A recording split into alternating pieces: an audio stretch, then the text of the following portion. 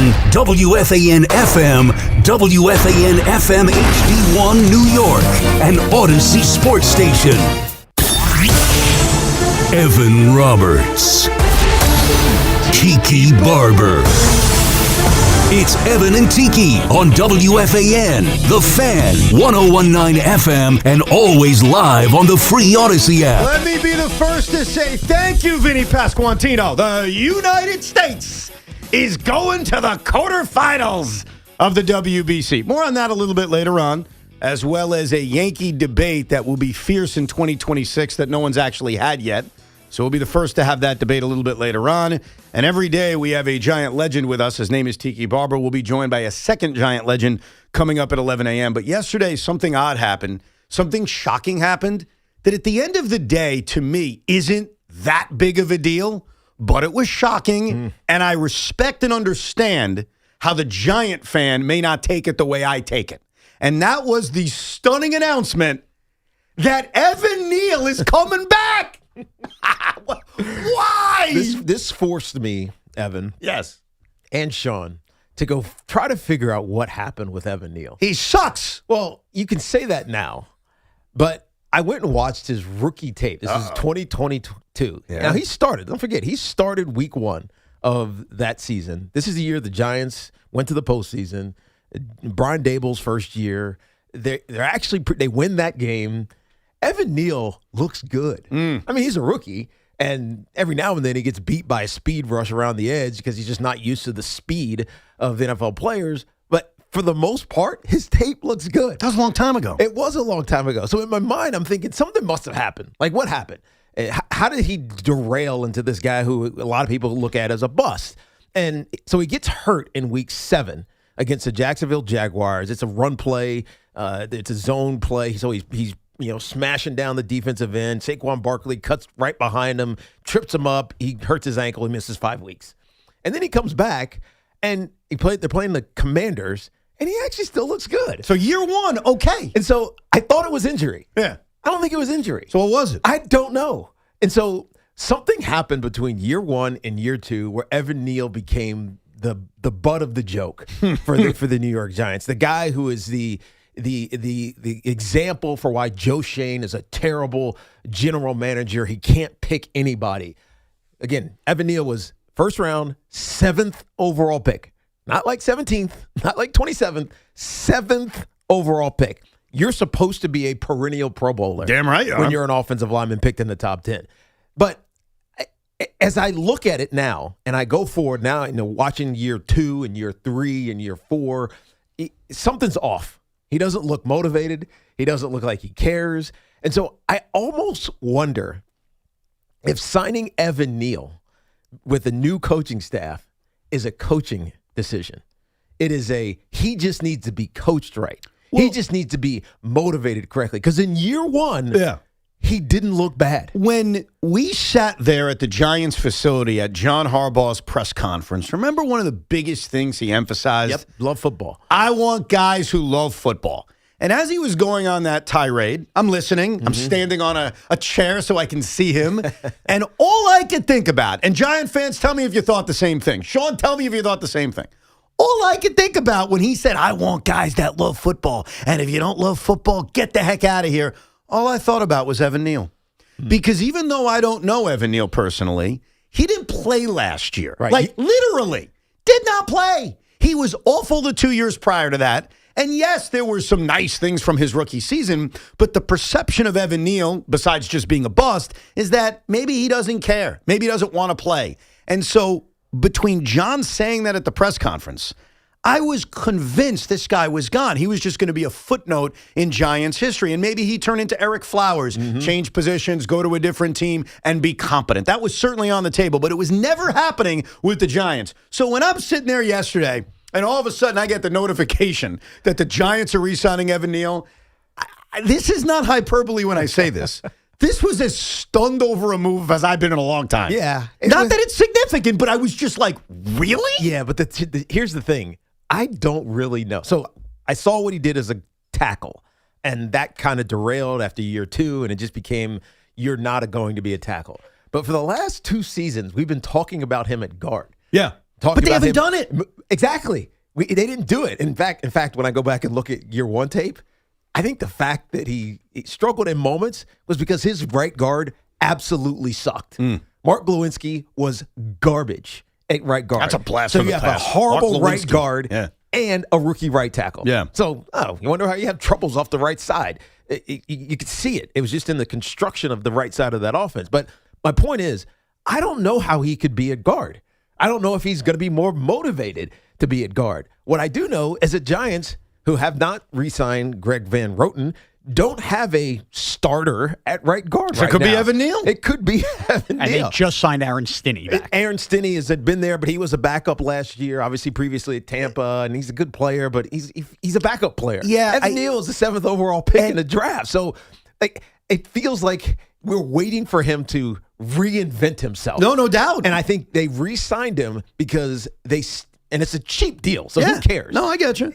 They re-signed him because they believe that maybe this is a reinvention opportunity for Evan Neal. My question for you, Shawn, is: are you okay? Because I know you're not the biggest Evan Neal guy. You're already pissed off about the Giant offseason so far. In the realm of, I know Kaplan's out there waiting for me to explode for digital. They're paying him nothing, so I understand that it doesn't shock or shake up the core. Right. But perceptually, I got to be honest, and I wish I could now get John Harbaugh in a room again and go, what the hell are you looking at? Because the truth is, if we're being real, the weakness of the Baltimore Ravens outside of pass rush the last couple of years has been their guard play. So, Well, I mean, they moved the tackle. Daniel Falele was a tackle, big tackle, huge tackle that they moved to guard. And look, he played okay. His PFF grade wasn't phenomenal, but he was okay. He was serviceable. and I say that to set up and say this. I think we have to understand as Giants fans, we can all simultaneously be excited about John Harbaugh's arrival in New York and what coaching difference can matter, but also understand that just because John Harbaugh says he wants a guy doesn't mean it automatically turns into gold. And I am not expecting John Harbaugh to suddenly turn on the light on Evan Neal. Now, he doesn't have to at a veteran's minimum, and if this was somebody else's failed first-round pick that John Harbaugh was signing, maybe I would be more excited, right? Another man's trash is another man's treasure, but he's our trash. And our trash is being taken back into the building. And Evan, you hit on it. John Harbaugh said he wants guys that love football. Yeah. And you said you thought of Evan Neal right away. I did. You know what I thought of right away? Who? Evan Neal, Jalen Hyatt, and Deontay Banks. And as we sit here today, I think Deontay Banks loves football. I just don't think he doesn't love tackling. I just sometimes. don't think he knows how to play football. Okay. All right. Potato. Kick returner, fine. Again, the point is he's going to be here because he's a kick returner. Right. Any one of these guys could get cut at the end of August, but it just feels odd to me that we start this John Harbaugh free agency era, and the three guys I interpret as guys who were losing players, who at times had bad attitudes, who didn't necessarily love football. Okay, Tiki wants to disagree on Tay Banks, are all here on March 12th when one didn't have to be here. You didn't even have to cut him. And it happens at a position where they still don't have a starter. Listen, here's how I view this. All right, It's absurd. I get it. I get your emotion. It's absurd. You're so moved, Shawn. Because this is the same guy that told fans you don't know anything, go flip bird, like all this stuff. I know. It was such an easy, you know what? Get this guy out of the locker room. I agree with you. And like I said, when I got the news, when we all got the news that Evan Neal was coming back, I cracked up and I was stunned. And again, it's a significant. Give me the laughing. tears. Evan's like, give me the tears. Give me those tears. It's a significant, insignificant move. Yes. It's significant That's a good way to because put it. Evan Neal causes emotions from Giant fans. He's a bust. Like, he is the definition of a first-round bust. There's no denying it. Shawn brought up the comment he made a couple of years ago, but I don't need to be criticized by guys flipping burgers.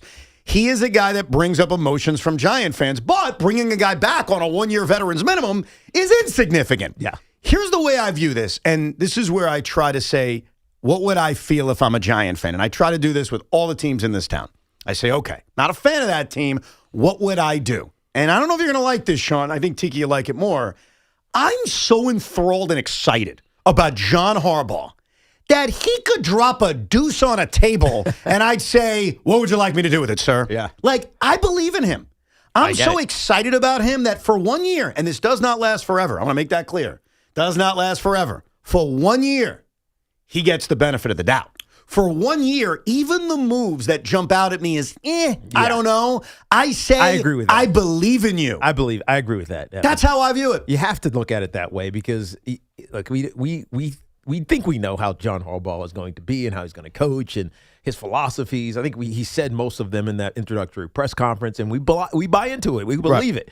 But until we see it and see it permeate through the team, it's just kind of word salad. It's just rhetoric. It doesn't mean anything. So if he gets the best out of, in this case, we're talking about Evan Neal, then we got to start really believing that he can do what he says he's going to do. No doubt. And no doubt. It's tough, Shawn, because I think back to my fandom and I say, okay, when did my team hire somebody as good and as established and fired me up as much as John Harbaugh? And the truth is, and this includes all the teams I root for, I got to really go back to Bill Parcells. Like, there's no Met manager I did this for. There isn't even really a team president or GM. Like, I like David Stearns. I don't know if I went that far with him, despite what he did in Milwaukee. With the Nets, give me a break. So it's really Parcells. And not that I'm sitting here comparing John Harbaugh to Bill Parcells, though their resumes, were both pretty damn good when they came here. Right. But I remember when Bill took over, and I was a lot younger, there was this blind trust. It was you know what, Bill? You can do no wrong. Now, eventually, did I criticize Bill Parcells? Absolutely.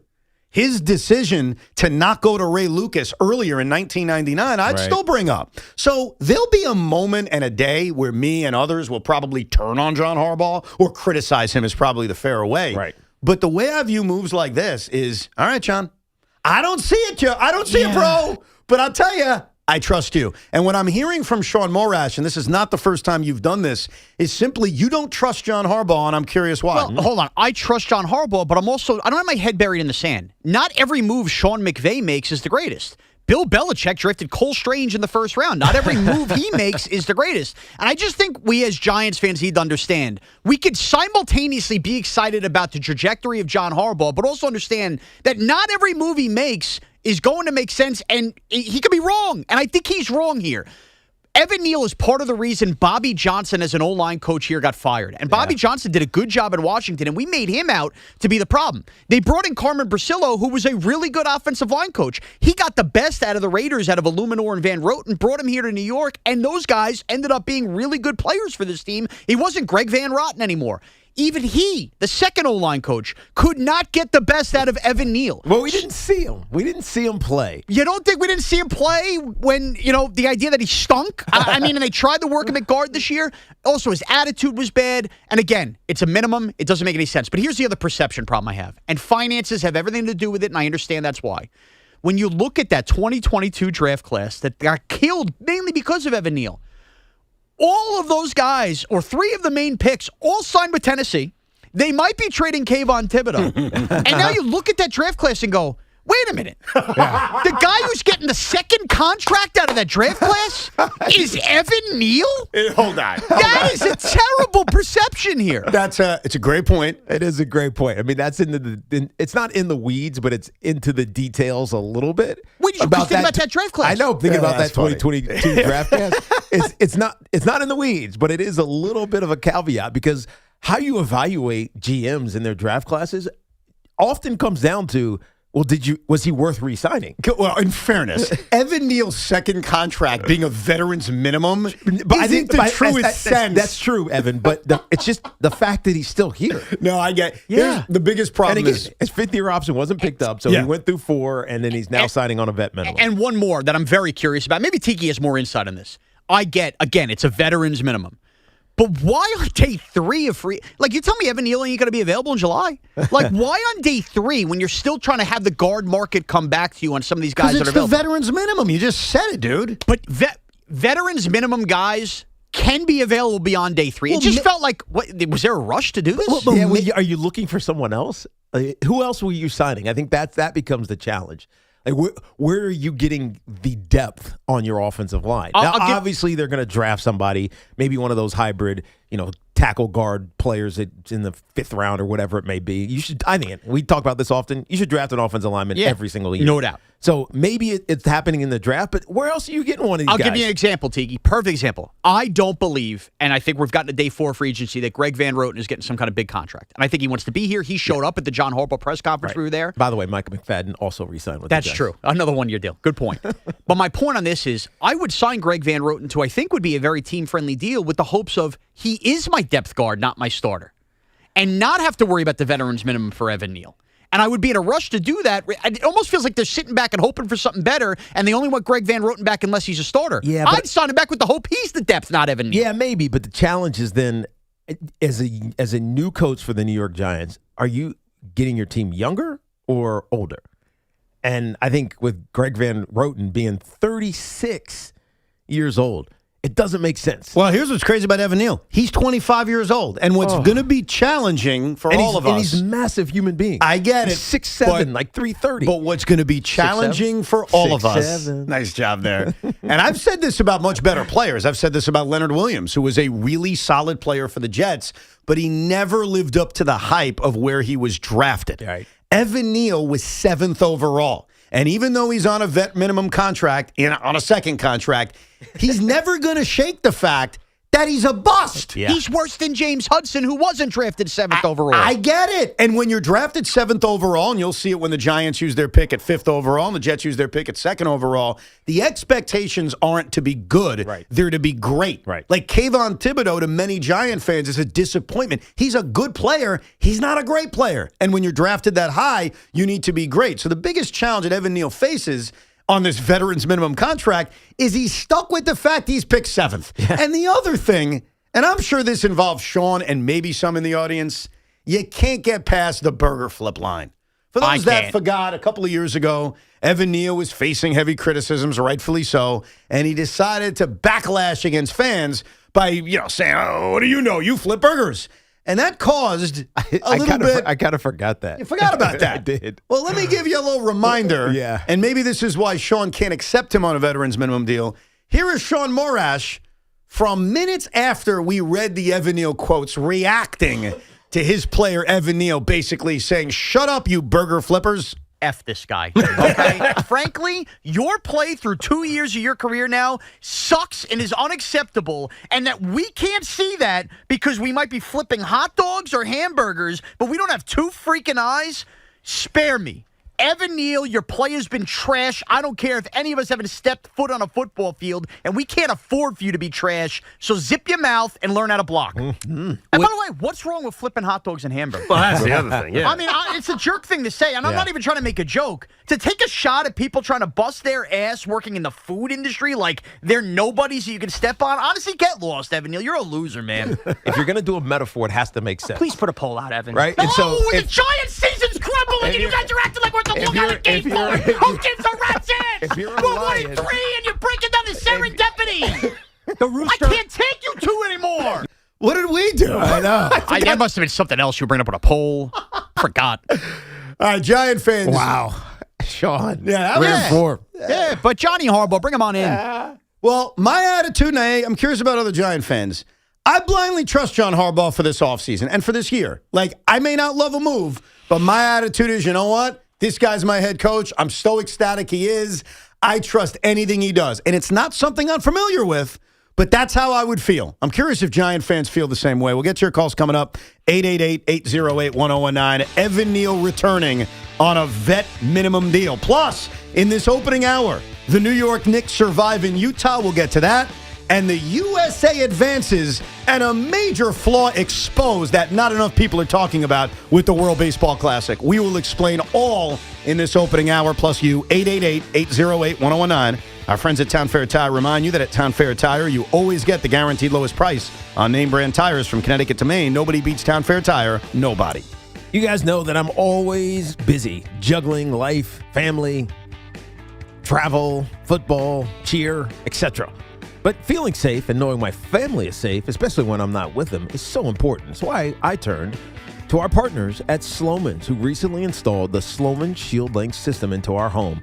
It is an unbelievably smart home security system combining safety, convenience, and peace of mind that I can manage right from my phone. Like last night, we were out for dinner, and obviously babysitter watching the kids, and they wanted to turn the alarm on just in case we got home late. They were already in bed, so we just picked up our phone and clicked alarm on. Not only did the alarm come on, the outdoor lighting came on, all the doors locked, and my family felt secure. Experience the future of home security and automation with the Sloman Shield Link system. Call 1-800-ALARM-ME. That's 1-800-ALARM-ME, or visit slomans.com. This portion of the program was sponsored by the Long Island Boat and Fishing Show Association. The Long Island Boat and Fishing Show is back at the Nassau Coliseum March 13th through the 15th. Huge savings on fishing boats, tackle, personal watercraft, and electronics. Children enjoy free face painting and meet Twiggy, the water skiing squirrel. I love that squirrel. Free parking all weekend. Visit nyboatshows.com. It was also sponsored by St. Joachim and Ann Nursing and Rehabilitation Center. When the bullpen door opens, when the bracket busts, when the pick is in, and when news breaks in New York sports, there is only one place for the true diehards. 101.9 FM WFAN, and always streaming live on the iHeartRadio, TuneIn, and Odyssey apps. Hey, healthcare workers of New York, are you looking to make a difference? St. Joachim and Ann Nursing and Rehabilitation Center is actively hiring nurses and CNAs. Call 718-714-4800. That's 718-714-4800. Life is motion, but for Jaime, debilitating pain in both hips brought everything, including family time, to a halt. Every doctor told me the same thing. They would do one hip at a time. At White Plains Hospital, Dr. Jacob Totka's unique expertise provided an alternate approach by replacing both of Jaime's hips on the same day. In just 2 hours, I got 2 new hips and I went home that day. White Plains Hospital, among the best hospitals anywhere that just so happens to be here.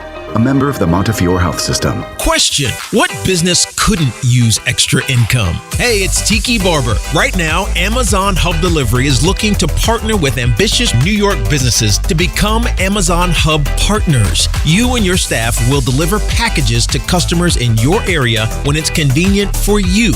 With each package delivered, your business gets paid.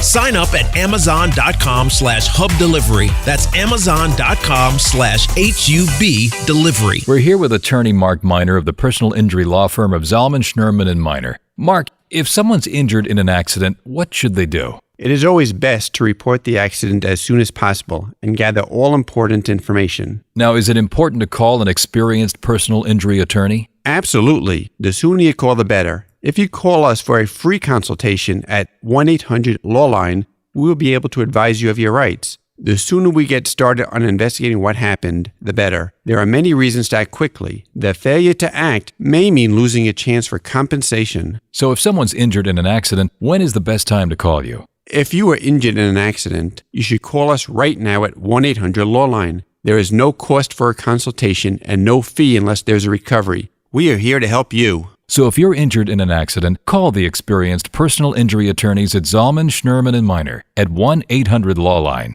That number again, 1-800-LAW-LINE. I'm a 100% kind of guy, so I got Verizon Fios. It's 100% fiber internet because I do everything at 100%. What game should we watch? 100% of them. She hits a penalty kick out of the park from way downtown for a beautiful shot onto the green. You either have 100% fiber internet or you don't. Get Verizon Fios. It's super fast and reliable with ultra low lag. It's 100% or nothing. Call 1-833-VERIZON to switch today. Go teams! Pump up the volume. Business moves fast. Orders roll in, deadlines close in. When you ship with USPS Ground Advantage, you can keep up with confidence. Every package stays in our secure network from dock to door. And with nationwide reach, dependable tracking, and upfront affordable pricing, you get built-in peace of mind. You run the business. We run the routes. Visit USPS.com/Ground Advantage to learn more. Too many tools, too much stress, and way too many bills. Odoo replaces it all. One connected platform for every part of your business, so you can work faster, smarter, and for less. Odoo, the only software you'll ever need. Try it free today at odoo.com. That's ODOO.com. Wesley Financial Group is not a law firm, and Chuck McDowell, definitely not an attorney.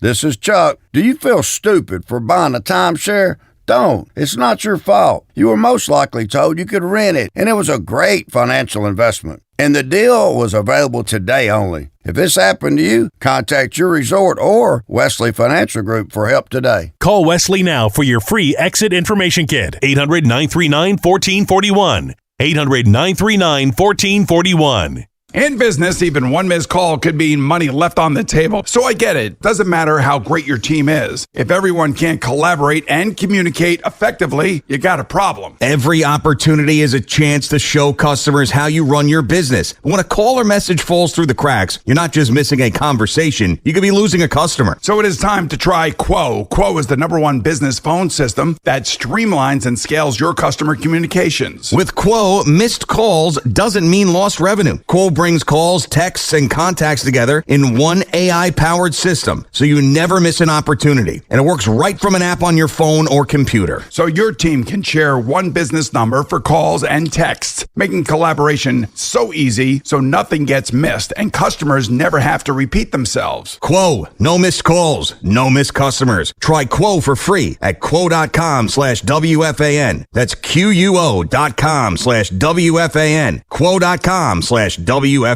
Hey, this is Tiki Barber. Those of us living in New Jersey got hit with a 20% electric rate increase. If your current heating system is over 15 years old, it's time for a new high-efficiency Carrier system. And there's only one company to call for a new one. My friends at Edison Heating and Cooling, New Jersey's heating experts for over 38 years. Older heating systems waste gas. So get your system checked now and save money with Edison Heating and Cooling. Contact them now at edisonhvac.com. That's edisonhvac.com. Hey guys, let's get real for a second. When it comes to performance, good enough isn't good enough. And that's exactly why Blue Chew just raised the bar. Blue Chew Gold tablets go further than others, combining 2 proven ingredients for circulation plus apomorphine and oxytocin to enhance arousal, desire, and connection from the inside out. Get started today at bluechew.com. And now we've got a special deal for our listeners. Get 10% off the first month of Blue Chew Gold with promo code WFAN. Visit bluechew.com for more details and important safety information. Town Fair Tire has the area's largest selection of Toyo tires, sells them all at the guaranteed lowest price, offers more free services for life than anywhere else, and Town Fair has well over 100 locations throughout New England and New York. The area's largest inventory of Toyo tires at the guaranteed lowest price, more locations, and the most free services for life. So for your next set of Toyo tires, remember, nobody beats Town Fair Tire.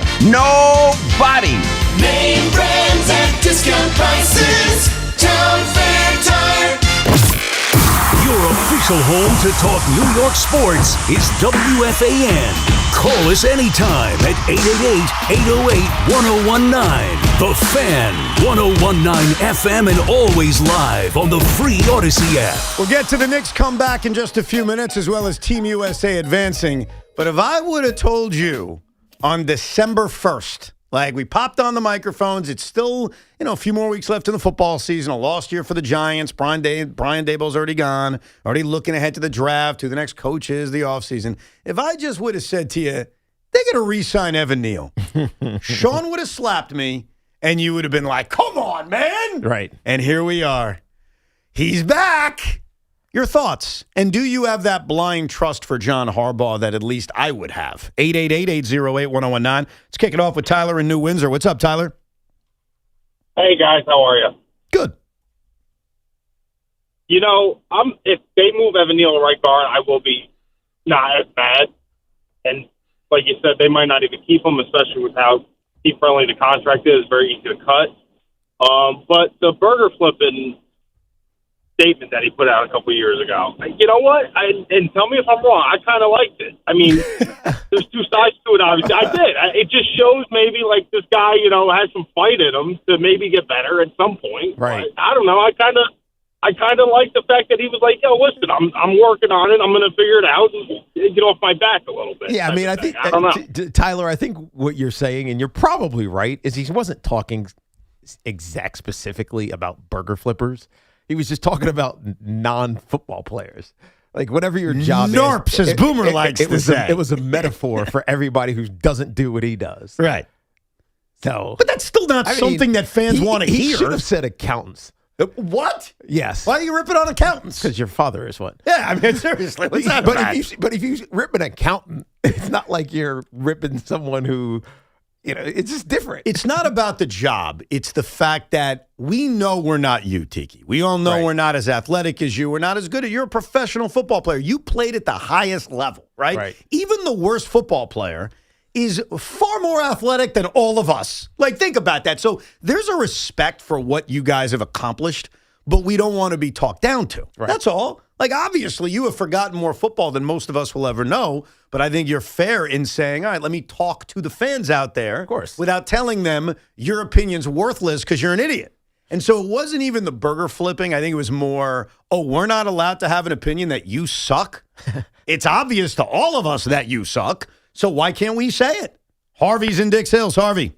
Hi, how are you all? Before I get to Evan Neal, Tiki, by the way, Allen and the owner of the Seattle Seahawks, Kenneth Walker, went to KC. Yeah. They got a great player there. Okay? No, they definitely did. Yeah, we talked about that. Anyway, they usually what they do with players like Neal, and they talked about it during the year, he has a build for a guard and he has some mobility. They'll probably try him out as guard, not tackle. That's my opinion. And they should, because I'll give you two specific examples. Right. Don't even think about it. I know that last caller before, Tyler, I think, was saying, it's fine that he's going to play guard. They don't need him at tackle. They don't need him. He fits better at guard. And they drafted Marcus Bowe. And we've seen two players. I'll give you two great examples of first-round picks who were busts as tackles, who with a different team, not with our team, with a different team, moved to guard and had a level of success. Mekhi Becton and Eric Flowers. Right. Happened on both accounts. And if you ask the fans in Washington where Eric Flowers played or the fans in Philadelphia where Mekhi Becton played, they no longer had the stench of being a first-round bust, and they played a different position, and they were fine. I'm not saying they were all pro, but they were fine. Rarely do you do it here. But if you do it here and he can become a serviceable starter at guard, I think the stench will always be there of being a bust, but at least you're a helpful player. Well, yeah, and I think the only way to get rid of that and get the narrative changed about you is if you're great. Like, you become a Pro Bowl guard. That would be the way to erase it. That's how you erase it. Yeah. So it's like, okay, yeah, I sucked early in my career, but now I'm great. It'd be a great redemption story. Almost as good as the redemption story currently being written by the quarterback of the New York Jets, Geno Smith. What are you laughing about? No, I'm not. Just had something in my throat. Listen, it just sounded like a laugh. I got no choice now. I have to get on board. And what I won't do, what I will not do, while some Jet fans will, is act like he's the tank commander. Like, you want to tell me that in late October, early November? Fine. We can have that discussion. But on March 12th, I will never embrace tanking unless it's the NBA and you happen to be the Brooklyn Nets. That's a little different. Jim's in Madison. Hey, Jim. Hey, guys, thanks a lot for taking my call. Listen, I will go on the blind faith with Harbaugh. I think he's earned that with his football career. That doesn't mean I don't disagree with some of the moves. This offensive line has been the problem since I was still in my 20s. All right, I don't like how he got rid of the offensive line coach. They were actually pretty decent last year. And the Evan Neal thing is, I don't even know what to say about it at this point. The league minimum, I don't care if it's free. That's kind of like, that's an old problem that you just want to move on from. That being said, if he can keep us from being a doormat in the division and double the win total, that's kind of like my baseline for Harbaugh. If he can do those things, I'll say thank you. Right. If not, then all these warts are going to start coming back, and I will then be angry about them then. All right, well, let's think about what your bar is. The Giants won 4 games last year, so you're asking for an 8-win season, and I would agree that's the basement. That is the basement to me. Anything less than that, I would be very disappointed. Doesn't mean I'm firing him. Doesn't mean I'm turning on him. Just that again, would be a disappointing and season. Some of that is circumstances. Sure. So Jackson Dart's healthy the whole year. Like, you have Malik Neighbors is back. Like, you have your full complement of players that are supposed to perform for you. If you lose one of those, you got to take some of it with a grain of salt. Yeah, look, and you're right, that happens. Like, Right. we're going to make baseball predictions in the next few weeks, and we understand that if Aaron Judge missed the entire season, our view on the Yankees would be a little bit different. No doubt. If all of a sudden the Mets lost Juan Soto, Nolan McLean, and Freddie Peralta, our view on the baseball season would be different. But I think now, months before a season starts, with a brand new head coach and a roster that's, I think, a little bit better than last year, and a quarterback that's got more experience and hopefully more health, because you can't predict it like you said, that would be my bar. Right. Of course things can change. No doubt about that. Mike's in New Jersey. What's up, Mike? Hey guys. Yo. Hey, I think what the Giants are doing is becoming very clear what Harbaugh is going to do, particularly with the signing of the fullback from Patrick from the Ravens. Ricard. Yes. Yeah, so I think Neal actually looked pretty good as a run blocker at guard. And then the other thing that I'd make the case for the Notre Dame running back, and you guys tell me if this is nuts, but I would, seeing that Robinson is gone, the Giants have one twitchy player on offense, one, and he's coming back from a knee surgery. So why not take the running back and move Tracy to the slot? As you were talking, I was thinking about that, because didn't he do it? He was a wide receiver. I mean, of course, and he's only a few years removed from that. And I think he'd be fine, and he could be interchangeable. But I also, and this is a bias, just because I like Tyrone Tracy personally. I think, and I like his game as well. I think he can develop into a really explosive type runner, because he's bigger than I was. You know what I mean? I was 205 pounds playing.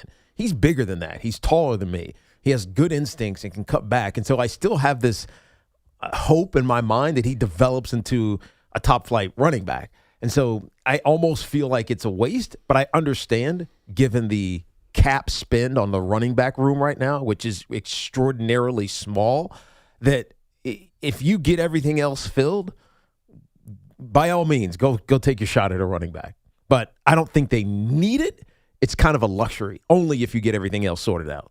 This Fan Focus is sponsored by Chef IQ, precision cooking, effortless results, chefiq.com. How about out in Utah last night? The Knicks snapped that 2-game losing streak, 134-117. They were led by Jalen Brunson's 28 points, but how about Jordan Clarkson, the hot hand off the bench, scoring 27 points as, again, the Knicks helped snap that 2-game losing streak. Evan teased us at the beginning, the U.S. is still dancing in the WBC after Team Italy, made up of guys who've never actually been to Italy, defeated Team Mexico last night. The U.S. will play Canada at 8 p.m. on Friday night on 2B2, I think, will be the game. Nice. An elimination game. Rutgers beat Minnesota 72-67 in the Big Ten tournament. They will play UCLA tonight at 9. And the DR has Italy? Do they? I think that's how the bracket lined up. Tiki, if you ask me the other 6 teams, I have them. Right. The Dominican Republic plays Korea, and the winner of DR Korea faces the winner of U.S. against Canada. Got it. And I'm glad you mentioned that. So I'll get to the Knicks in a minute, but I uncovered something last night that is still blowing my brains out. Like, I cannot get over this. So last night, doing the Rico Bronya, I'm reacting to the U.S. victory. The victory by the Italian-Americans that got the U.S. to the next round. The U.S. sitting around and letting someone else get them into the next round. That's right. And I'm also talking Mets baseball. And I say to Hoff in the midst of it, I don't know how the bracket lines up. Can you show me the bracket? And so, as I just said, yes, the U.S. is playing Canada on Friday night. They will face the winner of DR Korea. And on the other side of the bracket, you've got Venezuela, you got Japan, you got Italy, and you got whoever else I'm forgetting. Whatever. Puerto Rico, right? Puerto Rico. I right. apologize. Puerto Rico's actually pretty good, so my apologies on that. And I said, that's interesting. I wonder how they formulate that bracket. Like, how do they do that? So I did some research, and I found out that, yes, the winner of a certain pool faces the runner-up of another pool, and that's all predetermined. But in terms of who's on the left side of the bracket and the right side of the bracket, it's random. It's not random. It is rigged so that the United States cannot play Japan in the semifinals.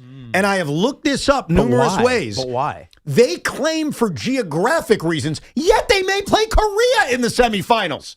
So it's bullcrap. It's a ratings ploy. It is a geographic reasons for what do you mean? It's BS. That's why I say it, but it's obviously not true because Korea is on the U.S. side of the bracket. They could play Korea in the semifinals if they beat the Dominican Republic. I have researched this on numerous AIs, plus I've started to read about the brackets in the World Baseball Classic on the MLB website, And yeah, I pretty much confirmed it. They won't tell you how they do it. Right. They're just telling you the U.S. and Japan cannot play in the semifinals. I'm confused because you're saying geographic reasons. That's what they say. But all of these games are happening in the United States, are they not? I understand. It doesn't make sense. None of it makes sense. You're talking about for television purposes, which also doesn't make sense. I mean, for TV ratings purposes. Either way, you're on the other side of the earth. Like literally. All I know is, and this is a part of why I like the tournament. I want to watch the tournament. I'm trying to get into the tournament. There feels something you're highly critical of it. Well, I'm critical because for reasons. Right, I mean, it doesn't make sense. If you're telling me that we won't tell you how the semifinals are lined up, we'll let you know once the 8 teams are set because we can't have the U.S. and Japan on the same side of the bracket. Right. That feels plastic and rigged. That doesn't feel real. And by rigged, obviously the games aren't rigged, but rigging the bracket? Yeah. What are we doing? I mean, they're trying to get the most creative matchups, the ones that are going to draw the most, right? But doesn't the U.S. and Dominican Republic draw big time? I would, Shawn, if you asked me that question, I am more interested in U.S. versus DR, which is potentially the semifinals game on Sunday night, assuming we both take care of business. Hopefully we do. I think that's a great matchup, and I agree with you. That's appealing. I even think U.S.-Puerto Rico, despite all of the Puerto Rican players not being allowed to play because of insurance issues, another thing that feels rigged, that would be appealing too. I am not as drawn in by Japan. I'm sorry. I'm just not. I don't know 60% of the players. Yeah, I'm being selfish. Ohtani. And I know Yamamoto, and there's more guys I do know than in the past. They're all Dodgers. But dude, that's screwed up. Yeah, I hear you. No, you're right. No one mentions this. And I'm telling you, I did the research on this because I couldn't believe it. A part of me still doesn't believe it. But until you show me how you determine the bracket, come on. That's wrong. That's wrong. Yeah. With that said, I'm glued to baseball tomorrow night. I can't wait. Go USA. Go USA, go. And I found myself, I have to admit this, guys. I know you weren't watching. I was glued to the Italy game last night. Were you? I wanted to advance. I was just watching the score. That's it? That's it. Just watching the score. And then it was 5-0. And I was like, all right, game over. Me and Tiki not watching the game, arguing over whether they had advanced or not. I was like, they're moving through. Sean's like, no, but it goes to extra innings. I'm like, no, but the only scenario that mattered was Mexico winning and scoring less than 5 runs. That's right. Yeah, I got confused too, but bottom line was U.S. is advancing. Yes. And they get a new life. They get a new lease on life. And now Evan can hire Mark DeRosa as a manager of the Mets in 5 years. Yes. No. Now it'll be forgotten. No, it's that not. You had no idea what you were doing. It's not going to be forgotten. I'm a vengeful person. I will never forget. There's no harm, no foul. Just because it's no harm, let me give you an example. So I cited the Art Howe Dontrell Willis thing the other day, that Art Howe didn't know Dontrell was a lefty. I don't know if the Mets won that game, and it doesn't even matter. I have no recollection of if they won or lost that game. Sometimes the mistake lives with you forever. It's like a scarlet letter. And again, I like DeRosa. We can have him on the show. Hey, he talks Evan. baseball. He's great, but never will he manage my team. What? It's the WBC. So? It's the WBC. Well, that's the other problem. You were just talking about how much you hate the rules of it and the circumstances and the way that they set it up. Yeah. It's the WBC. So I can still calm down. I'm not calming down. Calm your ass down. He will never manage my team. You will never hear me endorse. He's probably never going to manage your team anyway. That's so maybe it's true. all good. Listen, man, all I know is that's a mistake you cannot make. And the other thing, just real quick, and then a thought on the Knicks, and we'll get back to your calls. It is so obvious how little our players care. They can tell us they care. Yeah. They don't act it. And all you got to do is watch all these other teams. They care a lot more. No doubt. I mean, Juan Soto was going to rip his clothes off last night when he hit that home run. Oh, and Tatis is bad for the holy cow. Oh, my God. I thought he wasn't going to run a first base. No. I thought he was going to go into the dugout and make out with somebody. It was unbelievable. And I like it. I'm not ridiculing it. Right. We're just not like that. And a part of it is you can't manufacture caring. Jack Hughes cared about the men's winning the gold medal. The men's Olympic team cared. You could see. Right. It's pretend with our team. Yeah, well, you can't compare it, though. The Olympics is a real gold medal. Tell the DR. Tell the DR that. And tell Japan that. Okay, but they disagree with you. Okay, but those... And for these baseball players, especially some of them who aren't in the major leagues, this is their pinnacle. Because baseball was not, or hasn't been, it will be in 2028, an Olympic sport. So, right? So it's just one of those things. Well, will it be an Olympic sport? Yes. Yes, it is. So, this is their pinnacle. Yeah, you can't in one breath tell me it's not the Olympics and it's just not the same yet. I'm citing every other team disagrees with you. Because for those other teams, they don't get the taste of growing up with that. This is a bigger deal for players. What about the Japanese teams? Yeah, because they take it seriously. Yeah, because I think they look Otani's at over there giving batting practice tips to, I forget the kid's name, but when he mashes a bomb. Well, because imagine growing up playing baseball in Japan and knowing that the best baseball occurs in America. They're probably trying to prove it. That's all fine. That doesn't happen here. I get it. And that's the U.S. is not the best at hockey in the world. That's why that matters. That's fine. All those reasons are that they're cool. It's just let's acknowledge that everyone else cares about it more than we do. And so as fans, when our team is so pretend interested in this tournament, I mean, Ryan Yarbrough of the New York Yankees pitched in the pool round of the WBC. And we all know he's not Cy Young, but he left. He went back to Yankee camp. And his answer was, oh, yeah, it's predetermined. I'm getting ready for the start of the season. Like, that is not a team that's taking this serious. Yeah. Tarek Skubal does this public. Do we know if any of the other national teams are doing that? I'm not aware. I'm not aware of any in the major league. I'm not aware of any. I'm not aware of any. So we just don't take it serious. Now, I'll still watch Friday. I hope we win. But that's got to change for us to take it serious. Because I think interest it's what happens when allergic. No, not allergic. Contagious. There you go. Excitement's contagious. If they're not showing enthusiasm, it's tough for Shawn Morash to throw enthusiasm. It's tough for Tiki to have enthusiasm. So that's one thing that has to change. Right. If you don't care, why should I care? That's the problem. Couple of thoughts on the Knicks real quick. Tiki will love this. The Knicks did something last night they have only done 8 other times this entire NBA season. What's that? Been down by double digits and won by double digits? No. They've done that a few times. I'm not sure the exact number. Right. They got outshot by 3 by a decent margin and won anyway. Dude, that first quarter, Utah, what'd they hit? 9 of 11? I know. They got off to a great start. They ended up shooting 50% from 3. Knicks ended up doing a good job. Jalen got hot. Obviously, Jordan Clarkson had a great night. They ended up at 43%. But their record when they get outshot from 3 is 9-21. Yeah. When they outshot you, they're 32-3. So last night was an exception night. I almost don't in even. Utah. Almost don't even think now it's being outshot. I think it's as long as they shoot 40-something%. Well, I got to look up those numbers. As now. long as they shoot over whatever. Let's say that what's the league average? 37, 36? Right. So as long as they shoot like 38% from 3-point range, then they're usually going to win the game. I'm going to give you next break. I'm going to look it up. I'm going to give you their record when they shoot 40% or more from 3. Yeah. And I'm curious what their record is. And obviously the other thing was Jordan Clarkson getting an opportunity. And the story goes that Mo Cheeks, I always think of FOMO Cheeks, but Mo Cheeks was the one who said to Mike Brown, you got to get Jordan Clarkson in this game. Well, I mean, at that point, you're down by double digits. What do you have to lose? Yeah. And he put some shooters out there, dude. Go 5 out. And not only did he shoot, he had like 7 offensive rebounds. I know. So I don't want to say it's a good victory. It's a revenge game. It's a revenge game for him, Yes, it was. I don't want to say it's a good victory because you are facing a tanking team, but you are late on a road trip. These games start to become a slog in the middle of March. Bottom line was the Knicks won a basketball game. Yes, they were supposed to win it. Yes, it was ugly, but at the end of the day, you get the same credit for a win, whether it's ugly or pretty. So Knicks get the job done last night in Salt Lake City. We're getting a number retirement in New York.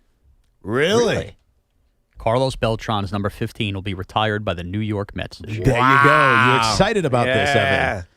You speculated because of obviously getting in the Hall of Fame a couple weeks ago, or 2-3 weeks ago when we found out about that. But the number retirement was the very next conversation that you thought about. Here's the Mike Puma tweet. The Mets were originally planning to induct Carlos Beltran into the team's Hall of Fame with Lee Mazzilli and Bobby Valentine on May 30th. So if you have tickets to that game, the new plan, a separate Beltran ceremony at some point this season to retire his number 15. The Carlos Beltran number retirement is complicated. They're doing the right thing. Because why is it complicated? I'll explain. I mean, it's a complicated thing. First of all, the Mets, until Beltran come this summer, have 2 players, 2 in their entire history, who have Met hats on and are in the Hall of Fame. That's it. Those 2 people, of course, are Mike Piazza and Tom Seaver, 2 legendary guys in this franchise's history. Absolutely number retirement, no questions asked. Carlos Beltran is complicated because to many Met fans, they don't have like positive feelings towards his legacy here. I would almost say it's similar to Carmelo Anthony. He is the face of an era in a lot of ways that was a massive disappointment. Yeah. They did not win. They only made the playoffs once. Unfairly but accurately, Carlos Beltran is the face of the way that series ended by striking out looking against Adam Wainwright, as we all know. The team collapsed the following 2 seasons. Again, not his fault, but he was there. And so when people think of Los Mets and the Omar Minaya 05 to 2011 era, where Beltran was there as one of the faces, it was a failure. And so I remember arguing with Joe about Carlos Beltran, arguing with a lot of Met fans about Carlos Beltran. That doesn't feel like a guy that Met fans want to celebrate. Mm-hmm. With that said, and this is where it's complicated, he's a Hall of Famer wearing a Met hat. It's almost you have to. That's my point. Yeah, you have to. Hall of Famer wearing a Mets hat. He had a good career here. You have to do it. Yeah, but it is still considered by many, and I would even say Do you think that this, changes over time? I think it's already changing a little bit over time.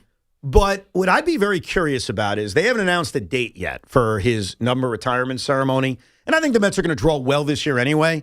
But I don't know how much enthusiasm is going to be in that building that day. I don't know how hot of a ticket it is. Let's view it that way. Because let's say the Mets are going to sell out or come close to selling out almost every game anyway. So attendance may not be the best barometer. Let's look at resale market. I don't know how hot it'll be for the reasons I've given. He's got a complicated legacy. And I like Carlos Beltran. I was actually a big Beltran fan.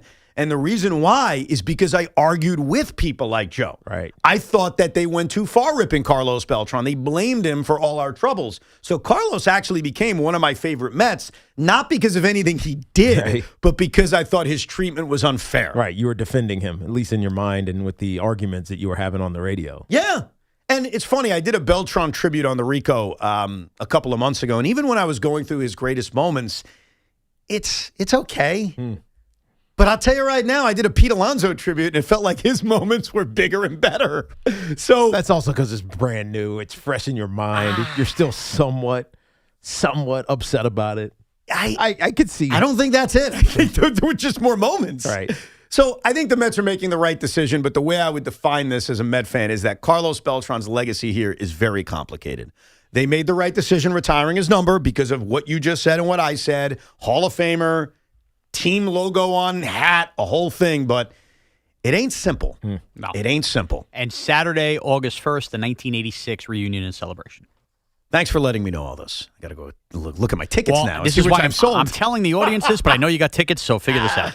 Yeah, I'll figure it out. Let's get a couple of calls here, including Joey in Staten Island. Hey, Joey.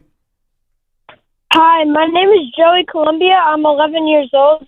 Thank you for having me on the show. It's my first time. Oh, awesome. I do have one question, Joey, and we really appreciate you calling.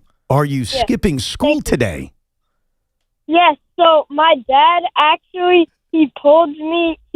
I woke up this morning ready to go to school, and he was like, Joey, we're going to the St. John's Big East tournament today, so that's so exciting. That is awesome. You got a great dad. That is a memory you'll never forget. I hope you have a great time today, man. Yes, and good luck to the Johnnies. Thank you. Absolutely. I wanted to also shout out my basketball team who won the championship. Oh, look at week. that. Congrats. Good for you. Yeah. Do you play? Thank you so much. Do you score a lot of points on that basketball team? How would you compare yourself? I don't score a lot, but I'm a role player. Like, I'm a defensive guy. Oh, okay. Those That's are the good. most important role players. Without them, you can't win championships. And you're selfless. That's the thing. Like, you take a lot of charges, right? Yeah. Nice. Good for you, man. I'm proud of you. Right. Thank you. You're welcome. And also, the Knicks last game, not going to lie, the Jazz were looking really good in that first quarter. I thought it was going to be a bad game for them, but they came alive in the rest of the game. Yeah, so that was good. It was a win's a win. And look at you staying up late to watch Knicks Jazz, skipping school the next day to go to the St. John's game. You are a kid of my own heart, Joey. Have a good time today at the Garden, all right, man? Thank you. Thanks for Have a calling. good one. Thanks for calling, Joey. How about that? That's a Father of the Year candidate. Yeah. And the best part is he surprised them. So it wasn't like, hey, we're planning this whole thing out. He woke up expecting, like, I'm going to school. I got to sit through that boring-ass science class. This is going to be hell. And then Dad's like, Johnny's Providence, let's go. That's awesome. And you know what's cool about the Big East tournament? Now the school is calling him like, where's Joey? Right. You did not inform us that Joey was not coming to school today. You must reply. You must text us by 8:30 in the morning. Is that what they do? Yeah. It happened to Brooklyn the other day when she had to stay home. What was she skipping for? Was she going to she had a sporting fever. event? She had a fever. Ah, Fugazi fever. I like it. No, it was a real fever. Was it? All right. The best part about the Big East tournament, and this is so cool, I know this is basic, but I loved it because I used to go to the Big East tournament every year back in like 07, 08, 09, 10. you get the doubleheader. So right after St. John's Providence, you get the other local team, Seton Hall Creighton. 2 for the price of 1. And then the second session later tonight is Xavier, UConn, Georgetown, Villanova. But you get 2 games, which is a great deal. Anyhow, we'll get back to your calls in a little bit. A giant legend, you know him well, the great Carl Banks will join us in a few minutes. Plus, Vindication for Shawn Morash. It's all coming up on a very busy Thursday, 888-808-1019. If you've been thinking about replacing those old chilly windows and doors, now's the time. Windorama's kicking off their winter warm-up sale, and you could save up to 40% on your installation project when you purchase and install through Windorama. Damn it, Tyrone Taylor's got to change his number. Sorry, that was late. I apologize. It just hit me. I wonder what he's going to do. Anyhow, 40% off, big savings, great products and brands, and expert installation. Hard to beat that. Keep the warm air in, the cold air out, and upgrade your home the right way. Visit Windorama.com or stop by one of their showrooms today. Windorama, your window and door specialist since 1977. If you're looking to level up your wardrobe, you got to check out Collars & Co. Now, you might have seen them on Shark Tank because they landed a deal with Mark Cuban. They are the team behind the dress collar polo that sold over 1 million shirts, and these things are smart looking. But now they've launched a new performance jacket. It's called the Maverick Performance Blazer. And this thing is legit, sharp, lightweight, and completely wrinkle resistant, making it perfect for travel. You just pack it up and it comes out looking fresh. Plus, you get smart features like security zip pockets, a sunglasses loop, and an optional pocket square. So hit up collarsandco.com right now. Use code Tiki for 20% off at collarsandco.com. This is an Odyssey Sports Minute. This is Nick Costos with an Odyssey Sports Minute, sponsored by Old Trapper Beef Jerky. Old Trapper, what's your beef? The New York Jets trading for Geno Smith to play quarterback this year screws the New York Jets. I think Geno might be too good for the Jets to get a top pick in next year's draft, and I know that the Raiders have the first pick in the draft this year and Geno was their quarterback. The Jets are going to be way better than the Raiders were last year. My fear for the Jets is they go 6-11 or 7-10 this year. I'm Nick Costos.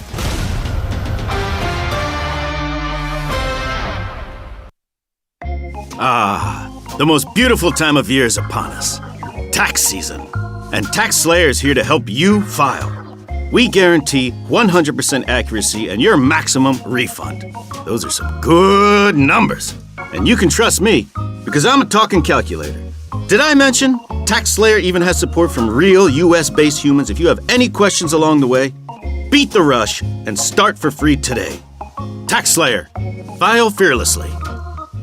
I'm Boomer Esiason. My mom died from cancer. She was only 37 years old. She didn't have life insurance, and that was devastating for my family. That's why having life insurance is so important to me. Ethos makes it fast and easy. Get a quote in seconds, apply in minutes, and get same-day coverage. You can get up to $3 million in coverage with no medical exam. Get your free quote at ethos.com/play. That's ethos.com/play. Paid spokesperson. Time spent on application may vary. Online health questions required. You've got a big day, so you use Unstoppable Scent Boosters to give your laundry non-stop freshness. So no matter how long the day goes, you can't stop this power, this walk, this pose, this strut, this look, this talk. Your clothes will be so fresh you can confidently strut into that end of the day meeting like a bosses. Let's talk business in my office. Add new Unstoppable beads to your wash for 24-hour non-stop freshness, so you can smell unstoppable.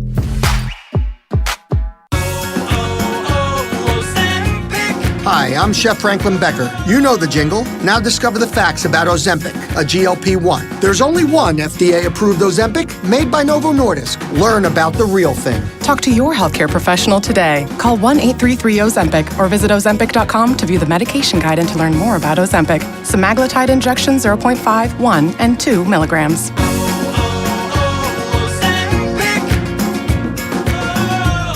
Hey, March Matchup fans, BetMGM is offering a legendary experience for you and 3 of your friends in Vegas. Climb the BetMGM Court of Legends leaderboard for your chance to win the trip of a lifetime to Las Vegas to see Haley and Hannah Cavender face off at the Bellagio. Just sign into your BetMGM account, opt into the promotion, then start placing sports bets of at least $10 to climb the leaderboard. 25 winners will take home grand prize packages that include 4 tickets to the Court of Legends event featuring the Cavender twins, withdrawable funds for travel, a 3-night stay at the MGM Grand, and MGM Resorts credit. Make this March one to remember. Make it legendary. BetMGM and GameSense remind you to play responsibly. Gambling problem? Call 877-8-HOPE-NY or text HOPE-NY 467-369. See BetMGM.com for terms. 21 plus years of age or older to wager and physically present in New York only. New existing customer offer subject to eligibility requirements. Withdrawable bonus dollars for flight money. At Citizens, we help make sense of your money and all your money questions. Do I keep renting or finally buy? Do I plan for a vacation or plan for a renovation? How big of a nest should my nest egg be? If money talks, what's it say to me? Is cash still king? Wait, when did a dollar slice go up to $3? Whatever money questions you have, Citizens has the answers. Make sense of your money at citizensbank.com/made-ready. Member FDIC. 1-877 Cars for Kids. KARS Cars for Kids. 1-877 Cars for Kids. Donate your car today. Call 877-CARS-FOR-KIDS to reach a friendly live agent. Donation is super easy, and your car can be picked up as soon as tomorrow. Call us now or go to carsforkids.org. 7 Cars for Kids. Donate your car today. Did you know you can donate real estate too? The most important meal of the day just got better at Dunkin'. Now you can get a medium hot or iced coffee, 6 crispy hash browns, and a bacon, egg, and cheese sandwich, all for $6. That's a full breakfast meal for $6. 6 crispy golden hash browns, a warm, delicious bacon, egg, and cheese, and a medium coffee to start your day right. Do breakfast the Dunkin' way and order Dunkin's $6 meal. No substitutions, participations and times may vary. Limited time offer cannot be combined with other offers. Exclusions and terms apply.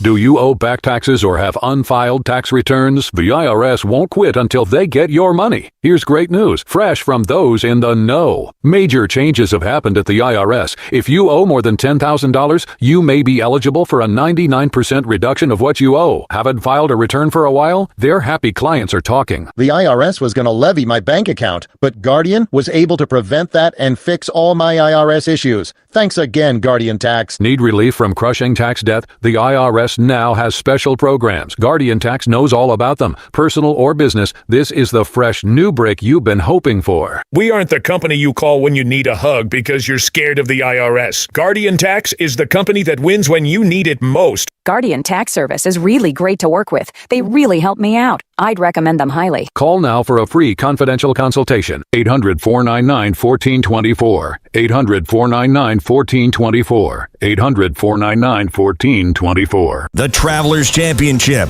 This is the place to see Keegan Bradley, Justin Rose, and Tommy Fleetwood. June 24th through the 28th. For tickets, visit TravelersChampionship.com.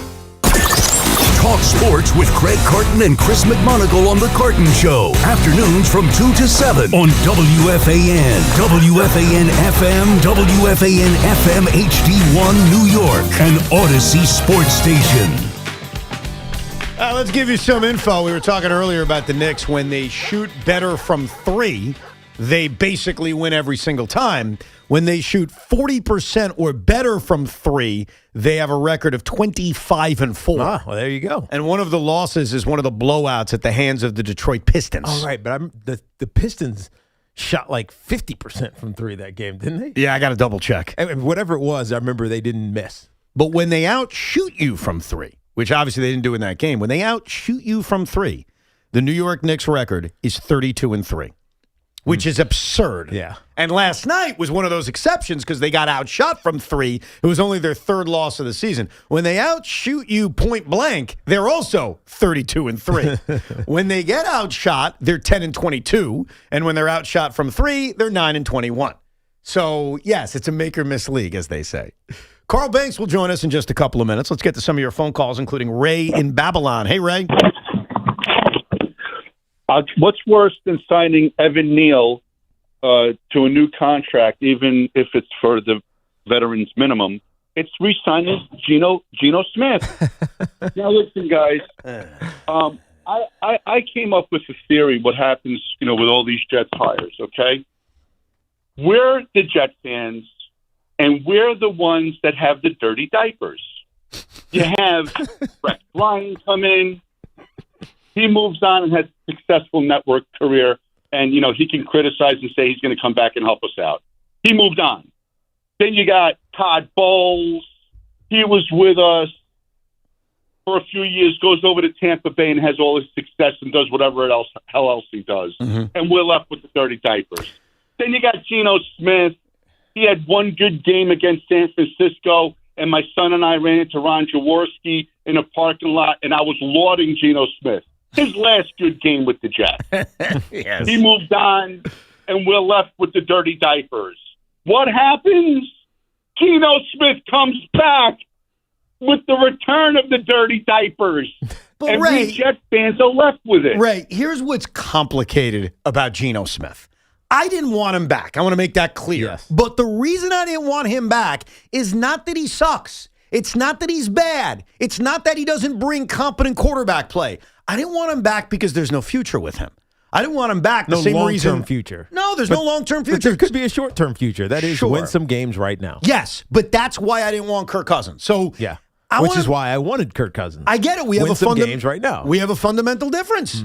You're ready to build for the future. Yes, and so Geno Smith being compared to Evan Neal is not fair because Geno Smith does improve the Jets' chances at winning football games. Yeah, and Geno Smith actually had a lot of success, made a Pro Bowl, was a really good player for a couple of years in Seattle. Yeah.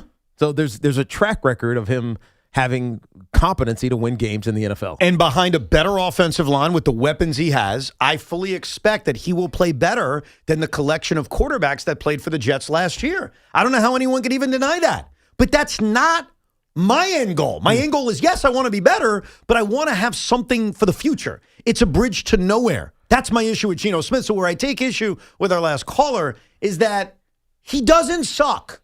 He's not necessarily going to come here and lead us to 2-15, though some Jet fans think that. Right. He's actually better than the quarterback play we've gotten recently.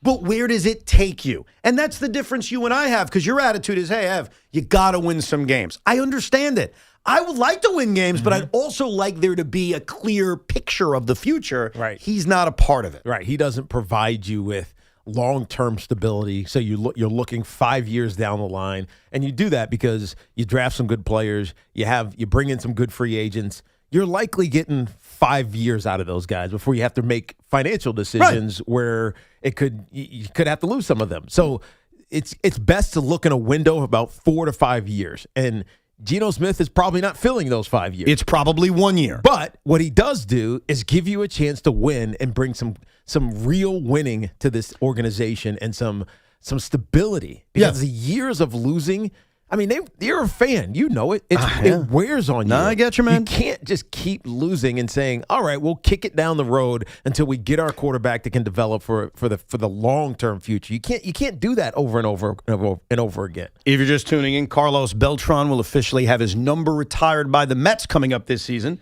Jeff in Oceanside. What's up, Jeff? Hey, guys. Good morning. How you doing today? All's good, Jeff. Good.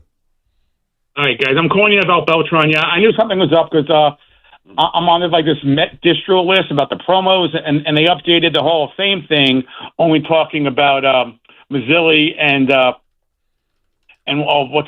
manager, Bobby Valentine. Yes. So I knew something is up. You have to retire Beltran's number.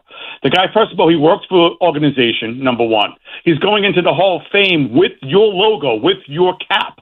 There is no question about it. There is no decision to make. He has to have his number retired. He has to have his day. And in my mind, he should still be the manager. That they hired him was the right choice a number of years ago. Right. Yeah. I know he was caught up in that. I know he's caught up in that scandal, but everyone else caught up in that scandal got a slap on the wrist. No, they got less than that. They got less than that. Cora got to be manager again. The Houston Astros manager got to be manager again for the Tigers. They should have just given him like a 30-day suspension. No, right, they didn't or need to whatever. give him anything. He was a player at the time. None of the Astros players got suspended. They got interviewed. And those guys, that's it. Those guys didn't get suspended. Organizations made decisions, probably because they were pressured by the commissioner. Now, the Wilpons, because they were still here, very well could have told the commissioner, go scratch. Right. And they probably should have. And they should have. So the person or the people you should be angry about not standing up to the slander against Beltran is actually the Wilpons. Yeah. One last thing to rip them for. Right. But is he with the organization? Yes, he works for the organization now. What is his title, his role? Is it like special advisor to something like that? I think something of that nature. He's also the general manager of Puerto Rico. So he's also part of the WBC. Right. That's not the reason to retire his number. The reason to retire his number, and it's one of the points that Jeff made, is that he's a Hall of Famer wearing your logo. Yeah. The Mets now have 3 guys who've done that. Piazza, Seaver, and Beltran. And by the way, I love Mike Piazza. You could argue it should be a Dodger logo. I mean, if we're being real. So that's the trump card in all of this, despite what I laid out, which is fair, and that's he does have a complicated legacy here. Yeah, look, when you're a Hall of Famer, you should get your number retired. Yes, but keep this in mind, and I can't prove this other than just saying it and you believing me. If I ask Met fans, I want you to rank your 20 favorite Mets of all time, I don't think he'd do that well. I just don't. Now, he'd be in it. He'd be in it. He would not do that well. That's not the reason you shouldn't have it done, but it's my way of explaining to you that it is a very complicated legacy. Not for me. I like him.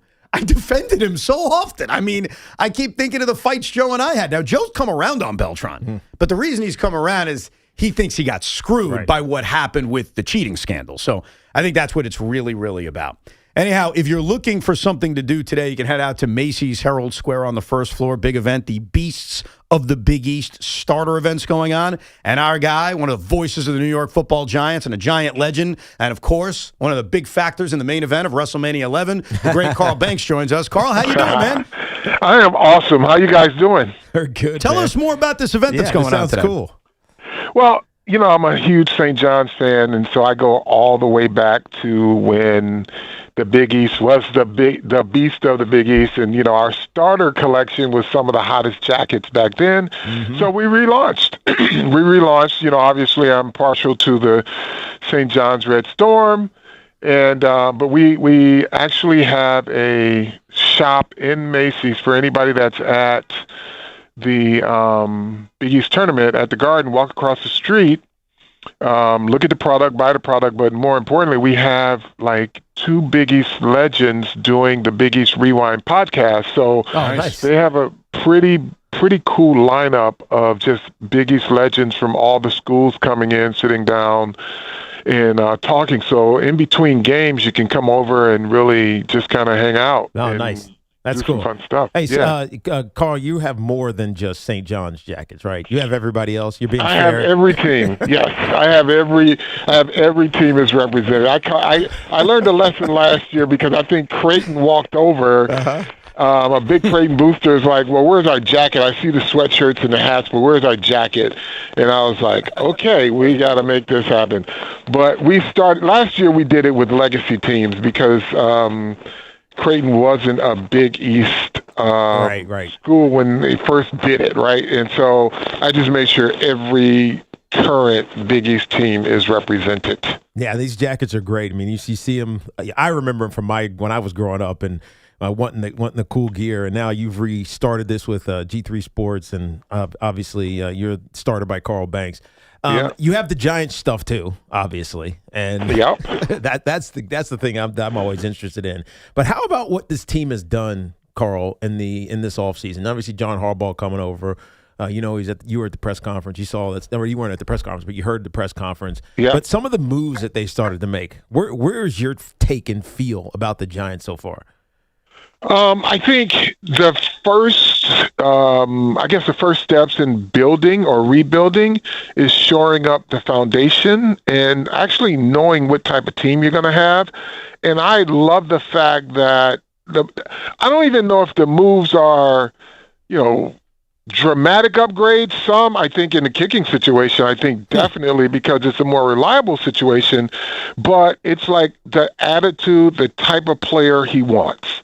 Right. And I like the fact that Ricard is on the team. I like the fact that they have a linebacker who's tall and rangy. That tells me that they're not playing, you know, flag football as the Giants defense now. They're going to be stout.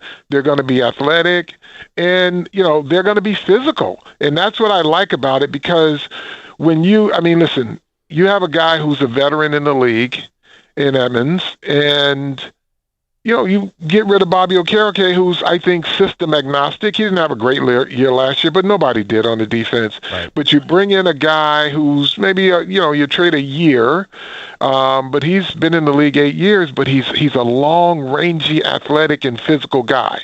And that tells me they're going to be a physical team, both sides of the football. And they're going to do the things you got. And here's the other thing I like, and I don't know from an offensive standpoint if you would like this, Tiki, but you've got two former offensive coordinators in the room. Right. So it's going to give you diversity of thought and opinion on situational football. Right. It's not one way or the highway. It's just like, let's try to find what works. And Greg Roman he's been in so many different successful offenses. And so I appreciate that. Brian Callahan as well. So I do like where they're headed. Do you know John Harbaugh at all? Have you met him? His father recruited me out of high school. Oh, get out of here. How about that? Yeah, awesome. Jack recruited me out of high school. That's awesome. He tried to get me to go to Michigan, and I went to Michigan State. So he didn't recruit you well. I was going to say. I tease him all the time about that, but I know them not well. I know Jack well. Right. John and John, I know. Yeah. Jim but and Jim, not well. And Jim obviously I played against. Right. But their philosophy, just not even the philosophy, just like who they are, rings of football. It's not about any other nonsense. It's not BS. Football. It's just football.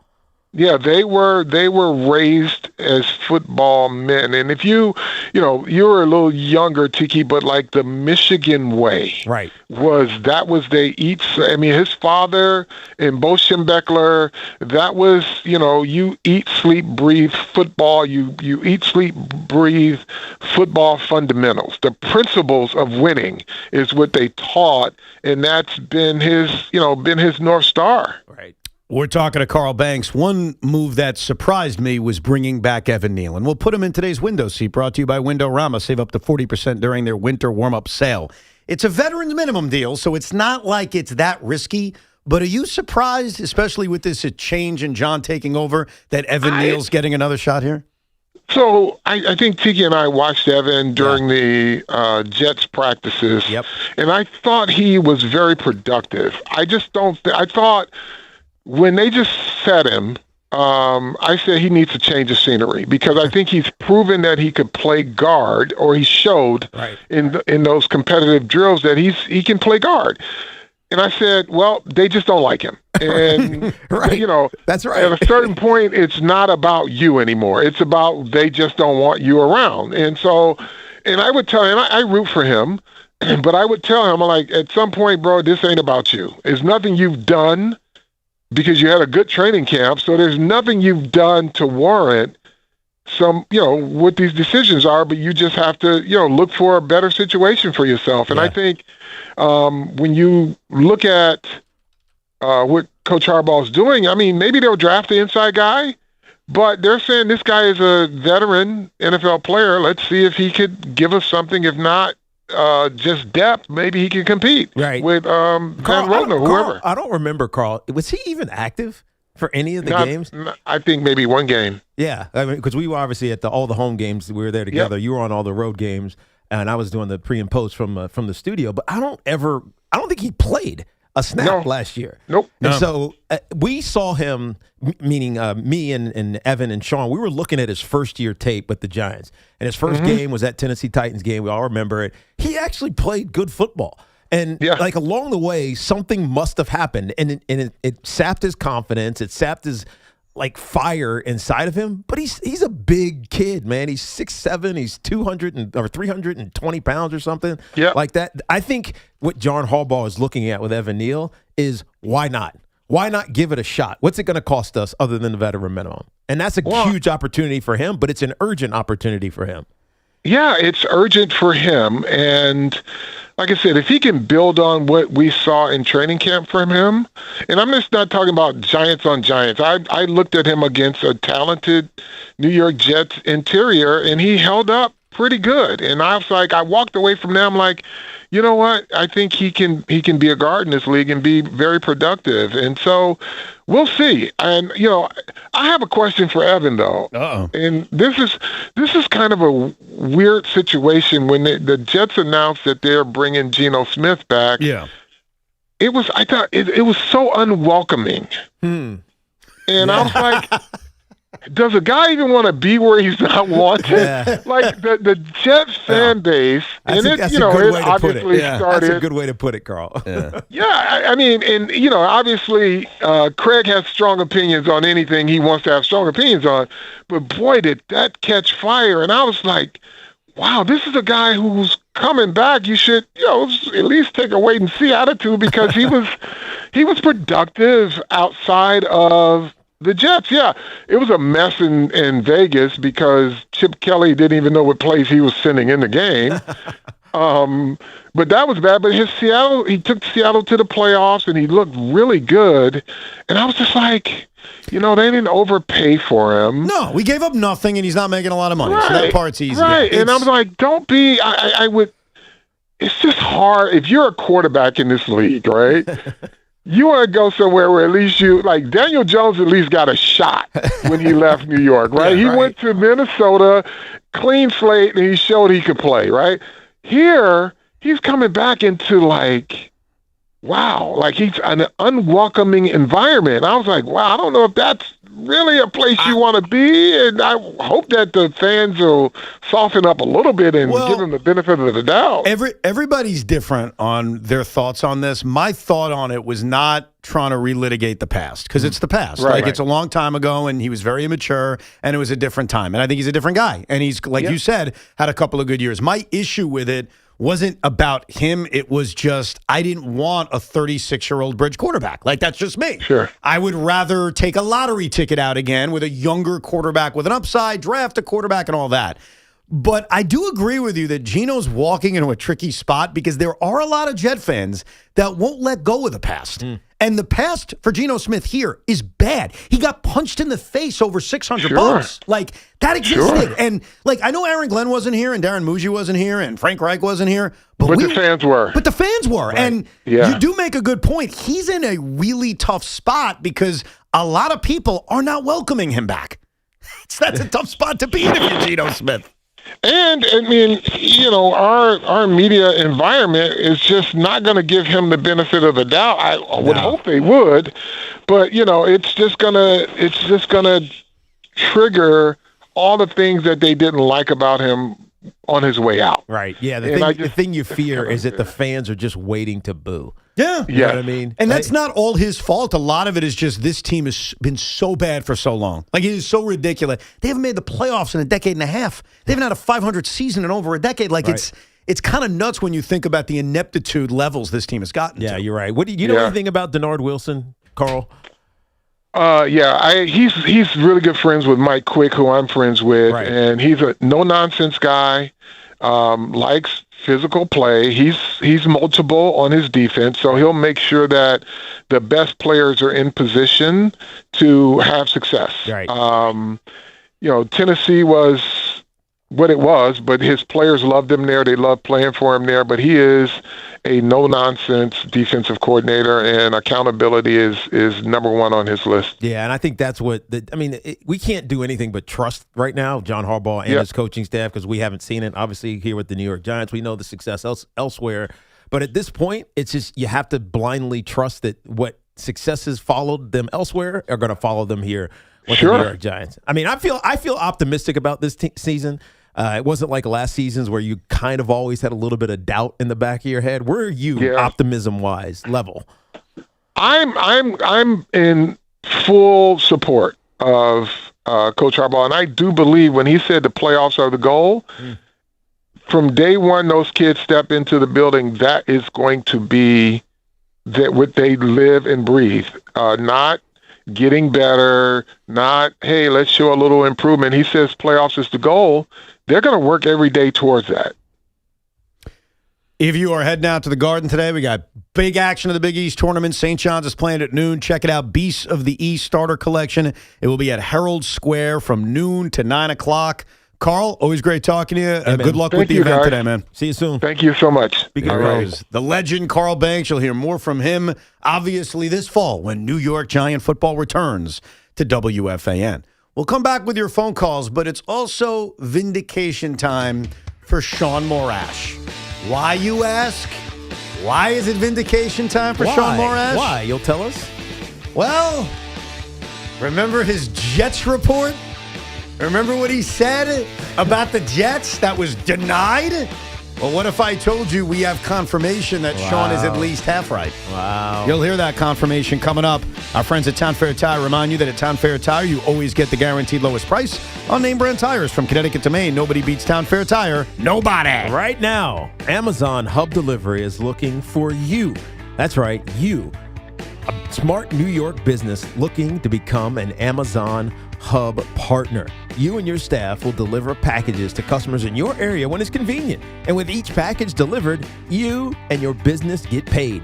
Amazon Hub Delivery has no startup costs, no long-term contracts, and no delivery experience required. It's just a great opportunity to ingratiate yourself in your neighborhood and maybe tell your neighbors about your business. Amazon Hub Delivery is making it easy to earn extra money. With each package delivered, you get extra income and that exposure. Sign up and learn more at amazon.com/hub delivery. That's amazon.com/HUB delivery.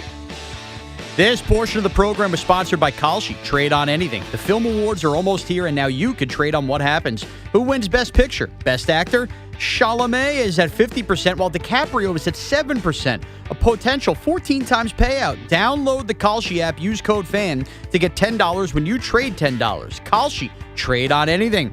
This portion of the program is also sponsored by the Long Island Boat and Fishing Show. The Long Island Boat and Fishing Show is back at the Nassau Coliseum March 13th through the 15th. Huge savings on fishing boats, tackle, personal watercraft, and electronics. Children enjoy free face painting and meet Twiggy, the water skiing squirrel. Free parking all weekend. Visit nyboatshows.com. Oh, hey, how was your vacation on MSC Cruises? It wasn't just a vacation. It was a holiday. What's the difference? It's a holiday. Because there's European style and American comfort. Does that happen every time you say that? I don't know. But on holiday, there's fresh made pasta, and you can cheer on your favorite team at the sports bar. No, I want to go on. For a limited time, get up to 35% off cruises, plus kids sail free. To book, visit msccruises.com or contact your travel advisor. Restrictions apply. Ships registered in Panama and Malta. Hey, sports fans. When it's game time, it's Tully time. Tullamore Dew Irish Whiskey, the original triple distilled, triple blended, and triple cask matured Irish whiskey. During the big games this season, toast your friends and your team with a Dew and a brew. At home or at your favorite sports bar. Because when it's game time, it's Tully time. Glasses up to enjoying Tullamore Dew responsibly. 40% alcohol by volume. William Grant & Sons, New York, New York. Hey, did you know Verizon Home Internet covers more homes with faster speeds across the country than any other provider? Now you can get award-winning Fios Internet for just $20 a month for 3 years. Switch today and enjoy savings you can count on. Verizon Home Internet consists of Fios and 5G Home. Availability varies. Comparison based on FCC BDS data of home internet providers with download speeds over 50 megabytes per second, June 2025. Limited time offer for eligible new customers. Fios $20 per month plan with auto pay, mobile phone plan, mobile plus home, and bonus discount. Enrollment required. 3-year price guarantee applies only to the then current base monthly rate for Fios. Additional terms may apply. Here are your latest snow conditions for the Central Mountains. Sponsor your job on Indeed. Get matched with quality candidates with Indeed sponsored jobs. Visit Indeed.com/hire now and sponsor your job today. Colder, snowier weather is taking over, so those spring ski days of earlier this week are done for now. We'll be skiing well-groomed snow on a fast, firm base this weekend at areas like Hunter with 58 trails in the Catskills, Windham on 80% of their terrain, Bel Air at 90%. Very firm surfaces for Thursday and perhaps Friday can loosen up nicely as we get into the weekend with all the grooming. Mohawk, Connecticut, Ski Butternut in the Berkshires, both still 100%. Gore Mountain and Whiteface both 80% with loosened, frozen, granular, and hardpack in the Adirondacks. Top to bottom, side to side coverage on the snowmaking trails still strong, and the cold weather preserves that. Stratton and Killington are both 90% in Vermont. You don't just ski or ride, you dominate. At Killington, we fuel your adventure. Be the beast. Ski and ride Killington. Shopping with your parents can be embarrassing. Why would they sell jeans with holes in them? I'm going to speak to the manager. Mom! That hoodie is giving. You should get it. YOLO. Thanks to the Chase mobile app, your kid can shop independently while you keep an eye on their spending. So you can go from we can be twinsies to how was shopping? Saw you stayed on budget. Thanks, Mom. Freedom for kids, control for parents. That's family banking from Chase. Account subject to approval. Chase mobile app is available for select mobile devices. Message and data rates may apply. JP Morgan Chase Bank N.A. Member FDIC. Hey, Joy. Oh, you are glowing. Oh, hey. More like Mira joyed that Miralax helped me go. I was so backed up. Tried mega coffees, prune juice, everything. Then Miralax. And hello, gentle relief without the harsh side effects. Ooh, how does it work? It works naturally with the water in your body for constipation relief. Find Miralax today at your local retailer. Use as directed for occasional constipation. It's March savings time at Nielsen Dodge. It's also tax return time, and we have a great money-saving idea. Show us what your tax return is, and we'll double it up to $1,500. You can count on 0 down payment, super low lease payments, 0% financing is available. Lease a new 2025 Jeep Grand Cherokee Altitude X 4x4, just $198 a month. Match your tax return up to $1,500 on any new Jeep, Chrysler, Dodge, or Ram. Hundreds of vehicles in stock with big savings off MSRP. And of course, we always give you the credit help you need. Find out what your tax return is before April 15th, and we'll double it up to $1,500. Max your tax only at Nielsen Dodge for a limited time. On Route 10 in East Hanover, or shop online at nielsendodge.com. Declaration of Deal Sales Event. With approval, term 27 months, due at sign, $51.98. Add tax tag $498 and DMV fees. For tax refund info, see dealer for details. The pros know nobody beats FW Web. With extensive inventory, personalized service, and a fleet of trucks across the Northeast, FW Web supports all customers, from one-van contractors to large facility operators.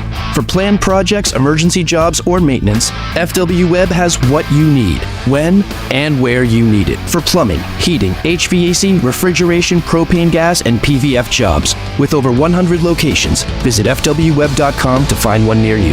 Hey everyone, Boomer here. If you love eating great food as much as I do, you have to listen up. The Chef IQ wireless thermometer and the mini oven are must-haves in your kitchen. The thermometer helps perfectly cook your chicken, fish, or meat, and the oven is an all-in-one hero that bakes, broils, air fries, toasts, and more. I've been telling you now for the last year about these great products and how they've changed my life, so now it's time to change yours. These are amazing products at amazing values. Go to chefiq.com and don't forget to use the code word BOOMER to save big at checkout. That's code word BOOMER at chefiq.com. In business, even one missed call could mean money left on the table. So I get it. Doesn't matter how great your team is. If everyone can't collaborate and communicate effectively, you got a problem. Every opportunity is a chance to show customers how you run your business. When a call or message falls through the cracks, you're not just missing a conversation, you could be losing a customer. So it is time to try Quo. Quo is the #1 business phone system that streamlines and scales your customer communications. With Quo, missed calls doesn't mean lost revenue. Quo brings calls, texts, and contacts together in one AI-powered system, so you never miss an opportunity. And it works right from an app on your phone or computer. So your team can share one business number for calls and texts, making collaboration so easy so nothing gets missed and customers never have to repeat themselves. Quo, no missed calls, no missed customers. Try Quo for free at quo.com/WFAN. That's QUO.com/WFAN. Quo.com/WFAN.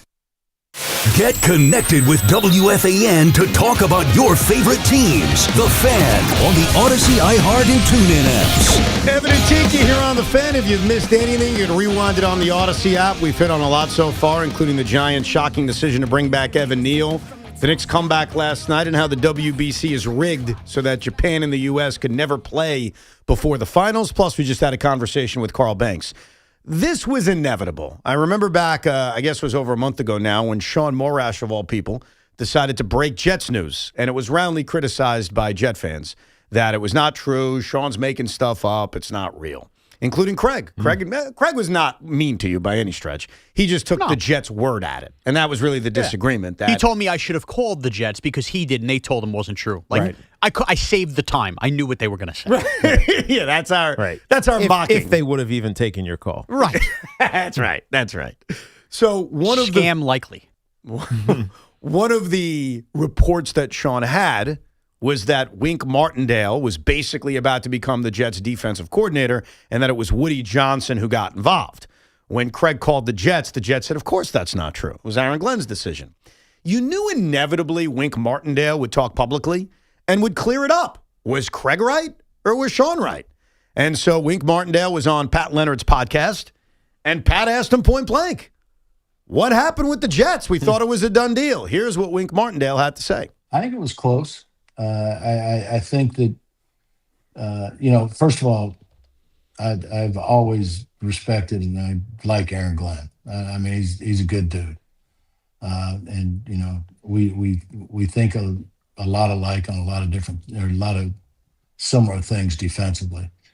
But I think it was one of those, just to be honest with you, I think it was one of those decisions that was out of his hands. Oh, out of his hands. We'll just leave it at that. Leave it at that. That's okay. That's okay. You're wherever you're at's where you're supposed to be. And that, that's what I've lived by forever. And, I'm do until I go away. But I was excited to get back, to the city. And I think that would have been fun. I think it would have been a great challenge. So basically, Wink is telling you what Shawn is telling you, which is that it was not Aaron Glenn. It came above him. Above him is Woody Johnson. So what time will either Craig apologize to Shawn or, because Craig has two choices. He could apologize to Shawn or Wink Martindale's a liar. Because that's it. Right. The Jets told him one thing. They said that's not true. Wink is saying it is true. I'll leave it at that. So either Wink Martindale is a liar, which is probably the route he will go down, or he'll say, you know what, Shawn, at least that part of your report was right. My bad. Yeah, no, he'll pivot and focus on the second part, which was the Muji part, which in like 3 years I'll be proven right on too. That one won't be proven right for a while. Yeah, to your exactly. point. If it is right. Because he's succeeding right now. Exactly, which I always said he wanted to succeed. It was just that he was frustrated with ownership. Well, we have no closure on that. Like, that's going to remain open-ended. Like, I don't think we ever will, by the way. We may not. And so for that, we can just agree to disagree, and that's okay. But in the Wink Martindale case, Wink himself, unless you think he's a liar, which is, by the way, it's fair. People lie. I mean, if you want to call him, that's fine. But why would he? I don't know. He has no reason to lie about this interaction. That's a good point. Why would he lie? What would be the motivation behind lying? He's not coming here. He's not coming back to New York, period. And think about everything Aaron Glenn has said since this Wink Martindale all of a sudden calling plays is my superpower. Well, it wasn't last year, right? When he did that. It almost feels like Aaron Glenn has gone out of his way to oversell himself as the defensive play caller after he talked to Woody Johnson and this Wink thing fell through. Right. But listen. Yeah, no, in all seriousness. That's Woody gassing him up. Of course. I'm paying you $12 million a year for this to be your superpower. I want to make this clear before I continue with this. I think Woody got involved. Why wouldn't I? I'm a Jet fan. He's been involved a lot. Like, the track record backs up the claim that Woody Johnson was handsy. But for the case, for this exercise. Right. That's what I'm trying to say.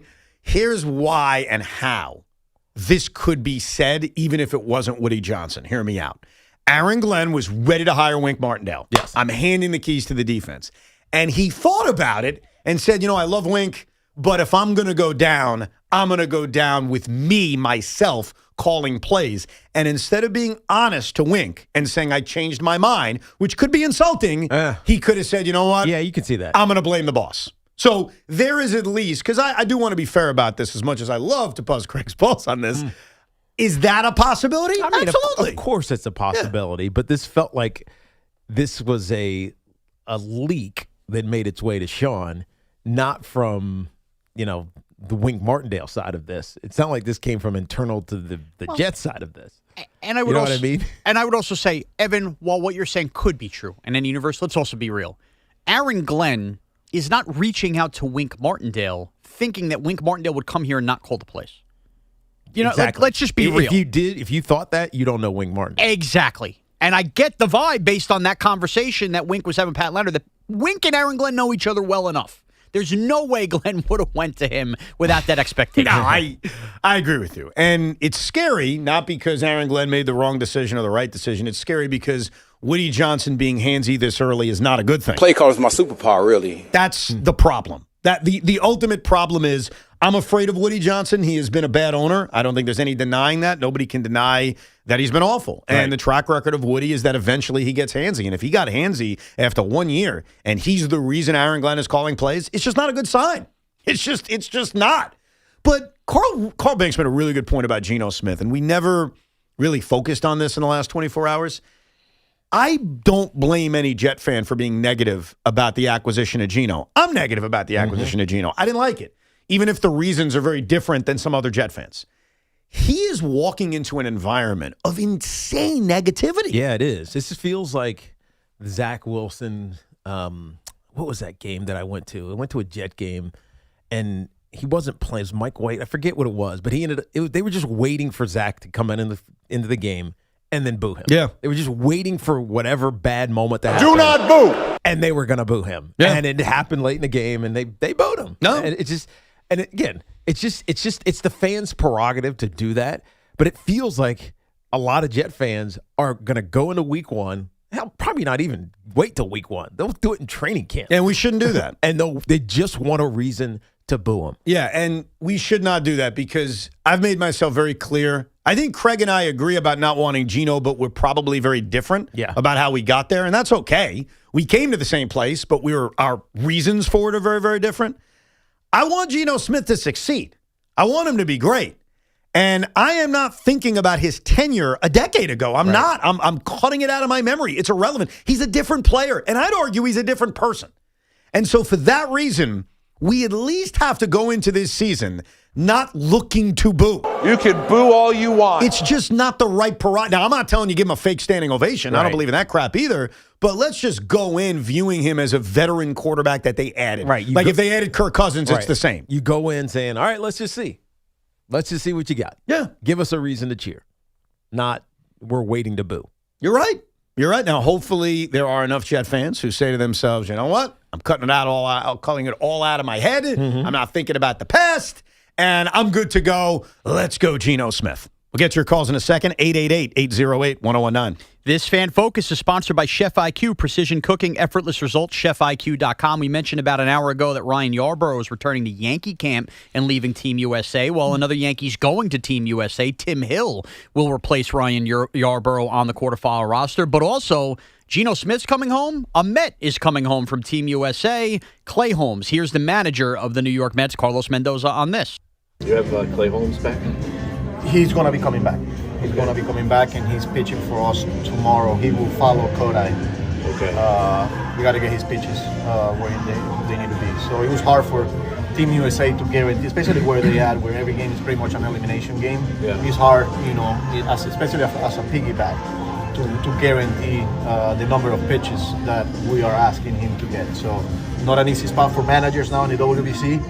People, it's easy to second guess, but I've been in those tournaments, and people have no idea how hard it is to please every organization. So Clay had a good talk with the coaching staff, with Dero and those guys there, and they understand, and so he's coming back. Was this the plan kind of going in, or did it kind of adjust? It was fluid. Okay. It was fluid, and it was still fluid, but again, you're facing an elimination game. Starter needs to go around this time, 60, 65 pitches. Yeah. And we're getting there. So they understood, and this is where we're at now. This Fan Focus was sponsored by Town Fair Tire. Nobody beats Town Fair Tire. Nobody. Yeah, essentially they couldn't guarantee him enough pitches to get him stretched out for the start of the regular season. Yeah, so it makes logical sense, but it just points to what you were talking about. Yes. They're not overly worried about this. The New York Mets, this is good news. As Met fans, great. Clay Holmes gets back to camp. He gets to continue to work towards the start of the season. No harm, no foul. Right. But this is only happening with American players. We are not hearing this about Dominican players or Puerto Rican players or Venezuelan players. We're not. And that's a part of us just not taking it seriously. So as a Met fan, I'm great. It's good for us that he's back. Right. But it is, again, proof that we're not taking it seriously. By the way, Big Mac, who's clearly going to defend this guy, and I respect that, is saying, Evan, are you calling Aaron Glenn a liar? Because Aaron Glenn said it was his decision. And like, liar is a strong word, but yes, I guess I would be calling him a liar because Aaron Glenn can't publicly rip his owner, his boss. Like, you can't do that. Yeah, you have to say whatever the company line is. Of course. So he's going to say whatever the company line is. And that's why I don't want to call him a liar because it's like a negative term. But what head coach in their second season after a failed year is going to publicly rebuke the owner of the team? They're not. They're not. So I get it. I get the point. But come on. Yeah, it's a choice. Either Wink is lying. He's paying your salary. Right. Either Wink is lying or the Jets as an organization are lying. It's not just Aaron Glenn. The Jets are saying it's not true. And Wink is basically saying it is true. And so, look, it doesn't matter anymore other than the fact that Shawn was vindicated. So thank you, Evan. Yeah, Right. Thank you. Congratulations. I'll tip my cap. Tip your cap. Let's go to Frank in Central Jersey. What's up, Frank? Hey, good morning, fellas. Tiki and Evan, I have a question for you. What's up? I'm very glad it happened. What do you think about the Tisch brothers divesting themselves of ownership with the New York Giants? I think it's something that had to be done, and the only thing left to be done now is for his name to be removed from the Ring of Honor. And I wanted to know your thoughts about it. Also, I think the reason why Team USA, what you're saying about them, I think they're taking this as more of a professional approach and maybe not somewhat the rah-rah thing that the other countries, teams are doing with their countries. And your thoughts on both issues? Yeah. I mean, first of all, Steve Tisch is not in the Giants Ring of No, Honor. it's Bob Tisch. Bob Tisch is an iconic New Yorker. We can't take him off because of of men the- in this city. Yeah. And I had a very close relationship with him before he passed away, obviously same year as Wellington Mara did. So Bob Tisch is not leaving the Ring of Honor. But nor should he. He has nothing to do with this. 100%. Now they divest, or it's actually not even divesting. It's putting into a trust the ownership stake of John Laurie and Steve Tisch that will be, I think, controlled by their kids. I'm not sure who the executor is and what that does for the power structure, but it was the right move to do because it distances Steve from the Giants in a moment where he's under a lot of scrutiny, and it keeps the noise away from the Giants, and that's really all that matters. And we don't know how this happened. We don't know if this was directed by the Tisches or in conversation with the Maras, but it feels like it was the right move to make this thing kind of start to go away. Yeah, not similar, but how we're talking about how the Jets are going to publicly say it was our decision to not hire Wink. It wasn't, or it was Aaron Glenn's decision. It didn't come from ownership. What I was reading this morning, because we talked about this late in yesterday's show when the news broke. Right. The claim is this was all pre-planned, which I expected to be what was leaked out. I don't necessarily believe that because I think the timing of it is too coincidental. Yeah. But so it's tough to believe even if it's true. I don't know if you know what I mean? Pre-planned is probably wrong. Yeah. But I think when you start looking at the Tisches, and these are Bob's kids, that you have to look at their ages and the succession planning of sports teams owners is very, very complicated. And so I think maybe not pre-planned in the sense that you're talking about, but they certainly had to be thinking about how do we succeed this? Sure, like sure. what comes next? Yeah. If God forbid something should happen. Yeah, I think the other thing I read, and this is where it could get dicey, and I'm not sure how accurate this is because all of this is just reporting right now, is that he will remain with some power in the organization and still be on the board. I don't know if that flies if more information comes out about his link to Epstein. Right. So that could eventually change. Well, that's easy. I'm not saying that's easy, but board positions can be removed. You can remove somebody from the board. Okay. That may end up happening. Because that happens in every corporation across America every day. Of course. But yeah, we heard that major change yesterday, and it's ongoing. Let's go to Dean in Asbury Park. What's up, Dean? How you doing, guys? Just one other thing on the Evan Neal thing. I mean, no way pumping up this move at all. I mean, you need 13 linemen to go into camp with, so it's nothing more than that to me. But if in a different world, Harbaugh was still in Baltimore, and he had made this move, people would look at it like, hey, you know what? If anybody can get anything out of him, it's probably that coaching staff. It just so happens that Baltimore came here, and I kind of look at it the same way. There's really no risk, and I don't understand why everybody's getting so worked out up about it. He's got a clean slate with a new staff, and we'll see what happens. Because he doesn't have a new clean slate with fans. Like, I get it. It's a brand new coaching staff. It's different. It's almost like it is a change of scenery. But for Shawn Morash and for all his giant podcast partners who watch every game, and for Tiki Barber, it's not a clean slate. He was the 7th overall pick. It was a bust who told people, hey, you're a burger flipper, shut up. So I get the idea of it really is a clean slate. By the way, any word on Tyrone Taylor's new number? Like, I'm very interested in this. No word on it because you got to remember, they'll probably announce it when the Mets announce the date for the Beltran. That's right. If you're just tuning in, Carlos Beltran, he's going to have his number retired this year. And it took me about 7 minutes to think about Tyrone Taylor, who is currently wearing the number 15. How about that? Who is the last number 5 in Mets history? Shawn Morash. So there's somebody after David Wright. No, before David Wright. They didn't hand it out after David. Like, it wasn't Shinjo, was it? You nailed it. Look at you. Wow. Look at you. Thank you. Damn impressive.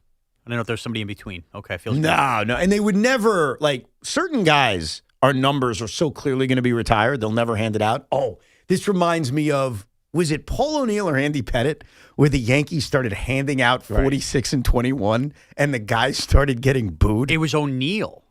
Aaron Guile with Andy Pettit's number, though. Remember Aaron Guile? That's right. They gave him 46. Oh, and 21, I think, was LaTroy Hawkins. That's what I was looking for. I was thinking it was a reliever. Yes. I think it was both scenarios, and fans were like, they did not like it. And I felt bad for the players. Like, Aaron Guile, like, what did he do? He's just some dude. And he's like, why do you hate me? And it's because the Yankees, just handing out those numbers. And eventually they retired it. That's why when Yankee fans or non-Yankee fans criticize the Yankees retiring certain numbers that shouldn't be retired, the fans got the numbers retired because the fans rejected anybody else wearing those numbers. That's funny. Joe is down in Orlando. Hey, Joe. What up, Joe? Hey, how you doing, guys? Good, man. What's on your mind? I'd talk a little WBC. Before I do, I just want to congratulate you guys. Evan, you let people talk even if they disagree with you. Do I? That wasn't always the case with your predecessor. Oh, thank you. I didn't realize that I did that, but thank you. No, you do. You let people talk. That's cool. What's on your mind?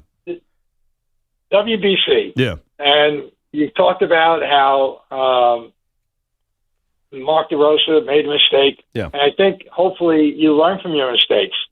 Secondly, I think what needs to be done is that he needs to play his A team. Now, these guys are all stars. I realize that. But, you got to keep Roman Anthony in, PCA, Terang, Bregman, and Judge. First base. Well, more than anything, it's Bryce Harper and Paul Goldschmidt. Right. I mean, that's the headline. So, look, Mark DeRosa now knows it's single elimination. Yes. This is the part of the tournament where I'm really into it. I'll probably score every game because Really? it's USA game. Yeah. The USA games. I mean, I guess if the DR plays Japan in the finals, I would probably score that one too. Though the Knicks play the Pacers that night on St. Patrick's Day, and I may go to that game, so I've got to figure that part out. We'll have to see. Tape delay. DVR. Tubi will have it on replay. Tubi. But I think that at this point in the tournament, which game will Evan watch? To be determined. Nice. Even Mark DeRosa knows it's bleep cutting time. Yes. Like now it's time to win, and there's no messing around. And I don't know why. And I hope I'm wrong because I am all Team USA. We're not winning.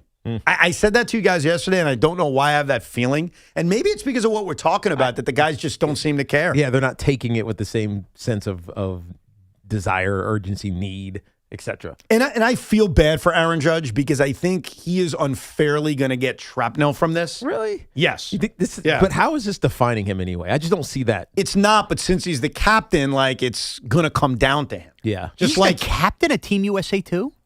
What, are you new here? I didn't even know they named a captain. Yeah. He's the captain. Oh, they should have said no to that. Do all the teams have a captain? I have no idea. That's what I was going to say. You need a captain? Right. Does the DR have a captain? I don't know. And if it's not Soto, then... Yeah, are you sure he's the captain? I know he's the best player. Yes, he was named the captain of Team USA. He should have said no to that. That does put pressure on him. Dude, I know you were on vacation, but like, where's your head, bro? I'm focusing on things that matter, Evan. Everybody's been calling him. He made a speech. Remember the? Oh, he doesn't know about the speech. All right, you weren't here. You weren't here for the speech? That's why he doesn't know. There was a speech? Yeah, he's not a speaker. It was a very, very, very bad bad speech. It was awkward. Yeah, we played it here on the air and analyzed it, and it wasn't good. This is the problem. What? Everybody says you got to get away. You got to walk out. You should disconnect. Then you disconnect. You come back. I have no idea the guy's the captain and making speeches here. Yeah, he's the captain and he's making speeches. Okay. He should have said nothing. He made one speech. It was bad. I'm sure he didn't make any other ones. Wouldn't we think he's not a speaker? I know he's not. I know it, but that's the point. Like, that speech was stupid, and he got shrapnel for it. It's my point. Like, I'm not saying any of this is fair. I want to make that clear. Aaron Judge is not doing anything wrong, but he is facing like backlash for things that he can't control. Him making a stupid speech in the middle of spring training, let's call it the WBC, got scrutinized, whether you like it or not. Him striking out to end the Italy game, scrutinized. The lack of emotion that the team is facing. Well, what about the captain? The captain does that stupid thing with his hand where he's saluting you. Be better than that. Meanwhile, Juan Soto is dancing like it's a disco in the 1970s, and Aaron Judge is like, I'm going to salute you. And I'm not blaming him for it. I'm just describing what's happening. There's also a lot of pressure. Yeah, I'm going to buy in. There's a lot of pressure on USA on Friday night, too, off of this Olympics with the hockey. We cannot lose to Canada. Because that was Canada's sport was hockey. Right. Bro. America is baseball sport. Those Canadians are going to watch this game. But it is also the quarters, not the final. Yeah, but they can't lose to Canada. Of course they can. To Canada. You give everything back from the hockey now. Who is Canada's team? Now I got to look. They got Freddie Freeman as the captain. Yeah, they got players. By the way, I just searched captains. That's how I knew that. Freddie Freeman's the Canada captain. Does every team have a captain? I just searched World Baseball Classic captains. First thing came up was not Aaron Judge. It was Freddie Freeman. Can you search Dominican Republic captain? Because now I'm curious. Would it be Juan Soto? Would it be Fernando Tatis? Would it be Manny Machado? I bet you it's Manny Machado. Like, if they have a captain, my guess is it's going to be Manny Machado. He's older. He's been around. Just a gut. But I honestly don't even know. I only see 3 captains listed. Go ahead. Judge, Freeman, and for Venezuela, Salvador Perez. Salvi. Yeah. Well, Salvi's a real captain. Like, he's the captain of the Kansas City Royals. Remember we told you about that? The only captains in baseball, and he was one of them? Why is Adam Hall playing for Team Canada? Because he's Canadian. He's from Bermuda. Oh. That's a good question. Huh. That's another rabbit hole. Here we go. There goes Tiki. I got to go find out.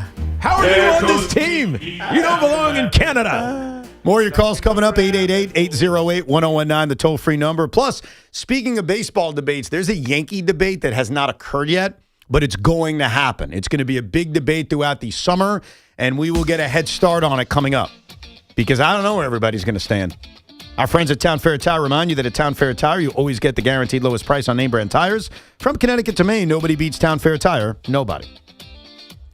Fanatics Fest, the world's #1 sports fans festival, returns to the Javits Center in New York City from July 16th to the 19th. See celebrities and athletes from all your favorite leagues, including Aaron Judge, Tom Brady, Kevin Hart, Jalen Brunson, Diana Taurasi, Mike Tyson, and so many more.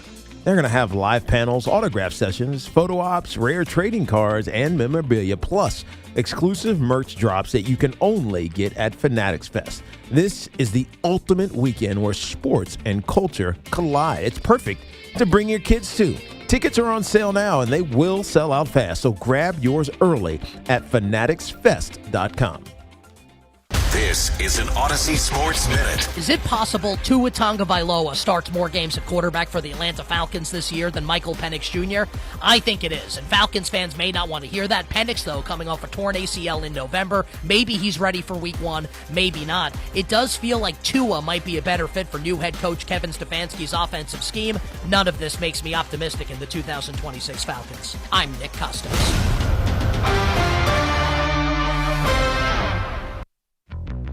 This is the story of the one. As a procurement manager for a hospital system, she keeps every facility in her network stocked and ready. That's why she counts on Grainger to be her single source for thousands of products, from disinfectants to lighting, air filters, and more. And with fast, dependable delivery, Grainger helps her keep every facility stocked, safe, and running smoothly. Call 1-800-GRAINGER, click Grainger.com, or just stop by. Grainger, for the ones who get it done. Wendy's has a new Girl Scout Thin Mints Frosty Fusion. with Girl Scout Thin Mints cookie pieces, rich, creamy Frosty, and a mint chocolate cookie sauce. Which means Girl Scout Thin Mints and Wendy's Frosty, yeah, they're basically best friends now. It's like two delicious desserts just high-fived. Snapped a few too many friendship selfies, and then rode a tandem bike down a never-ending road of mint chocolate Frosty perfection. So, swing by Wendy's and try the new Thin Mints Frosty Fusion. Limited time only at participating U.S. Wendy's. Pump up the volume. Business moves fast. Pump up the volume. When you ship with USPS Ground Advantage, you can keep up with confidence. Visit USPS.com/Ground Advantage to learn more. How do airplanes fly? What's in this box? What does this thing do? Kids are curious about everything, including guns. Learn how to store your gun securely and make your home safer at endfamilyfire.org. Brought to you by End Family Fire, Brady, and the Ad Council. Cloudy with temperatures dropping into the 40s. Weather brought to you by Duke's Mayo. Welcome to Duke's Mayo Country, where the mayo is so smooth and creamy, it makes every bite better. Duke's Mayo. Look for the yellow lid. Why does it matter to members that Aetna was named a Best Medicare Advantage company by U.S. News & World Report? Because they chose a plan that gives them real support, real people, and real care. We show up on calls with members and doctors' offices when needed. We show up with access to convenient care options and coverage that fits everyday life. We don't show up for awards. We show up for you. And showing up for you is how healthier happens together. 1-877 Cars for Kids. KARS Cars for Kids. 1-877 Cars for Kids. Donate your car today. Call 877-CARS-FOR-KIDS to reach a friendly live agent. Donation is super easy, and your car can be picked up as soon as tomorrow. Call us now or go to carsforkids.org. 7 Cars for Kids.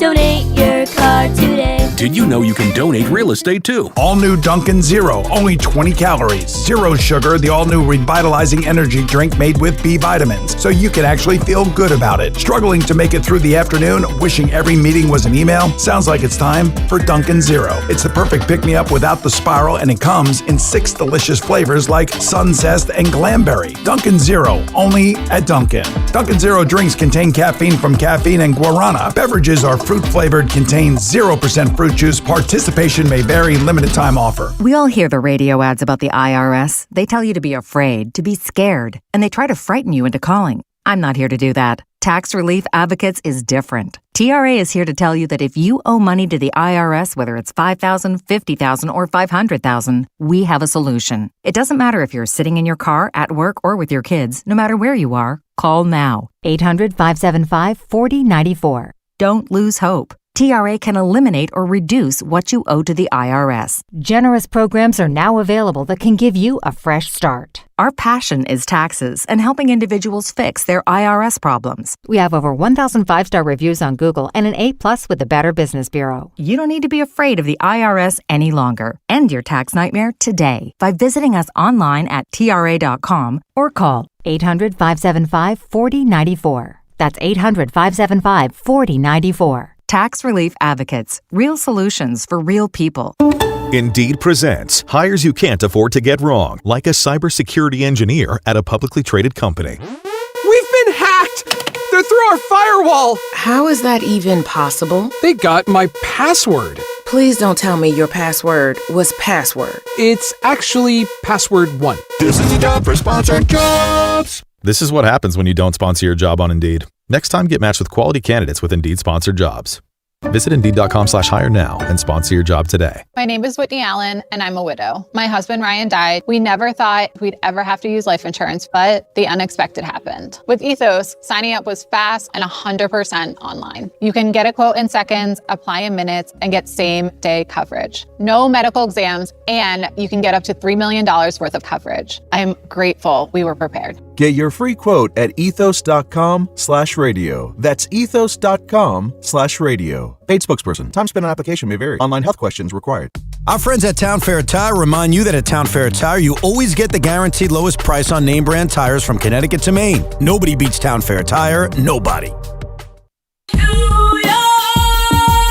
The home of Yankees radio is WFAN, WFAN FM, WFAN FM HD1 New York, and Odyssey Sports Station. Let's address an issue that I believe, I am projecting, Tiki, will be a major Yankee controversy this summer. Okay. I don't think it's been addressed yet here at WFAN. I think it will be. Today is just the day I wanted to bring it up to you. I wanted to get ahead of it. I wanted to get Shawn on the record, Tiki on the record, long before this debate hits WFAN, because it reminds me of another debate that's hit WFAN. In fact, if you said, Evan, can you name to me, over the time you've been here, I've been here since 2007 full time, like what were like the 15 biggest endless debates at WFAN? And up there, maybe not at the top, but up there was, and maybe Shawn could describe this to you because I'm not sure how involved you are with Yankee baseball at this point. Do you remember the Jabba debate? The Jabba innings, the Jabba rules? The Jabba, is he a starting pitcher? A reliever? Is he a reliever? Jabba rules, everything about Jabba Chamberlain. If Mariano didn't exist, he would have been a reliever forever. Well, and that's the point. So for those that don't remember, maybe you're too young. I vaguely remember that. Jabba Chamberlain was a huge pitching prospect. The Yankees called him up in the summer of 2007 and used him out of the bullpen, where he was not just electric, he was historic. If I'm not mistaken, and you can look it up, his ERA in 2007 was something like 0.35. Absurd. Awesome. It was like a video game. Wow. I got a T-shirt that said Jabba rules. Of course you did, because there were rules about Jabba, how you can use him, when he can pitch, all that kind of stuff, because he was a big prospect, and the Yankees wanted to protect him while also trying to win. Unfortunately, it ended badly for Jabba because of the midges in 2007 in Cleveland. Joe Torre regrets not stopping the game, or at least forcing the umpires to stop the game. Jabba struggled, and the Yankees lost that series to Cleveland. How did that derail his career, though? Well, Tiki, let's get to the debate. The following season, and I was in the midst of this as a lowly midday host with Joe B while Mike was killing people, and that was, what do you do with this starting pitching prospect? Do you make him a starter again? Or, because he was so good in the bullpen, do you keep him in the bullpen? Every single person at this radio station, much older than me, much more experienced than me, Mike, Joe, were all on the side of, he's a reliever. And I understand why. Yeah. He was brilliant in 2007. Why ruin a good thing? But my thought was, if he's a starting pitching prospect, I would rather have a dominant starting pitcher than a dominant bullpen arm. To which the argument was, how do you know he's a dominant starting pitcher? To which I said, I don't know, but I need to find out. You guys are just saying keep him in the bullpen. Eventually, Brian Cashman tried to move him to the rotation. This was in 08. In 08. He started 12 games. It was mixed results, but the debate was fierce around this radio station. Callers, hosts, Jabba, starter reliever. And that moment in that event has laid a mark on me, because anytime there's a pitching prospect, I hesitate to move them to the bullpen. Right. Because when he became a full-time starter, Jabba, it was terrible. He wasn't good. Yeah. And many accuse the Yankees of, quote-unquote, ruining Jabba Chamberlain, in which I thought they were just trying to find out if he's a starter. And I still have fear over this, because if I have a top starting pitching prospect, I'd rather them be a starting pitcher than a bullpen arm. That is my opinion, even all these years later, even with starters not going as deep into games. I'd rather the guy be a starter. So why do I bring this up? Why is this a debate in 2026? And that's because of Carlos Lagrange. Isn't it Lagrange? Well, so he answered that question. You can find it in the system. Okay. He was asked, and he said either or works. You've got it's so true, and I bet you it's in there. You got to find it if you could search. I'm sure there aren't many Carlos Lagrange clips, but he said, "Whatever you want to call me, I'm good." Either way, Lagrange. He's 6'7". He's a top prospect. He got to Double-A last year, and so far in spring training, he looks filthy, and you could already sense it. You could already feel, well, the Yankee bullpen, it's got some holes. Can we start the year with this kid in the bullpen? Can he come up by June? Which you should. Excuse me? Which you should. Did you not just hear this whole thing? Starter in the bullpen. And then what? Because you don't need him as a starter right now. And then what? And then see what happens. What do you mean? What does that mean? I mean, so why did Jabba Chamberlain fail? That's a complicated question. All I know is I don't know why he failed, but I know that once Yankee fans got a taste of him in the bullpen, they rejected the idea of him going into the rotation. And you are offering the same thing after I just warned you with a diatribe for 5 minutes. You're just ignored it. You're like, put him in the bullpen. Legrand's rules. You really want to do this again? I mean, but why not? Because he's not going to be your closer, right? How do you know that? David Beltran was in the minor leagues a year and a half ago. You have no idea if that won't happen again. Why was he in the minor leagues? Because he struggled and he was bad. Yeah, exactly. So he didn't last year or 2 years ago. I understand. So, but in 2024, he was bad. He's not going to be asked to be your closer. As of right now, he would not be. So why can he not be long relief? Well, first of all, I mean, you could use him as a long reliever, but why? He's a top starting pitching prospect. Because you don't need him right now. You don't need him right now. Those are your words. Okay, so start the season as a starter, and when Garrett Cole and Carlos Rodon get healthy, then he moves into a lesser role. He's got plenty of options, so you're not worried about it. Well, there's no room for him to be in the rotation now, and I think it probably behooves him to be in the minor leagues. But my fear is, as good-looking as this kid is, once you move him to the bullpen, because I already know Shawn's opinion. I know he wasn't at this radio station back then, but I already know he was a Jabba rules, he's got to stay in the bullpen kind of guy. Am I right? You were, but you may be wrong on what I think about this prospect. Well, no, but it's all related. Okay. Because you're going to be a hypocrite. How many pitches does he throw? I got to go through his repertoire. You go down that rabbit hole. Evan. Bro, you're going to say one thing, and then once he dominates, you're going to change your mind. But he projected more? He's different than Jabba. He's projected more as a closer. No, he's projected to be he's a starting pitching prospect. I think this is actually more nuanced. I think what clouded the Jabba Chamberlain looking back years later was we were so used to Mariano Rivera that we were just in a rush to go, oh my God, we could get two of these guys. And I think in the years that have passed since Mariano Rivera has left, you realize that just force-feeding a young prospect that throws hard in the bullpen, you're just trying to replicate something that was once in a lifetime. And I think where the Yankees stand now, Garrett Cole getting older, Carlos Rodon year to year, and I understand they have all these other pitching prospects out there. I would much rather see him develop as a starter to eventually take over for Garrett Cole as he ages. Yeah, you're saying that now. And by the way, he throws a fastball, slider, cutter, changeup, but his fastball is a plus pitch. Like he goes upper 90s, and he's a big, tall kid. Didn't he clock like 103? Here in camp, I think he's been hitting triple digits, which is nuts. My point to you is much like Jobber, as he was once called, you're saying this now. Once he dominates in the bullpen, if that's what happens, you're not going to want to give it up. You're going to have the same opinions that everyone had back in 07 and 08, which is, he's a great reliever. Why would you mess with it? I saw it. I'm getting ahead of it because I know the way we are. But I wouldn't even start the year with him in the bullpen to begin with. I think that's a break glass in case of emergency down the stretch this year. Oh, I apologize. So you would not put him in the bullpen? To start the year? Yeah. No, I'd start him in the minor leagues to start the year. Okay, good. Just want to make sure. Yeah, so you're healthy about this. Again, now, if the bullpen struggles and he's throwing great and you look at it and we're July, we're August, and the trade deadline doesn't materialize and you want to pivot him to the bullpen to help this year's Yankee team, yeah, he could throw 103 and then I'm suddenly salivating at him. I think you can move him to the bullpen late in the year, but you have to make a promise.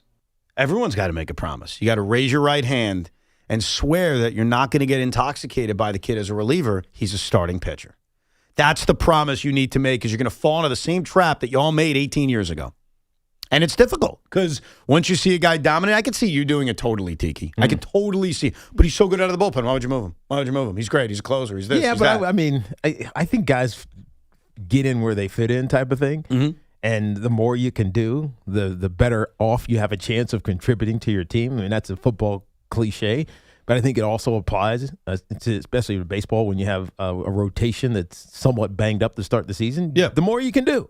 Yeah, and I think as long as you're a willing, young kid, you have to take that kind of mentality. I want to be in the majors. No kid wants to say, "Yeah, I want to spend another couple of years in the minor league just so I can, find myself and get enough pitches so that I can prove myself to be a starter." He's 22 years old. Yeah. It's not like he's 18 or 19. He's 22. Right? If he's in the minors for 2 years, he's 24. I mean, at some point, you start saying, all right, what are you? Are you helping us or what are you doing? The faster you get here, the faster you can make money here. Exactly right. No, I'm sure for him, he wants to get here as soon as possible, but I also know you will make more money as a starting pitcher. And I still think, despite living in an era in which starters don't go deep into games, I'd rather have the dominant starting pitcher than the dominant closer. Would you agree with that? If I gave you the choice? Yeah. I mean, would you rather have Edwin Diaz or name the great starter? So now you're going to make me go be hypocritical here. Yeah, but the problem is What? He wasn't great last year or 2 years ago. Well, in the minor leagues, he's still developing. I get that. He hasn't done it yet, but he's on the rise, and he's looked great in spring training. Which is why I'd keep him starting in the minor leagues. No, he should be in the minor leagues. I'm just making sure we don't do this bullpen thing again, because it can happen. Well, just remember this. I'm with you on this, but at the same time, don't discount how important it is getting those final 3 outs of games. Mm-hmm. Okay, we lived through this whole era of, well, you never know where the most 3 important outs come from, and I still go back to getting those last 3 outs still remains the hardest thing to do in baseball. So you'd rather have Edwin Diaz than Tarek Skubal. That's what you're saying. Is that what you're saying? No, but Just that's say extreme. Oh, okay, then what starter do you want to use to compare? No, because you're telling me, is he going to be the best pitcher in baseball as a starter? Right. Or do I have You're 2 talking other about awesome you're starters? talking about a pitcher that can finish a game. Yeah. A starting pitcher that can finish a If game. you're telling me he is Tariq Skubal, then yes, I'd rather the starter. All right, you're right. Skubal's too extreme. Edwin Diaz or Max Fried? Who would you rather have? I'd rather have Edwin Diaz. Really? Yeah, because I already have Garrett Cole and Cam Schlittler. Look at what each guy's getting paid and then tell me what the market thinks. I don't care what the market thinks and what those guys are getting paid. You asked me what I would prefer on my team to make my team more dangerous to win a World Series. Yeah, I still look at the starting pitcher as just being more valuable, even in a world in which they only go 5.5 innings per game. They are, but when you structure a team, if you have like 2 horses at the top of the rotation, which I'm just giving you an example the Yankees could have, I would rather than have that, instead of having that 3rd horse, have the dominant closer. I got you. Just be careful. Tread lightly, everybody. Let's not fall into the same trap of 17 years ago. Or don't worry. Don't think that history is going to repeat itself either. No, humans are the same, so it will repeat itself. I don't even mean the Yankee handling it. I mean you people. I mean everyone out there. Okay. We will become intoxicated with him as a reliever. And by the way, it's not just unique to Yankee fans. If the Mets decided in July, Jonah Tong is going to the bullpen, and he dominated, and he was great, especially in a post-Edwin Diaz world, you don't think Met fans would do the same thing? Yeah. And I'd have the same argument with them. I get it. That's great. I still want to see what this guy is as a starter because I think starters are more valuable. Do we know McMonagle's opinion on this? Because whatever his opinion, I should probably have the opposite one. Because I haven't talked to disagree him with about it. I have no idea. We got to get that opinion. Go ask him his opinion. Because if he agrees with me, I hate my opinion. What? If he agrees with me, I hate my opinion. Boy, you guys have some kind of weird rivalry about the Yankees. It's just because everything he says about the Yankees, you look the other way. All right, well, how about this? I'm going to take a couple of calls with Tiki. Why don't you go out in the newsroom and ask him? Chris, I know you're listening. Come in here. That's not what I said. I said leave. The board runs itself. We'll take care of things. You find out what Big Mac thinks to find out if you guys have the same opinion or not. But think about how weird that is. He's like, I need to know Big Mac's opinion because I have to have the opposite opinion. Suck it! Chris McGonigal. Now, let's get to see some of your calls. 888-808-1019 is the number. Let's go to Pierce in Forest Hills. Hey, Pierce. Hey, guys. How you doing? First-time caller. Just want to watching the World Baseball Classic with my brother, who's a Texas Tech alum. And I can't believe there's no Irish baseball team. I'm thinking of guys like Emmett Sheehan and Sean Murphy and Nolan McLean. I can't believe they don't have a team. You're so right, Pierce, because it is very similar. And I don't want to degrade the Italian team, but it is a team of Italian Americans. Yeah. And that's cool. Like, I'm sure there are a lot of Italians out there right now who are like, I'm rooting for this team. This is fun. Oh, I mean, if you don't really care, that's what you do. Yeah. So why can't we have that with an Irish team? The Ireland team. It's just a bunch of Irish Americans. And there's got to be a lot of Irish. Tons. There has to be. That Dude, Nolan McLean. Also playing baseball. Yeah. But don't they? Why do they not have a team? Is it because there's not enough players? Like there are enough players. So what's the criteria for the team? I told you so. To qualify, well, first of all, there's ways to qualify as a country, which is tournaments that don't even involve major leaguers. But in terms of qualifying for playing for a country, your parents No. Why doesn't Ireland have a team? I assume they just didn't qualify because, again, there are qualification tournaments. But I understand our last caller's point. Like, when you watched Italy last night, it's not Italy. Yeah. It's Italian Americans. And that's cool. Like, again, no issue with it. But we even called Italy yesterday. Yeah, we actually called the country and said, what are you guys thinking about this? They're not interested. Yeah. And I wonder if part of their lack of interest is the sport. They don't care about the sport. But also, there's no one from Italy on the team. It's just a bunch of Americans. Yeah. What happens, though, if they get to the final? We gotta call back. Yeah, we will call back. We'll call back to the Italian bar. Whichever one that Bryce called and then say, hey, you care now? They're not getting to the finals. I know, probably not. That's not happening. I think they're playing Puerto Rico in the next round. And if they beat Puerto Rico, it would be the winner of Japan against Venezuela. So they will be huge underdogs against either of those countries that they play. Let's go to Shawn in Orlando. Hey, Shawn. Hey, what's up, guys? Hope all is well. Yeah, what's up? I got two things real quick, if you don't mind. First, with the World Baseball Classic, the WBC needs USA and DR to win these games because Paul Skeens is lined up for DR on Sunday night with a 90-pitch pitch count, and you can't tell me that's not must-see TV against that lineup. Must-see TV. I agree. That's must-see TV. Yep. And I love the World Classic because it helps spring training go faster for me, and I can't wait. No, that's true. That's true. But the LeGrand debate, I feel with the Yankees, it's smart right now to keep them stretched out for starter reasons because, one, you got to make sure Cole and Rodon are healthy, and you got him as a safety blanket in case a hiccup comes with one of them. But you can't tell me come playoff time adding Weathers and LeGrand power arms in that bullpen can make a difference. Yeah, I just don't know how ready he is. I think he's having a good spring, but it's spring training and it's not Major League Baseball. He's not ready yet, but I think the better prospect that he just got optioned to the minors is Elmer Rodriguez for the Yankees, but they're going to let him get his reps in AAA. LeGrange, so he's had a good last couple of seasons. Yeah, but you're making it out like this guy's not close. He made 16 starts at AA and pitched to a low 3 ERA, and he strikes the world out. Now, his control's a big problem. Exactly. And he's got to start in the minor leagues, but I don't think it's crazy that he's ready by June or July. Now, again, having him impact the bullpen late. You're just enamored because of the gun.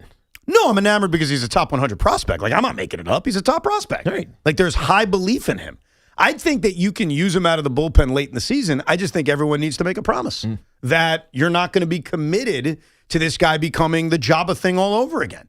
That as good as he may be out of the bullpen, let's not just say he's got to be a bullpen arm. Right. Unless you actually believe the crap that Shawn just said, that you'd rather have a top reliever than a top starting pitcher. Again, put it in context. I said if you already have a couple of aces, I don't need a third or fourth ace. I'd rather have a dominant bullpen then. Let's go to Eamon in the Bronx. What's up, Eamon? Hey, what's good, guys? Yo. Want to make 2 points about the WBC if possible. One, you are right, Evan. Manny Machado is the captain for DR. There you go. And 2, I feel this is DR's chance to win. 2023, let's remember, guys, these guys did not make it to the second round. Yeah. And they got embarrassed in 2017 by Puerto Rico. In 2017. So these guys have an extra chip on their shoulder, if not already, to win this tournament. Obviously, they're playing like they really want it, and I don't know. It's looking tough for any team. I really don't think any other team has a chance. Not even Japan, U.S. The U.S. is lucky to even be in the tournament. They got saved by America's B team. Let's be real. That's true. I mean, that's another way to look at the Italian team. It's the American B team. They are lucky, but in fairness to Team USA, they went 3-1. Like Korea got to the next round going 2-2. You could argue they were lucky. Italy was 4-0. Yeah, they didn't lose a game, and good for them. They earned it. But when you go 3-1 in a 4-game sample size, you probably deserve to advance. Right. If we're being fair, I understand that it's not always a guarantee. But they didn't play awful baseball. They lost a game to Italy. And one thing as a baseball fan, we all know this, any team can lose to any team on any given day. Yeah. Like you're never, especially in this type of format of a competition. No doubt, because it's a limit on pitching. Right, 65 is that what it is? Yeah, in the first round, it advances. So I think the next round is like 80 and the 90. Right, we were talking about the first round though, so it's like you could have a dominant pitching performance and be like, all right, you got to sit down now, and all of a sudden the reliever gets rocked. No, absolutely. I'm also being told that Ireland is included in the World Baseball Classic. They fly under the Great Britain banner as the United Kingdom.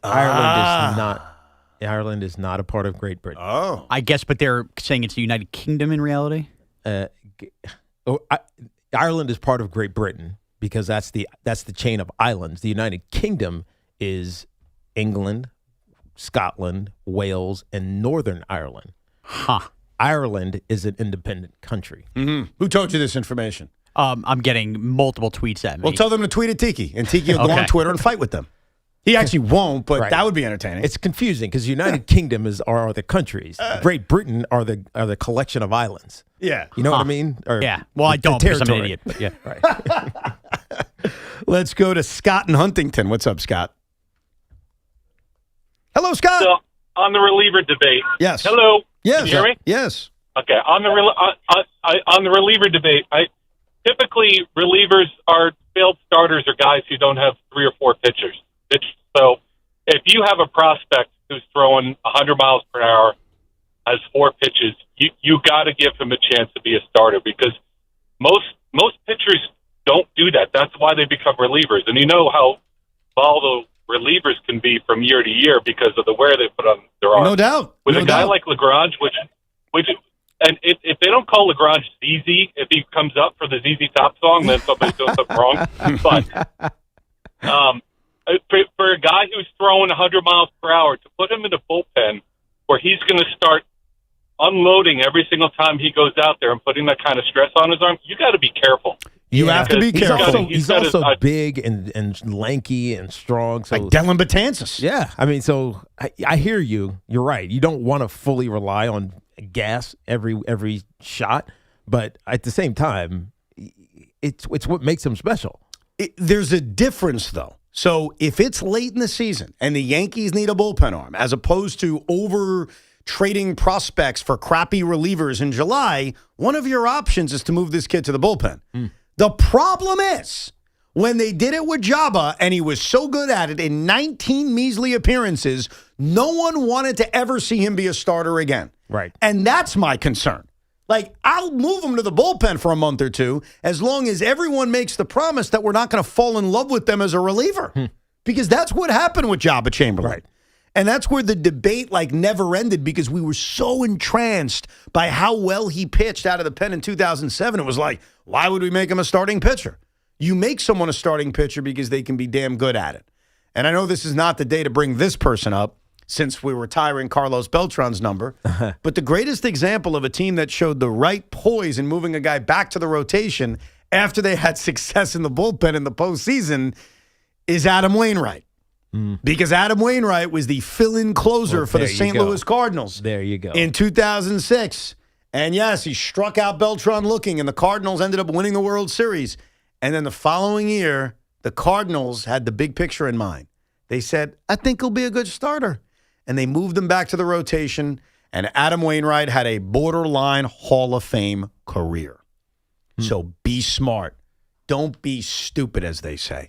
Did you find out Big Mac's opinion to know if you're on the right or wrong side? Suck it! He is still missing for the last 7 minutes. Okay. I hope that you guys agree with each other. And maybe that's why he went missing, because he didn't want to admit he agreed with me. Well, or you have to admit that you agree with him. You're right, and that was unfair to Chris. I've also been informed he's starting a Yankee podcast for those that didn't know. He is starting it. Wait, you didn't know that either? You knew that? It's been the talk of the station for 3 weeks. You know, you're a piece of work. Because 2 days ago, when I came in here on vacation. You were away. But Tiki, that's what happened. You weren't here yet. You were away. When I came in 2 days ago. Morash, you're an idiot. I said to this dope, Evan, I've been gone the last week. Yeah. What have I missed? He Yeah. goes, what do you mean, around here in sports? I go, well, I kind of got an idea what's going on. Well, around here, anything going on?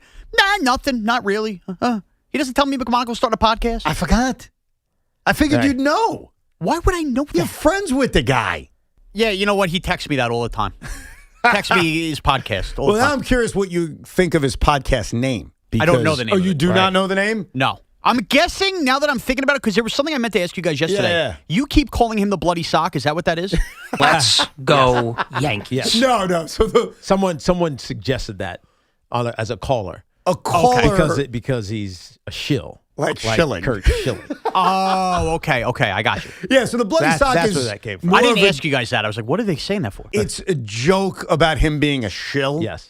And it is very inside from that caller, but I guess I'll have to describe it a lot. But yes, Craig and the bloody sock are coming up at 2 o'clock. Right. That is not the name of his podcast. By the way, Welcome to hell! Here's the confusion, Shawn, I think. The Great Britain national baseball team.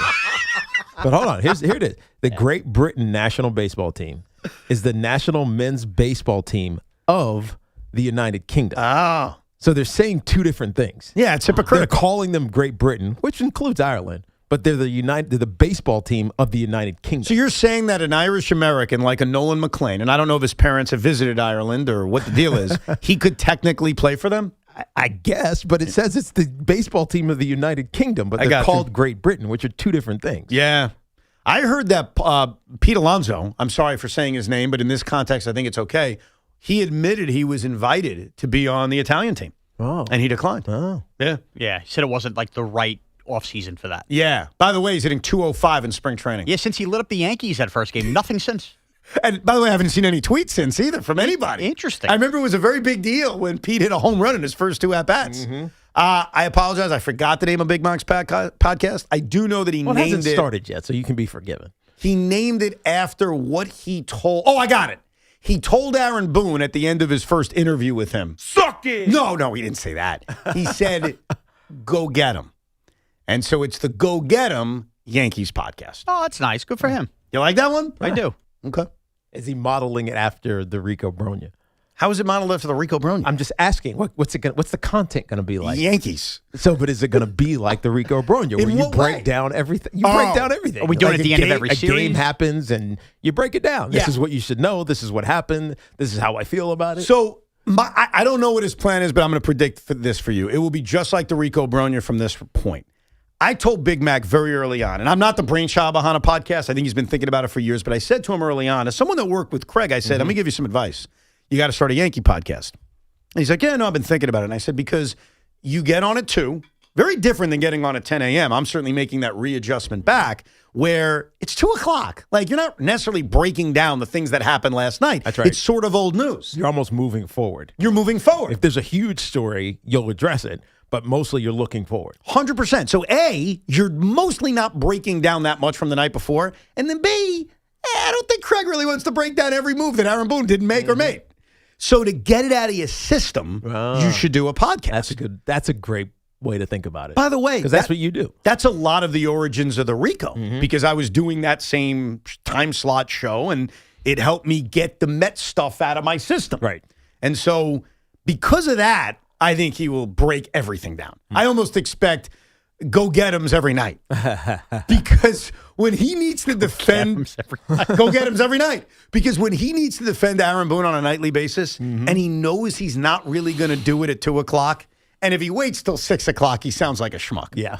At that point, you are a pain in the ass. Yeah, we don't care. At that point, it's like, all right, you're just doing your own bidding. So I expect he would pod basically every single night. That's my prediction. We'll get back to your calls in a minute. 888-808-1019. Sean's got a Cinco de Luncho coming up. And Kyler Murray's offseason plan is fascinating. And I'll explain how it actually still involves the New York Jets. We'll get to that coming up real soon. The playoff push is here. NBA teams are deep in the stretch run, and Fanatics Sportsbook is ready for every moment. Here's the deal. Have you heard about Fan Cash? Every time you bet with Fanatics Sportsbook, you're earning up to 10% Fan Cash, win or lose. So even if your bet misses, you're still stacking Fan Cash. Fan Cash unlocks value you can't get at other sportsbooks like more bets, unlimited profits boosts for your favorite player props, authentic NBA gear, game tickets, and access to exclusive Fanatics events like Fanatics Fest in New York City. But that's not their only play. The good times roll on with Fanatics Fair Play, an injury protection policy that turns losses into wins. That's right. If you love player props, your legs are protected across the entire first half of every game if an injury takes place. If your guy goes down, you're getting your money back, or your parlay plays on. Make the switch to the sportsbook that gives you more to play with. Winning hits different here. Must be 21 or over. Gambling problem? Call 1-800-GAMBLER. New York residents call 877-8-HOPE-NY or text HOPE-NY 467-369. Connecticut residents call 888-789-7777 or visit ccpg.org. When fighting lymphoma, leukemia, or myeloma, the right care team makes a difference. Hi, I'm Dr. Michelle Donato, Chief of Stem Cell Transplantation and Cellular Therapy at Hackensack University Medical Center's John Thurr Cancer Center. As the state's largest and most experienced CAR T-cell program, we pioneer life-saving options that empower your immune system to fight cancer. For personalized care in Hackensack or Neptune, call 833-CANCER-MD. Hey, it's Tiki Barber with a special message for New York businesses looking to diversify your income. Amazon Hub Delivery is making it easy to earn extra money. When you partner with Amazon Hub Delivery, you and your staff will deliver packages to customers in your area. With each package delivered, you'll gain extra income and exposure for your business. There's no upfront cost, no delivery experience, and no long-term contracts required. Sign up to learn more at amazon.com/hub delivery. That's amazon.com/HUB delivery. I'm a 100% kind of guy, so I got Verizon Fios. It's 100% fiber internet because I do everything at 100%. What game should we watch? 100% of them. She hits a penalty kick out of the park from way downtown for a beautiful shot onto the green.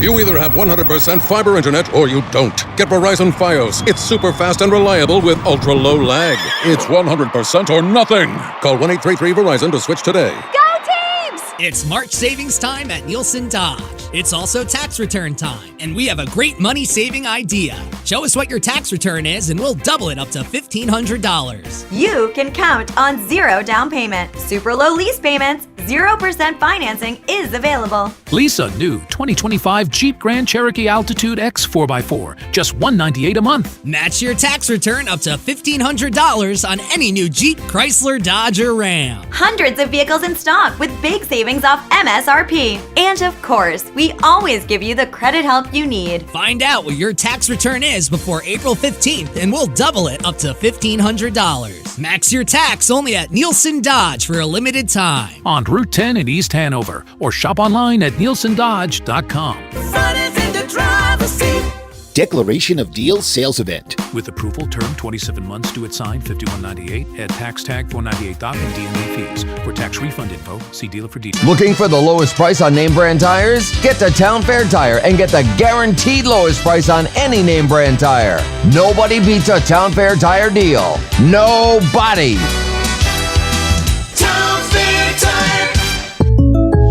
Having insurance isn't the same as having State Farm. It's like needing a lawyer, but getting some guy who just watches courtroom dramas. How does the defendant plead? Guilty. Wait, what? Also, objection. You object to what? Erroneous. Counsel, approach the bench. Hey, can I get a whack at the gavel? You wouldn't settle for just any lawyer, so don't settle for just any insurance. Get the real deal with State Farm. Like a good neighbor, State Farm is there. At LendSeek, we know running a business takes heart, hustle, and sometimes a little help. That's why we stand with you with our exclusive AI lending platform, connecting you to over 100 funders. If you've been in business for at least 2 years with a minimum annual revenue of $500,000, you can get up to $1 million in funding in as fast as 24 hours. No collateral, no prepayment penalties, no red tape. Apply today with no cost or obligation at lendseek.com. That's LENDSEEK.com. Hey Jersey, Powerball is up to $75 million. So whether you're in North or South Jersey or somewhere in between, you can pick up a ticket today at a local New Jersey lottery retailer. Knicks fans, it's time to hit the court with BetMGM, an official sports betting partner of the New York Knicks. Download the BetMGM app today and add a boost of excitement to every New York game day with same-game parlays, live betting options, player props, boosted odds specials, and the best daily promotions in the business. With the BetMGM app at your fingertips, you can experience the excitement of betting on your favorite players and get in on all the blue and orange action as your New York Knicks drive the lane. Find out why basketball fans love BetMGM, an official sports betting partner of the New York Knicks. BetMGM, make it legendary. BetMGM and GameSense remind you to play responsibly. See BetMGM.com for terms. 21 years of age or older to wager and physically present in New York and New Jersey only. Subject to eligibility requirements. Gambling problem? In New York, call 877-8-HOPE-NY or text HOPE-NY 467-369. In New Jersey, call 1-800-GAMBLER. Hey everyone, Boomer here. If you love eating great food as much as I do, you have to listen up. The Chef IQ wireless thermometer and the mini oven are must-haves in your kitchen. The thermometer helps perfectly cook your chicken, fish, or meat, and the oven is an all-in-one hero that bakes, broils, air fries, toasts, and more. I've been telling you now for the last year about these great products and how they've changed my life, so now it's time to change yours. These are amazing products at amazing values. Go to chefiq.com and don't forget to use the code word BOOMER to save big at checkout. That's code word Boomer at chefiq.com. Operating engineers Local 825 are the men and women who make our region move. So whether it's roads, bridges, or our favorite team stadium, they build and maintain the critical transportation, water, and energy infrastructure we rely on. That's why their advocacy organization, ELEC, the Engineers Labor Employer Cooperative, fights for those priorities every day. That's ELEC, representing the signatory contractors and the hardworking men and women who build both New York and New Jersey. Cashback is not available on gas in New Jersey and Wisconsin. Couponing. Wow, you didn't strike me as the coupon type. Just trying to stay ahead of inflation. Gas, groceries, everything. It's all more expensive. I need to save wherever I can. Have you tried Upside yet? Upside? What's that? It's a free app that I use that pays cash back for every gallon of gas I buy. You've got to buy gas to get around anyway. Might as well get paid for it. Come on, does that really add up to anything? I've already made around $200. The extra cash helped pay down my bills, and I even had a little extra left to treat myself. And the Upside app is free? Totally free, and the cash back is real. You can transfer the cash right to your bank account. I'm downloading Upside right now. Download the free Upside app now to earn cash back every time you buy gas. Use promo code BOOST to get an extra 25 cents per gallon on your first tank. You can cash out anytime right to your bank, to PayPal, or a gift card for Amazon and other brands. Just download the free Upside app and use promo code BOOST for a 25 cents per gallon bonus on your first tank. That's code BOOST for a 25 cents per gallon bonus. Talk New York sports here. The Fan. This Fan Focus is sponsored by Chef IQ Precision Cooking, effortless results, chefiq.com. NFL free agency roundup continues. The Bucs added former Bengals backup quarterback Jake Browning to back up Baker Mayfield. The Cowboys traded Osa Odigizua to the Niners for a third-round pick. And Robert Saleh can't stop collecting ex-Jets. He gets Solomon Thomas now in the fold as they try to replicate everything they had. And right now, St. John's is all over Providence, 28-14 at the Garden. Not a surprise. And hopefully if Seton Hall takes care of business later today, we can get a little local rematch between St. John's and Seton Hall tomorrow in the Big East tournament. Yeah, Robert Saleh and Brian Daboll are collecting their former players. Yeah. And while I get it, they're both failed head coaches. So ultimately, those players they're collecting are the reasons they got fired. Yeah, well, not all of them. Wanda Robinson had a good season last year. You know what I mean? Cordell Flott, only gave up, I think, one touchdown last year. Daniel Bellinger was a pretty good fullback / tight end for them as well, even though he kind of got supplanted by Theo Johnson. Yeah, but you're right. That's all I'm saying. It's just odd. Like, this isn't guys getting the band back together of success. I do like the Mitchell Trubisky signing as a backup to Cam. Solid backup, no doubt about it. So Robert Saleh and Brian Daboll continue the collection. Coming up at 1 o'clock, Kyler Murray is still a free agent. It's fascinating. His free agency right now actually does impact the Jets. We'll get into why coming up. But right now, Shawn Morash is about to feed us. Shawn Morash in the booth. Somebody hide the castle. Optics flying, phones ringing, Evan's yelling, no! Tiki's laughing, chaos cracking, nobody's in control. It's Cinco de Roncho. Bam! Crunch! Let's go! Let's go! Cinco de Luncho is brought to you by Helix Wireless, connecting everything everywhere. So we've had a couple of these this week, and it got my brain churning here. So I'm not talking about who had the best. I'm not talking about who had the worst, but simply who were the 5 most surprising New York returns by athletes? Yes. Okay, here we go. Good. I like this one. Number 5. Number 5 is the captain, Mark Messier. Left for Vancouver after the 97 Eastern Conference Finals. The Rangers were a mess, no pun intended, the way they handled that. He ends up being hated in Vancouver, ironically, for 3 seasons. Glenn Sather comes back. So I guess in hindsight, maybe it's not thought of as a surprise, but the world in New York burst when Mark Messier came back after those 3 seasons. It's a surprise in the context that when he left, if you would have told somebody he'll come back in a few years, you would have been like, really? Yeah. Exactly. Here we go. Number 4. This one's a funny one, but Bobby Bonilla.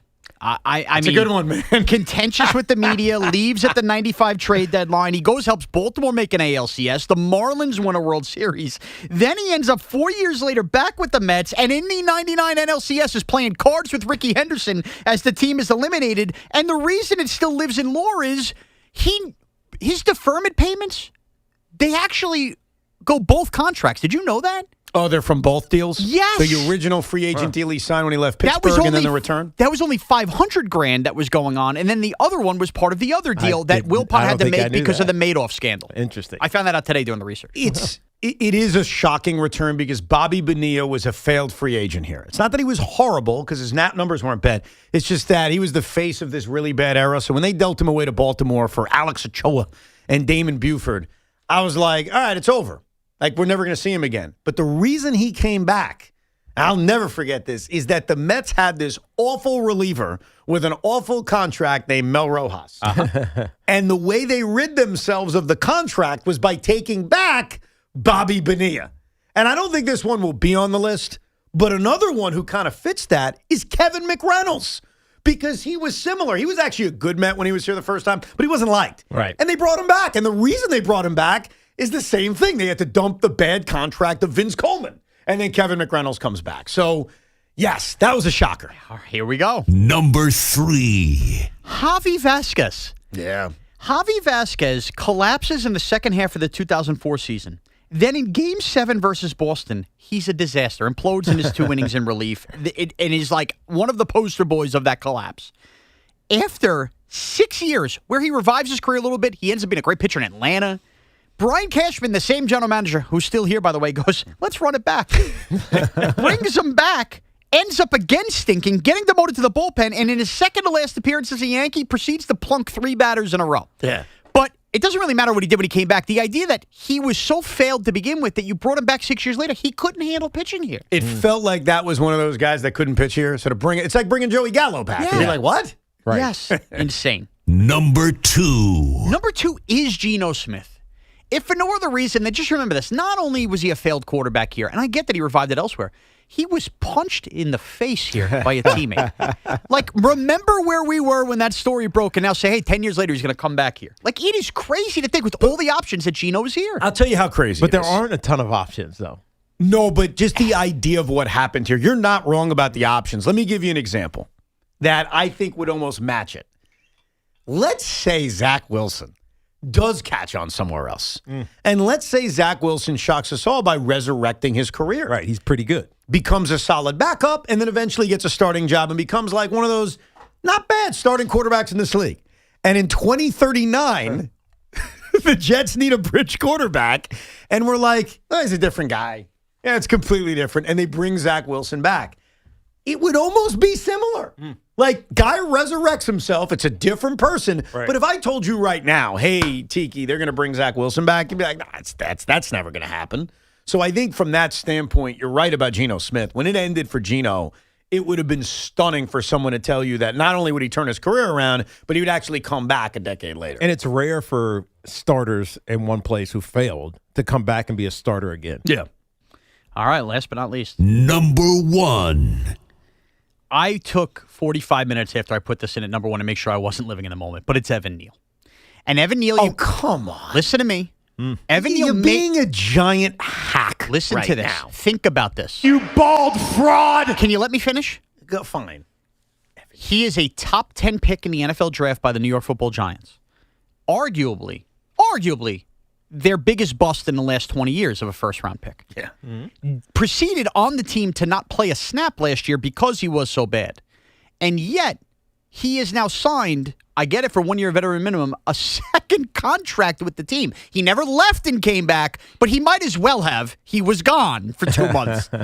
I'm sorry. First-round bust in the top 10, don't sign a second deal even if it's 1 year with a team. This is that shocking, Evan. You just wanted a reason to talk about Evan Neal again. No. That is. And I know I'm right, because the Geno Smith stuff, as much as we talked about it, we reasoned with it, we made sense, they needed a quarterback, he went resurrected his career. And there weren't a ton of other options. What was everybody's reaction when this news broke about Evan Neal yesterday? Really? The Giants suck. It was pure stunned. No, it's just why.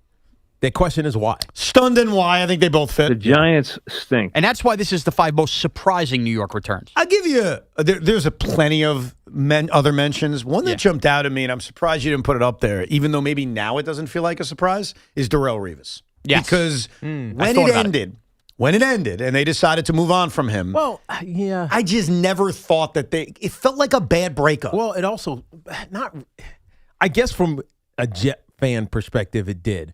But from an outside perspective, when you're just looking at it as objectively as you can, as an IFO, it felt like a money thing. It felt like this is just the Jets not willing to meet whatever financial demand he has. And then so he goes to Tampa Bay, then he goes to New England, and now the Jets are looking for, I don't know, lightning in a bottle type of thing. Yeah. And so it's like, all right, let's just bring him back. We can pay him a little bit. It's not going to cost us as much because it's not going to be 6-year deal or whatever it turned out to be. Let me ask you a question. I'll ask both of you a question because that's a fun list. That was a good list. Yeah. All right? Yeah. Let's play the game moving into the future. I'm going to give you a couple names. Tell me which of these would be most surprising to see them return to their local New York team. Saquon Barkley. That's a good one. Number one. Saquon Barkley to the New York Giants. Juan Soto to the New York Yankees. Kevin Durant. That wouldn't be surprising. That would not be surprising. I don't think Soto or Durant are surprising. Durant would be surprising. Really? Because you're talking about to the Nets. Yeah, to the Nets. He didn't play for the Knicks. So you guys thought he would. So, I know, but I'm just thinking, are the Nets going to be good enough? Yeah, they're going to try to start winning next year. I don't know if they're going to be good enough, but they're going to try. I actually can see Durant finishing his career here. I agree. I agree. Okay. And I also think they're good. So it's they're not going to surprising. try. Yeah, I'd put that lower on the list. Saquon right now is number one. No doubt. No, Soto's number one. Just because how? Really? He signed for 14 more years. No, but he has the opt-out, No, and we he know how much more he doesn't. loved it with the Yankees. No, he doesn't He does, have though. an opt-out. He does, though. I'm not talking about the love affairs. He has a fake opt-out. You know that, right? I Do understand. you know that? Do you know how the opt-out works? The Mets can, match something here? How does it No, work again? it's the same Garrett Cole opt-out. Juan Soto has a chance to opt out, and the Mets can override it by paying him $5 million more per year. If he's going to play the way he played last year, they're going to say okay. All right, but they what if wanted the player. But what if they say, okay, fine? Then he's a Met. Then it's Hold on. over. He's not a free agent. No, what if Juan Soto... I don't think you guys understand this. No, I don't think you understand this. Okay. Because all it takes is Juan Soto going to Steve Cohen and going, listen, Steve, I gave it a good 3 years. I really don't like it here. So it's him demanding out. That's Yes. very different. Yes. Okay, but he's signed lock. He's locked into it 14 more years. My point That's is... all I'm saying. We're not talking about how it happens. We're just talking about that it happens. That it happens. You're saying it's a fake opt-out. He could Sean, opt out and tell Steve, I don't want to be here. I hate it here. Sean. Let's go down that road. He does that. The Mets would then have to choose to trade him to the New York Yankees, which I know the Nets did it with Mikal Bridges. I just don't see that happening. Like that's because nobody's really, going to... I don't think they're going to trade him. Nobody's going to take on the contract. You're not listening to... So the Mets are just going to let him go. They're going to say, oh, you want more? You want out? We're going to let you opt out. That's not happening. If it doesn't go well the next 2 years and everybody's unhappy with the relationship... He almost won an MVP last year. The Mets are happy. He wasn't even an all-star. It doesn't matter. He almost won an MVP last year. I think you need some time to think about what we're saying. We're not telling you it's likely. We're saying it's not surprising if that were to happen. It would be stunning because, and I'm not even defending the You're whole. saying stunning because it's not possible. I'm saying stunning because A, the Mets have him signed for 14 more years if they so choose. So if you believe that it's not possible, because that's ultimately what you're arguing. Correct. That it's not possible, why even include him? Because we're doing a game. I mean, you're talking about a game when he's 40. You're trying to have your cake and eat it too. No, I'm playing the game with you. We did Saquon. We did Soto. When you play the game, we give you an answer. You're like, how? How can it possibly? Saquon, in theory, could be free in a couple of years. Exactly, which is what Kevin Durant, in theory, could be free this year. That's the Juan point. Soto is not going to be free. So I would put him last on the list. That's all. We're playing it. We're doing a ranking system. Why are you guys attacking me for including it? I'm telling you, it'd be because we're trying to say that there is a mechanism for it to happen, and you're shooting down that mechanism for it to happen. So why even include him? Because he's last. He should be last. He shouldn't even be included. Oh, he's got to be included. No. Juan Soto back to the Yankees has to be included in the game. No. I wasn't even done. We got 2 more names. Who do you got? Pete Alonso. I don't know that would surprise me. Wouldn't surprise you? It would surprise me. I guess it feels like it ended frosty, but just, I don't know. I got a better one. Because you know what? Pete seemed to like it here. 5 years run out. 1 year deal on a DH. I got the one. And this is the one that's going to hurt. Jacob deGrom. He's a free agent at the end of next season. I could see that. Could you? No, that's the bottom of the list. No, Thank you. I'm saying I could see that being the most surprising. Because of the idea he doesn't like it here. Right. Yes. Why would he come back at the end of his career? And it's the fear I have because I've been able to live in this debate with Tiki of you don't know he doesn't like New York. Right. There's no proof. DeGrom publicly has said I had no issue here. But if he's a free agent and the Mets try to sign him. Then now you would know for sure. And he's like, no, I'm going to Atlanta. All right. All right. So the most surprising to me would be Soto. You're saying Saquon over Soto? Yeah. Really? Because I'm not including Soto. Well, we have to include Soto. No, we don't. Just because I don't think it can happen doesn't mean you have to think that way. I got one more for you. I didn't mean to bully you. You could have the Soto opinion. Only because we Take included it. Take the Soto But that's opinion. not surprising to me. If there's a mechanism for him to be free, him coming back to New York Yankees would not surprise me at all. So that's my question. So of the guys we named, what would be the most surprising New York return? Saquon. Would be the most surprising. Yes. Okay. Saquon, but I would give you one more. Sonny Gray. We were including legends. Okay. Or guys who are really, really good. Right. I'm trying to think if there's any other Yankees. I don't think anyone jumps out at me. I mean, Robbie Cano's retired, so we could throw that one away. Who else would it be that we're forgetting when it comes to the Yankees? Well, who left and got good? I mean, other than obviously losing Soto, who you only had for a year, there's no one that jumps out at me unless I'm forgetting somebody. Am I thinking of a reliever that left? I can't. Nah, there really isn't anybody. It would be Soto. Soto's the game for the Yankees, and obviously the Mets have a lot of guys, unfortunately. Right. And there you go. I'll give you one more at the end of his career. Sam Darnold for the Jets. Daniel Jones. I was going with the Giants. You know why I disagree so much about the Saquon thing? Daniel Jones, I don't know if it would be surprising if it's a new regime and he resurrects himself. It's like Geno Smith. Well, now with Geno, I guess you're right. All bets are off. The reason I disagree with you about Saquon is that I think even though Saquon's had fun with this and he's put the billboards up and you can't sleep at night and all that crap, I think he likes the Giants. I think he likes John Mara. I think he liked the fans when he was here. So if we get down that world a year or two from now where it's there wasn't when he was a Giant hate for him. Right. And I think that Saquon probably would love to finish the story in a better way with Giant fans. And so a couple of years from now, him coming back actually doesn't surprise me. And it's also the nature of the sport. Football features so many more cuttings and free agencies, unlike baseball. We went through the mechanisms with Soto. It's very unlikely, just all the things that have to happen. But in the case of Saquon, him being available in a year or two is not that crazy, and him wanting to come back actually makes a lot of sense. Yeah, but he's going to back up Jeremiah Love here? That seems like it's asking a lot. You never know, dude. Think about LaDainian Tomlinson as a Jet. He wasn't here as LaDainian Tomlinson. No. So could Saquon be here as someone else? Absolutely. Let's go to Steve in Bayside. Hey, Steve. What's going on? I want to talk about LaGranier. I really don't think this is a debate. I don't think this is the Jabba situation. I think this is the Dellin Betances situation. You have 100%. You have a big, tall guy with spotty control who has not had a history of being able to put up full seasons in the minor leagues. That's a guy who is ticketed for the bullpen. Wow, so that's what Steve is saying. He's saying he's going to end up as a bullpen arm. Just embrace it. I think he's kind of projected as a bullpen arm. I know that he can be a starter and he's enticing as a starter, but he struggles with control. By the way, we have to take this call because this is fascinating. We were playing the game of off of Sean Cinco, which was a good list, the most surprising New York returns. Looking at the current landscape, we skipped the sport. This one's good. Rick in Queens, throw it out there. Go ahead. Gentlemen, thank you so much for taking my call. There is no question John Tavares to the Islanders would be the most surprising return to a New York team. There is not a man hated by a New York team than John Tavares by every single Islander fan out there. And every time Toronto loses, there is complete and utter joy. Let me ask you a question.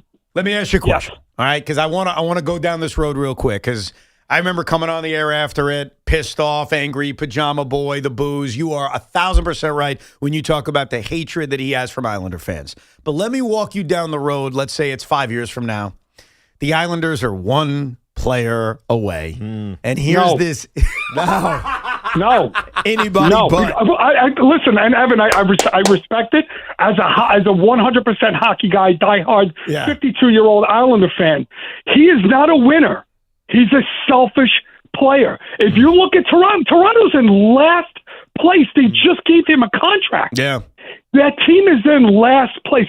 He is not a winner. He's a Hall of Famer. Yeah, no, he was. But he's not a winner. And it's funny, Rick. My answer is the same as an Islander fan, but it's more about I don't want to do it with him. Right. That breakup was so bad and so deceitful in so many ways that if the Islanders are going to win a Stanley Cup, I ain't doing it with him. Now, if you tell me the deal with the devil is he has to be on the team. Of course, I think everybody would sign for that because you want to win a championship. But I think he nailed it.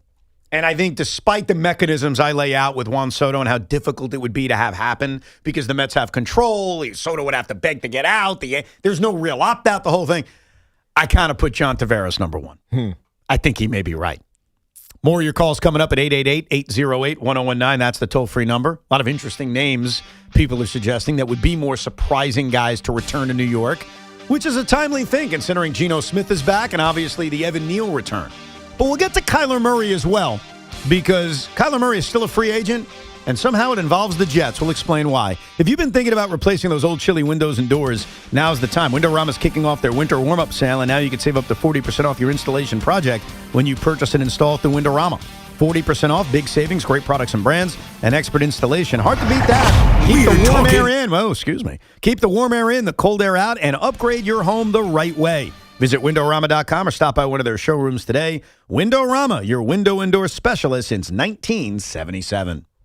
Start the day with Boomer and Gio. Mornings 6 to 10 on WFAN. WFAN FM, WFAN FM HD1 New York, an Odyssey sports station. This is an Odyssey Sports Minute. Don't look now, but the Kansas City Chiefs might be back. I love their signing of Super Bowl MVP running back Kenneth Walker, who brings explosion to the run game, takes pressure off of Mahomes, the best running back that Mahomes has played with in Kansas City. Travis Kelce's back for another year. I like the signing of safety Alohi Gilman. Chiefs missed the playoffs last year. Assuming Mahomes' health, I think they're back in the postseason this year. I'm Nick Custos. This is the story of the one. As a maintenance tech at a university, he knows ordering from multiple suppliers takes time away from keeping their arena up and running. That's why he counts on Grainger to get everything he needs, from lighting and HVAC parts to plumbing supplies, all in one place. And with fast, dependable delivery, he's stocked and ready for the next tip-off. Call 1-800-GRAINGER, click Grainger.com, or just stop by. Grainger, for the ones who get it done. I need a little range, step to the range, come on, meet me at the Introducing the new Chick-fil-A Jalapeno Ranch Club Sandwich. With that juicy Chick-fil-A chicken on a buttermilk ranch bun, jalapeno ranch sauce, and pickled jalapenos, it's a little ranch with a lot of kick. The new Chick-fil-A Jalapeno Ranch Club with original spicy or grilled filet. Available for a limited time only. Order ahead on the Chick-fil-A app. A KFC tale in the pursuit of flavor. The greatest insult the Colonel ever suffered was being served a wrap that was just a snack by a friend. So he took 2 crispy tenders, lettuce, tomatoes, and pepper mayo, and wrapped them in a soft tortilla. It wasn't a snack, it was a meal. He called it a twister, and never called that friend again. The Colonel lived, so we could chicken. The Twister, now back at KFC, classic or with bacon. Also try it spicy. It's finger-licking good. Prices and participation may vary. If you need a new appliance, this is your sign. Shop at Lowe's now to get up to 35% off and next-day delivery on hundreds of major appliances. A new appliance now means an easier-to-do list later. Our best lineup is at Lowe's. Valid through 3/18 while supplies last. Selection varies by location. Order by 4 p.m. Available Monday through Saturday. Subject to availability. Fees, exclusions, and restrictions apply. See Lowes.com/appliance delivery for more details. Right now, new FanDuel customers can get up to $300 back in bonus bets every day for 10 days if your bet loses. Here's how it works. Place a tournament bet using the token, and if it doesn't win, you'll get up to $300 back in bonus bets every single day for 10 straight days. That's 10 chances to play all tourney long, from game props and money lines to spreads, totals, futures, and more. You can even mix things up with same-game parlays for a shot at a bigger payout. However you want to fill out your bracket, FanDuel makes it easy to stay in the action day after day. So visit FanDuel.com/New York to sign up today. FanDuel, it's time to dance. We just love the app around here. It's safe and secure. When you win, you get paid instantly. FanDuel Sportsbook is the official sportsbook of WFAN. 21 and over and physically present in New York. Must apply select token each day. Bonus bets are non-withdrawable and expire 7 days after receipt. Tokens are received in increments of 1 per day. Restrictions apply. See terms at sportsbook.fanduel.com. For help with the gambling problem, call 877-8-HOPE-NY or text HOPE-NY 467-369. Here are your latest snow conditions for the Central Mountains. Sponsor your job on Indeed. Get matched with quality candidates with Indeed-sponsored jobs.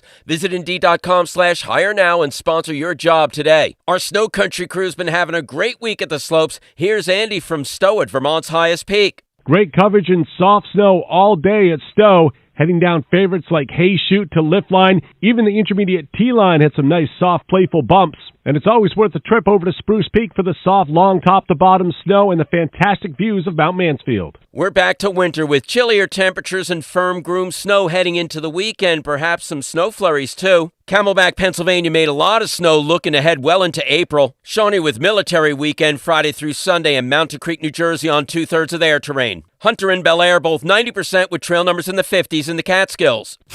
You don't just ski or ride, you dominate. At Killington, we fuel your adventure. Be the beast. Ski and ride Killington. Hi, I'm Kamiko, the founder of Miko's Hot Chicken. When we started our family restaurant, we were also raising a family. But let me tell you, it wasn't easy. Our Chase Inc. card was there to reward us on all of our business needs. Now we have a thriving location, and we're hungry for more. With the Chase Inc. Business Unlimited card, you can earn unlimited 1.5% cash back on every purchase, so your business can go from here to possible.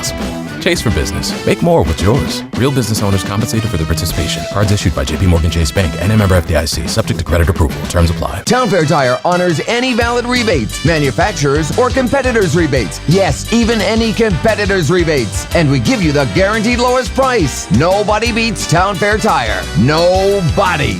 Town Fair Tire. Hey sports fans, when it's game time, it's Tully time. Tullamore Dew Irish Whiskey, the original triple distilled, triple blended, and triple cask matured Irish whiskey. During the big games this season, toast your friends and your team with a Dew and a brew. At home or at your favorite sports bar. Because when it's game time, it's Tully time. Glasses up to enjoying Tullamore Dew responsibly. 40% alcohol by volume. William Grant & Sons, New York, New York. The most important meal of the day just got better at Dunkin'. Now you can get a medium hot or iced coffee, 6 crispy hash browns, and a bacon, egg, and cheese sandwich, all for $6. That's a full breakfast meal for $6. 6 crispy golden hash browns, a warm, delicious bacon, egg, and cheese, and a medium coffee to start your day off right. Do breakfast the Dunkin' way or order Dunkin's $6 meal deal. No substitutions. Participation times may vary. Limited time offer cannot be combined with other offers. Exclusions and terms apply.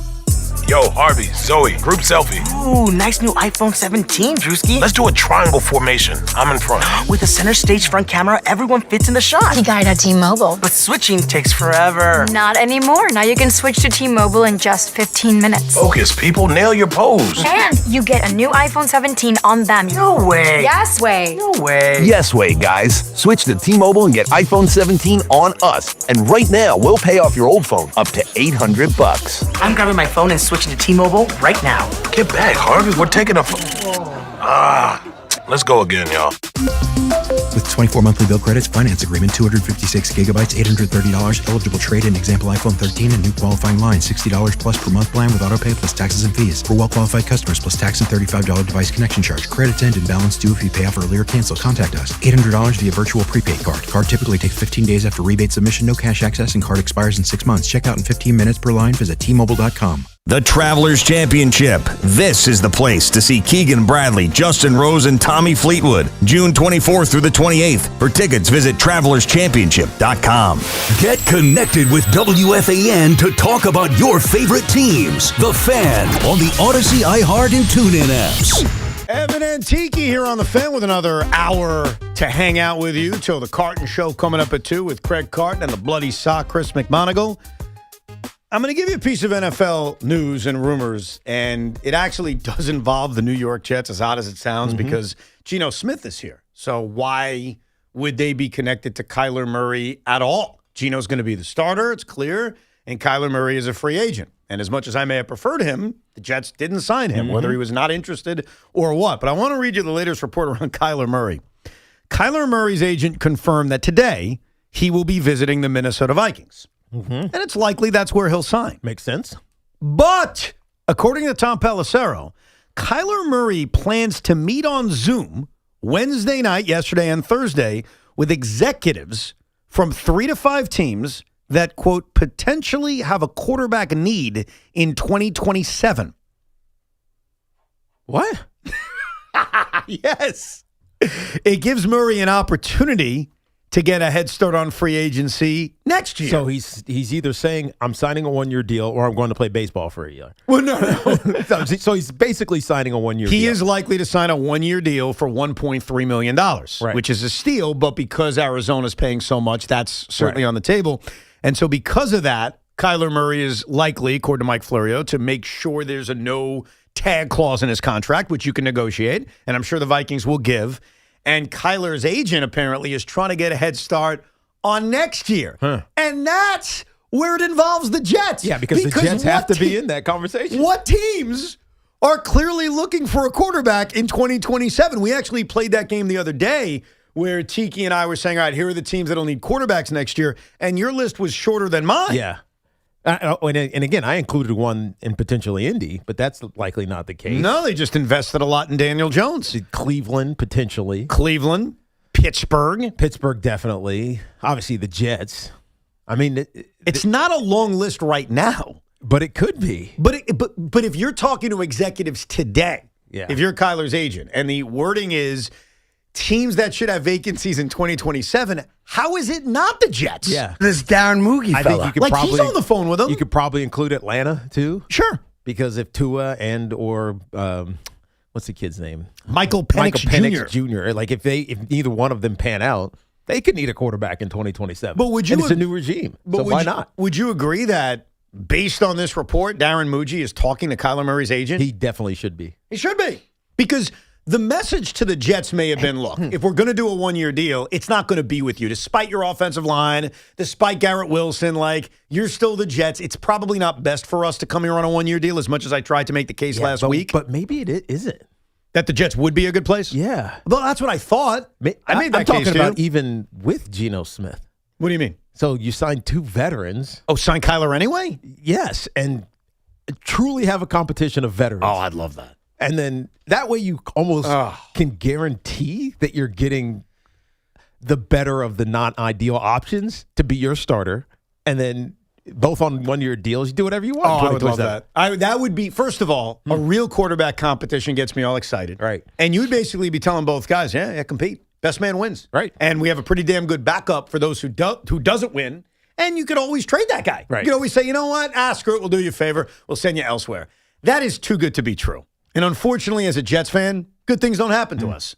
But unfortunately, I read this report more on the Jets thinking about next year more so than this year. I would love that. There's been no rumor of it. There's been no interest of it. And again, this comes back down to the Vikings. If the Minnesota Vikings want Kyler Murray is picking the Minnesota Vikings. Yeah, of course. He's not going to take a competition with Geno Smith with the Jets over Minnesota. Especially with the head coach there and the need for a competent quarterback with J.J. McCarthy, and I don't know who else is on that roster right now. But if Kyler Murray goes to the Minnesota Vikings, he's almost guaranteed to start. Save he just completely doesn't get along with the head coach. And not only a guarantee to start or likely to start, better way to look at it is that they're good. And they have a ton of talent. Yeah. Right. They have a chance to win.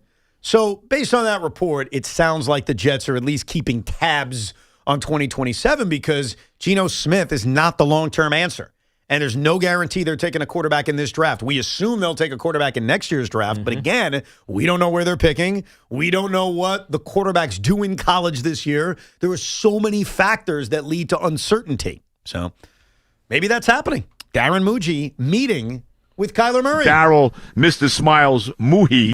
I was told, you know how we're doing this whole thing where I was out last week? I was told that this was a story for you last week, and Anthony Gallows alerted me to let you know. What's a story for me last week? I don't know. Miami of Ohio was lost, whatever that means to you. Oh, wow. Wow. Miami of Ohio was undefeated. 32-0, Gallows telling me? 30-something-0. And what round of their tournament are they even in? They're in the MAC. No, I know What what round? round Are of their. Are they in the semifinal? They lose in the final? Thanks, Gal. I'll look that up. Hold on. Well, it doesn't take that long. You want me to look it up? The point is, they were undefeated. Oh my God! And if they lost in the conference tournament, either in the championship game or before, they're likely not making the NCAA tournament, despite being undefeated all season long. Their schedule is so weak and so pathetic that you're right, and that's what made this whole thing so fascinating. Like, do they make it now? Yeah. I have no idea. This was the first round. In the first round? First round. Who'd they lose to? UMass. Oh, my God. Was Kenyon Martin playing? No. That's almost a bad loss. Yeah, so I said... Kenyon Martin, Cincinnati. Oh. Who am I thinking of then? UMass? Marcus Camby. I'm thinking of Marcus Camby. Sorry about that. Yeah, I said last week that I'm so fascinated by them that I would kind of like to see them go undefeated or lose in the conference tournament just to see what happens. And I also did the research to point out we have never had a 1, 2, or 3 loss team not make the NCAA tournament. Yeah. It's never happened. So they could be that team. This would be historic in nature if they don't make the NCAAs. I am enamored. How's St. John's doing, by the way? They're up by 30? They were winning big last check. I don't have the score up. That was going to come up with the fan What are we doing here? 48-27. Thank you very much. Yeah, they're up by 21. Wow, Miami of Ohio lost. Losers. They're going to have to serve themselves a Big Ben Roethlisberger after that. There you go. There you go. Let's get back to your calls. 888-808-1019 is the number. Bill is in Rockland County. Hey, Bill. Hey, I'm so distracted by St. John's and by everything else that's going on right now. I almost forgot my question. I was going to talk about Taylor and grandfathering the number 15 into him so he can keep it this year, but keep it for the rest of his career. No. So wait, before I hang up, and do not take a phone call from anybody from Pearl River. You're going to get an Irishman who's going to be as angry as hell, dropping the F-bomb all over the place about Ireland playing for UK. It would never happen. Well, I got good news. Tiki did the research, and Ireland is not playing under the Great Britain UK banner in the WBC. It's just confusing because the team is Great Britain, which would portend that Ireland is included. Right. But Ireland is not included because they are the United Kingdom team. And that last caller was right.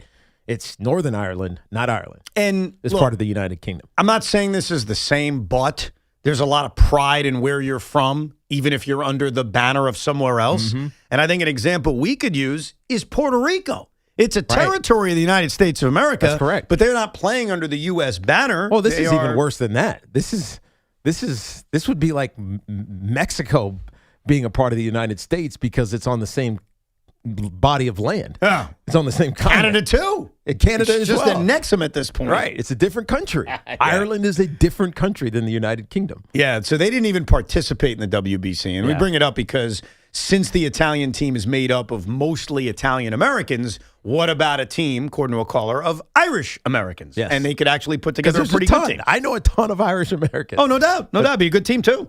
Let's go to Checo in Waldwick, New Jersey. Hey, Checo. What up, Checo? Hey, guys. How you doing today? All's well. I have a question. So, I think you guys forgot one more person. He hasn't played at all, and that would be Odell. Coming back? Coming back. Yeah. Oh, would that be surprising? I almost expect it at this point. He's begging to come back. Yeah, and Jackson Dart's even talking about it. And you got nothing to lose. No, you're right. 1-year deal, you pay him the vet minimum. What's the big deal? Has played for John Harbaugh. By the way, he was in Baltimore in 23. You're right. Who cares about spring training? But Jason Dominguez and J.C. Oscar just took Verlander back to back. How about that? Dominguez is red hot. Look at that. He's even homering from the right side. Very nice. Yeah, he made an adjustment from the right side, and we're starting to see some early returns on that. He still won't make the team, though, according to I know. Well, Boone can't have him make the team because then he's going to justify not playing him and talk to Vic Monagle about it. Well, the problem is after he has a 3-hit game or a 2-hit game, whatever it was. I should stick you in a locker, geek. I mean, jeez, calm down over there. Shut up, Tubby. All right.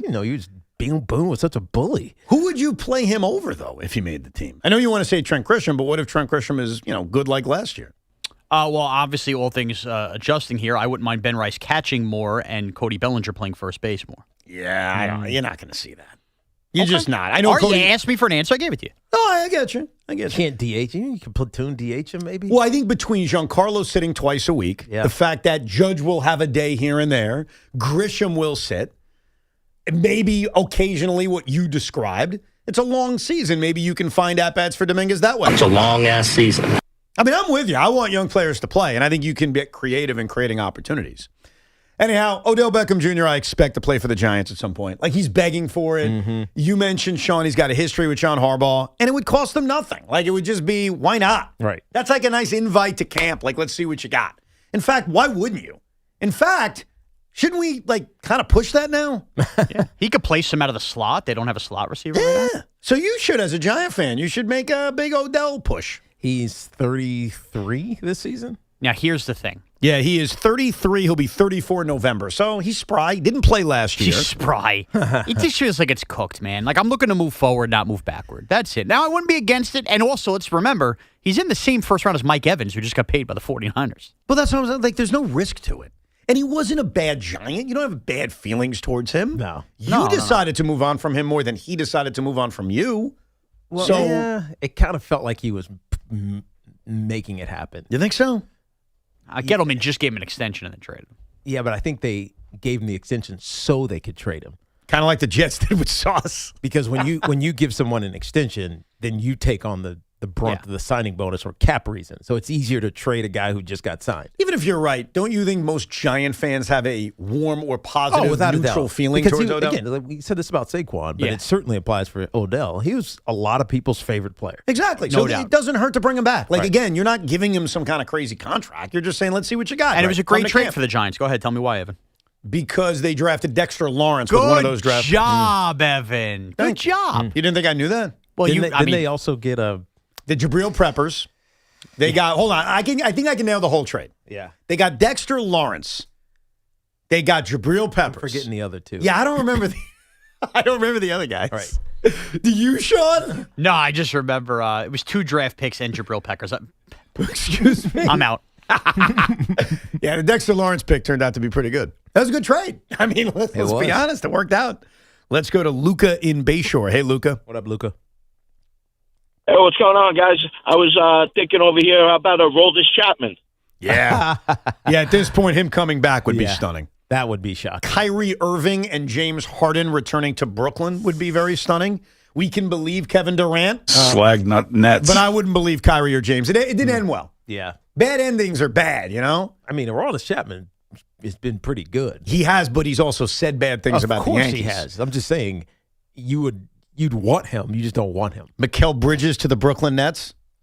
You could do that. Nobody roots for the Nets. Why would you? You know what I'm saying, bro? That'd be okay. Yeah, I'd be okay with that. How about Julius Randle to the Knicks? Ooh, would that be a crazy return? I don't think that would be. Not as bad. That wouldn't be crazy. No. O'Shane Zimenez, by the way, was the other player. Yes. There you go. That one didn't really work out that much. No. Yeah, I think so far the leader in the clubhouse on the most shocking New York return, all in relation to Geno coming back and even Evan Neal coming back, being re-signed. I think the leader in the clubhouse is John Tavares. I think John Tavares back to the Islanders, Juan Soto back to the New York Yankees, and Saquon I wouldn't be surprised by, but I know you guys feel that way. Yeah. That would be the top of the line at this moment. Let's go to Jim in Johnson City. What's up, Jim? What's up, Jim? Hey, fellas, what's going on? Yo, we're shaking. So I got a little WBC conversation for you. Yeah, go ahead. You guys keep talking about the Italian Americans and all that. Right. So just and work with me here. Austin Wells, why is he playing for DR? I think his mom or dad is Dominican, but I have to double check. No, because he's not going to beat out Will Smith or Cal Raleigh. So all these guys go to these other teams because they're going to play. That's funny. Well, that's true, I think, in That a is lot. true. I think that's true in like the Italian-American case. Yeah. And maybe in the Team Israel You case. mean America B. Yeah, they're like America's B team in a lot of ways because it's a lot of Americans. If you look at the Israeli team and if you look at the Italian team. But the DR is loaded. And it's like you're making a decision between two awesome teams. Yeah. But you're right. Like when you look at the catching depth, it would be tougher. And by the way, we've seen guys play for numerous countries. Marcus Stroman played for Team USA and for Puerto Rico. God bless you. I think A-Rod, if I'm not mistaken, way back when, played for USA and the Dominican Republic. All right. So we've seen guys play for both. Here's my problem with Austin Wells on why he doesn't feel Dominican. He doesn't celebrate the way everyone else does. And, like, he's got to up his game. Because when Austin Wells is part of the celebration, he's just, like, standing there like a slug. Like, he's got to get into it. A part of the appeal of the DR team is the emotion that each player has when there's a big hit. And Austin Wells is just like, just standing there. He'd fit right in with Team USA. Right. Send them on over. Be a slug with the rest of us Americans, just standing there looking confused, not showing excitement. I want to see some excitement tomorrow night against Canada. Because understand this, Team America, you better win. Shawn laid it out earlier. It would be a national embarrassment if you lost to Canada. Right. And it would give back the goodwill of Team USA beating Canada in hockey. Like, that all goes away. Jack Hughes lost a tooth for nothing if that happens. Am I right, Teak? Yeah. No, you're right. I'm just trying to figure out why, to your point, Austin Wells is playing for the DR. Oh, I'm telling you, I think one of his parents is Dominican or from the DR as I forget the exact. Wells' mother, Michelle, is Dominican. I told you. As both of her parents were born in the Dominican Republic. I told you, man. So both his grandparents from his mother's side, his maternal grandparents, were Dominican. There you go. See, that's why. But our last caller's point is he may not have had as good of a chance to play if he was on Team USA. Let's go to Tom in Newtown. Hey, Tom. What's going on, guys? What's up? I want to talk about Patrick Ricard coming to New York and how excited Tiki as a running back would be running behind a beast like him. Absolutely. I mean, actually, they're starting to come back. The fullback? You're starting to see teams utilize fullbacks. Now, it presents itself in a lot of cases as 13 personnel, so it's 3 tight ends.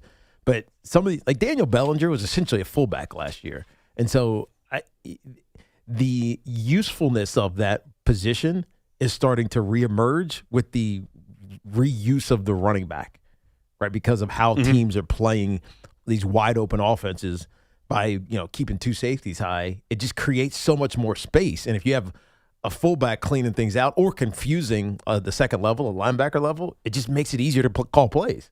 So I love that. I love it for the Giants. It just tells you they're going to be committed to running the football. The NFL continues to prove their pigs. We'll get into why coming up, plus more of your calls at 888-808-1019. New York City, there's no place like it where the lights shine brightest and stars are born. And coming up on Sunday, May 24th, the next great event comes to life in the city that never sleeps. For the very first time ever, AEW presents Double or Nothing. The show the world is talking about breaks all new ground, and AEW raises the stakes again.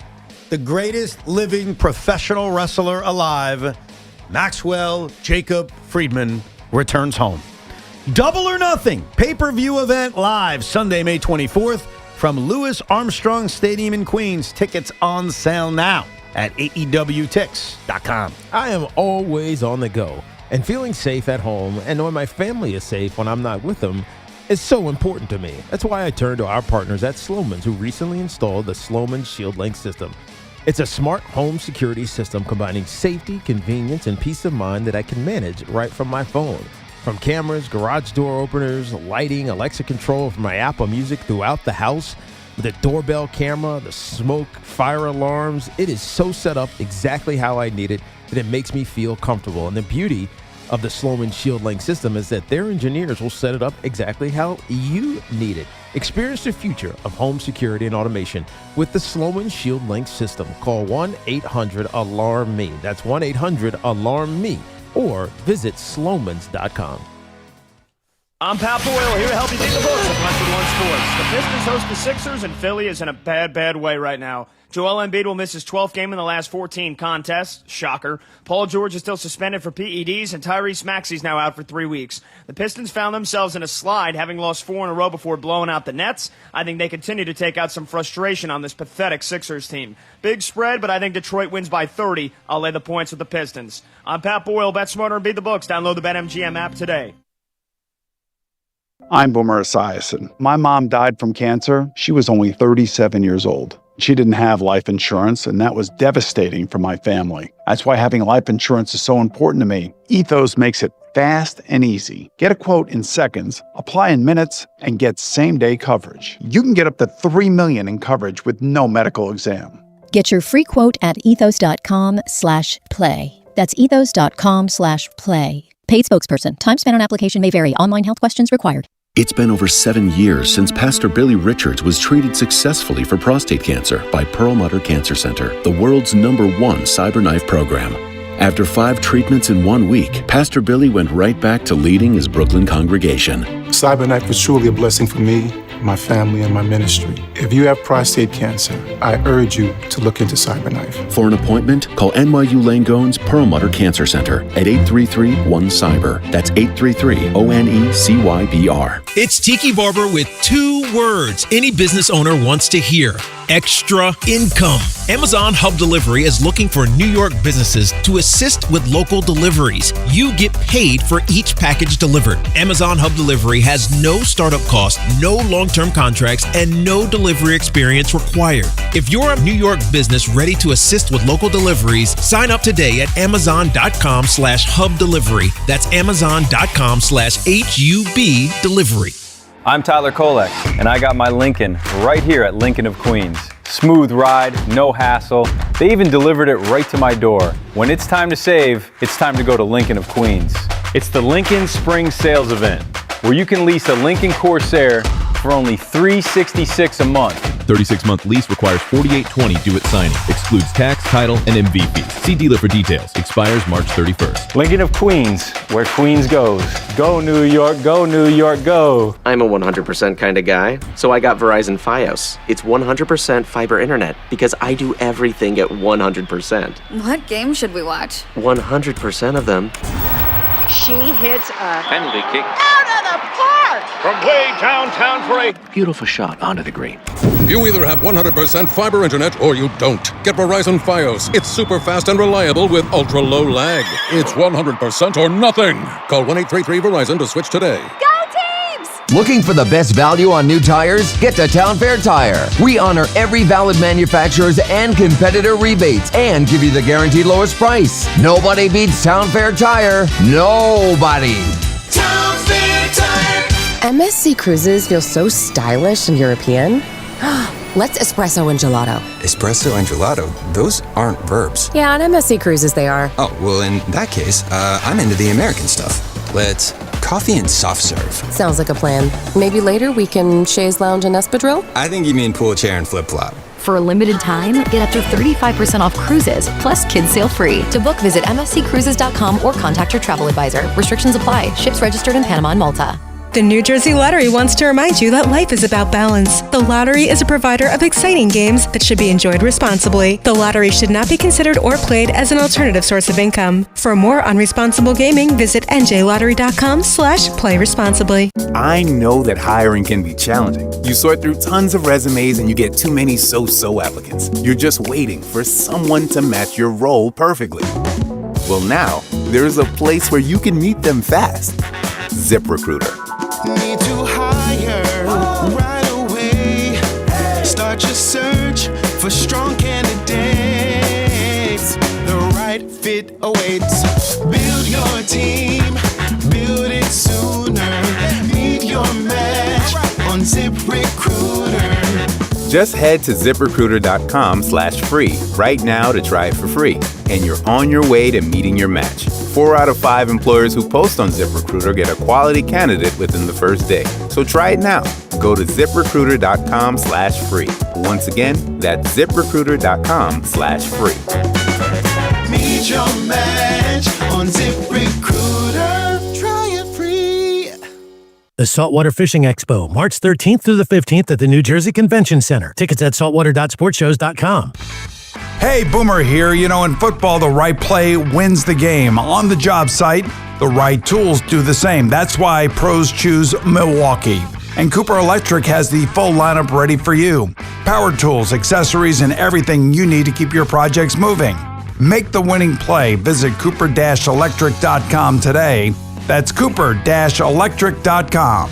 Cooper Electric. Their knowledge is electric. All new Dunkin' Zero. Only 20 calories, 0 sugar. The all-new revitalizing energy drink made with B vitamins so you can actually feel good about it. Struggling to make it through the afternoon? Wishing every meeting was an email? Sounds like it's time for Dunkin' Zero. It's the perfect pick-me-up without the spiral, and it comes in 6 delicious flavors like Sun Zest and Glamberry. Dunkin' Zero. Only at Dunkin'. Dunkin' Zero drinks contain caffeine from caffeine and guarana. Beverages are fruit-flavored, contain 0 fruit juice. Participation may vary. Limited time offer.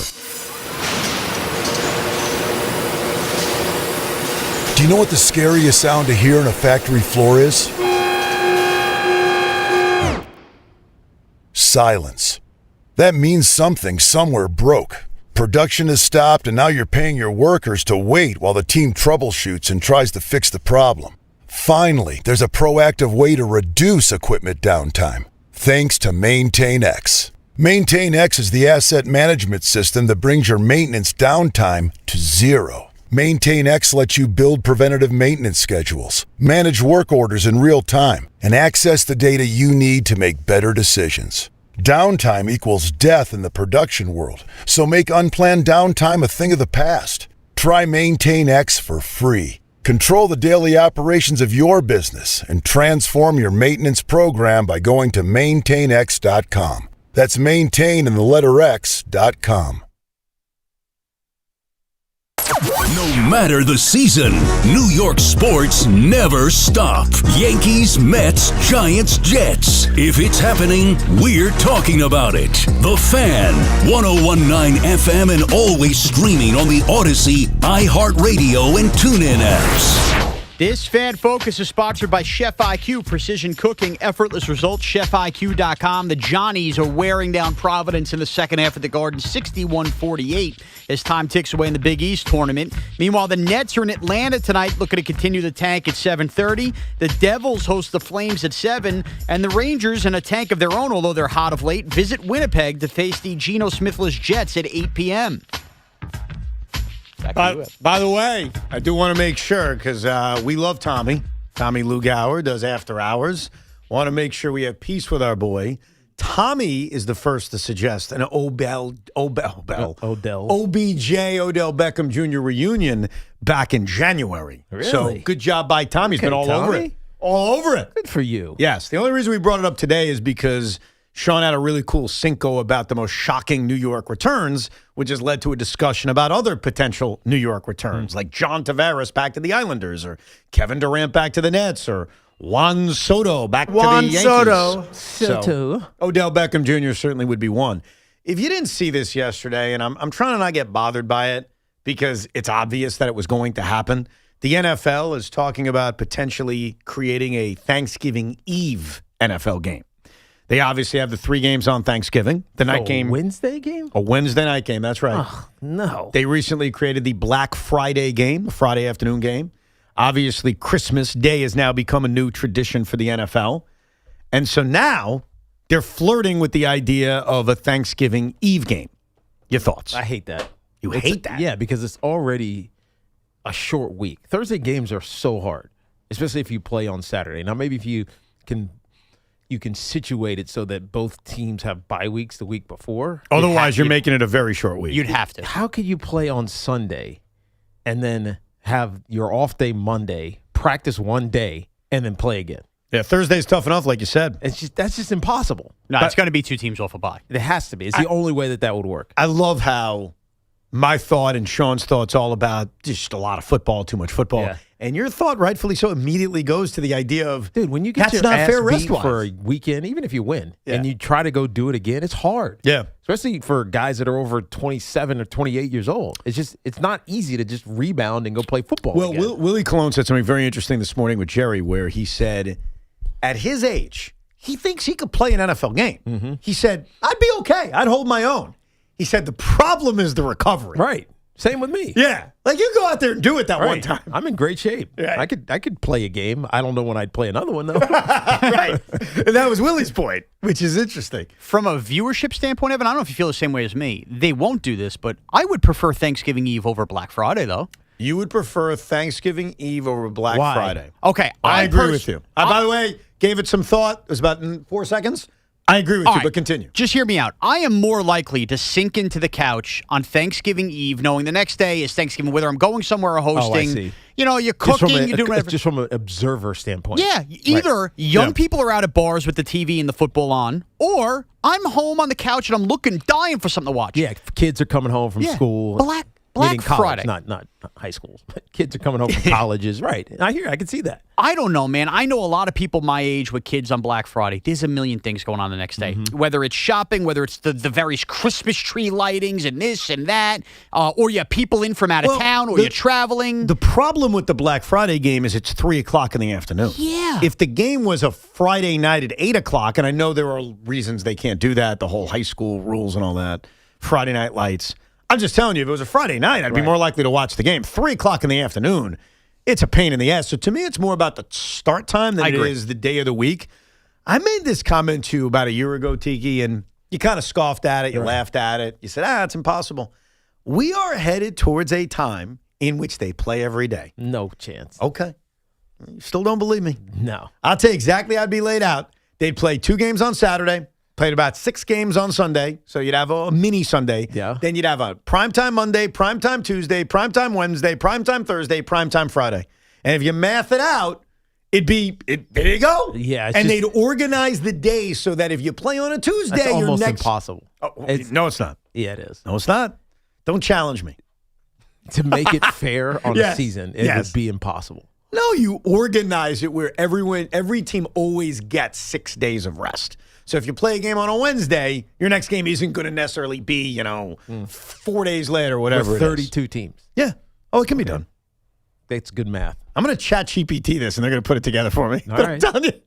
You're going to break your computer. If there's a way to do it, like if I come back to you and say, look, it's complicated, but it can be done. You don't put it past this money-hungry league to sell a package every day of the week? I think it would be defeating the purpose of scarcity. It would make it so that you kind of stop caring about some of those games. Aren't they already doing that? Yeah, to an extent. To an extent. But you only get this around the holidays where you start to get excessive number of games. For now. You're just kind of like, I don't really care about that game. For now. There are points in the season where you start getting these Thursday night games, even Monday night games, especially if the matchup is bad. Who cares? Tiki, I don't watch it. I agree with your point.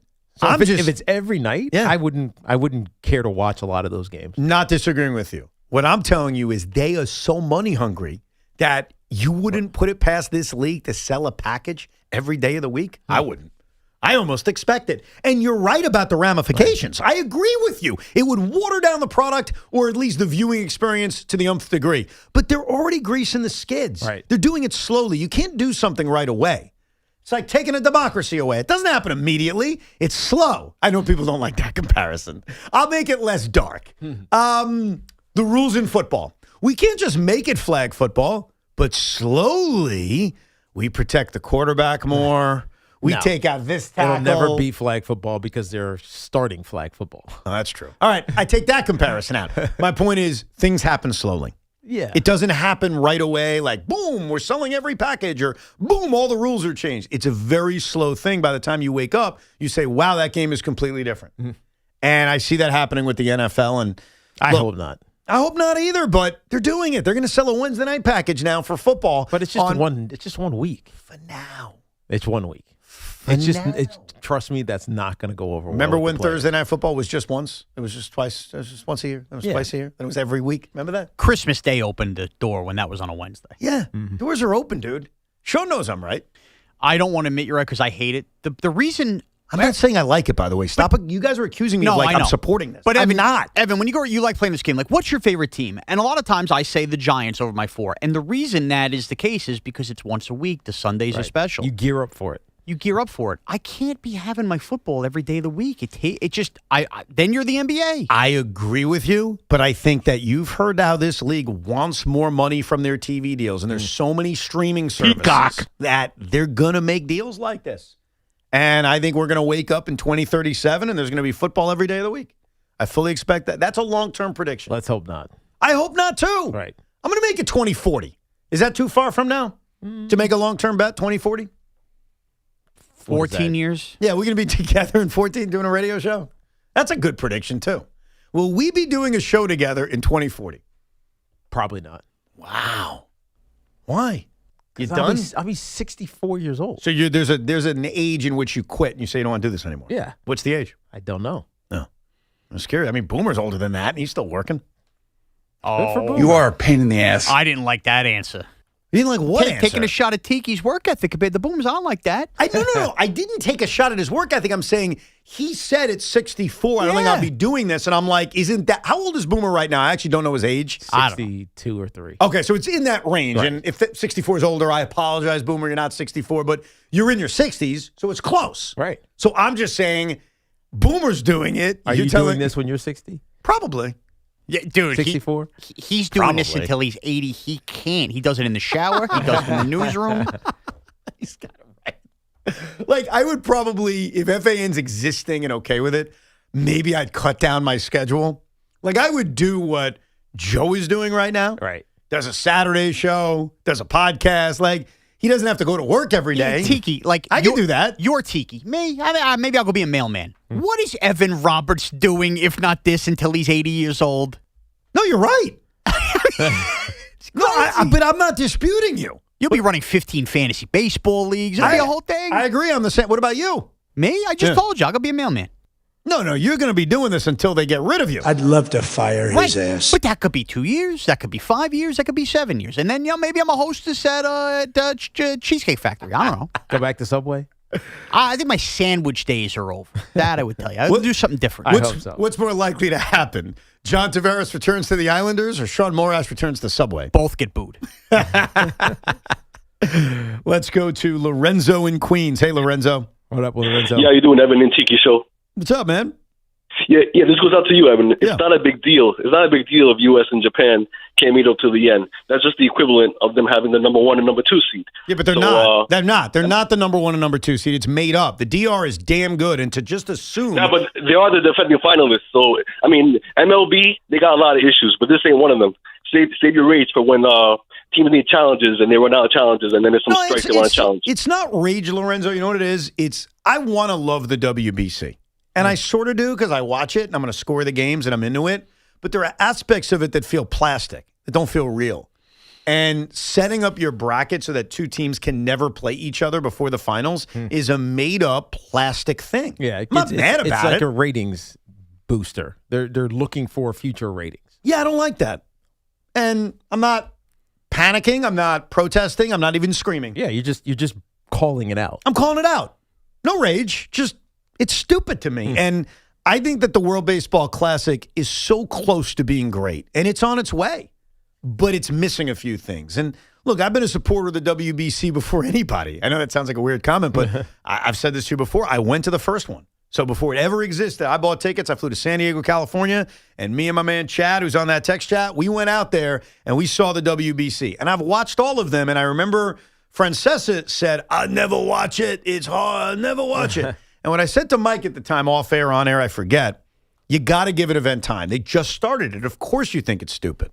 But eventually it's going to have a history, and eventually it will be something. It takes time, just like the NBA in-season tournament, but you need to have the openness to the fact it does take time. And here we are in 2026, whatever year it is. And do you see the TV ratings for USA Mexico?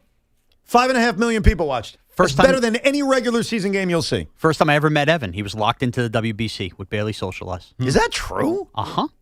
Like where, how? Here? You could look up. No, I was not working here. He was doing an appearance at Buffalo Wild Wings in Center Reach, Long Island. And you showed up? It's my It was meant to be for March. Why did you show up? Okay, because at the time I was young, hungry in college and trying to get into business. And I said, Evan Roberts is going to be there. I should go talk to him. What a loser. So I showed up to get a beer and wings. And it was supposed to be a March Madness thing, but Evan could care less about the basketball on.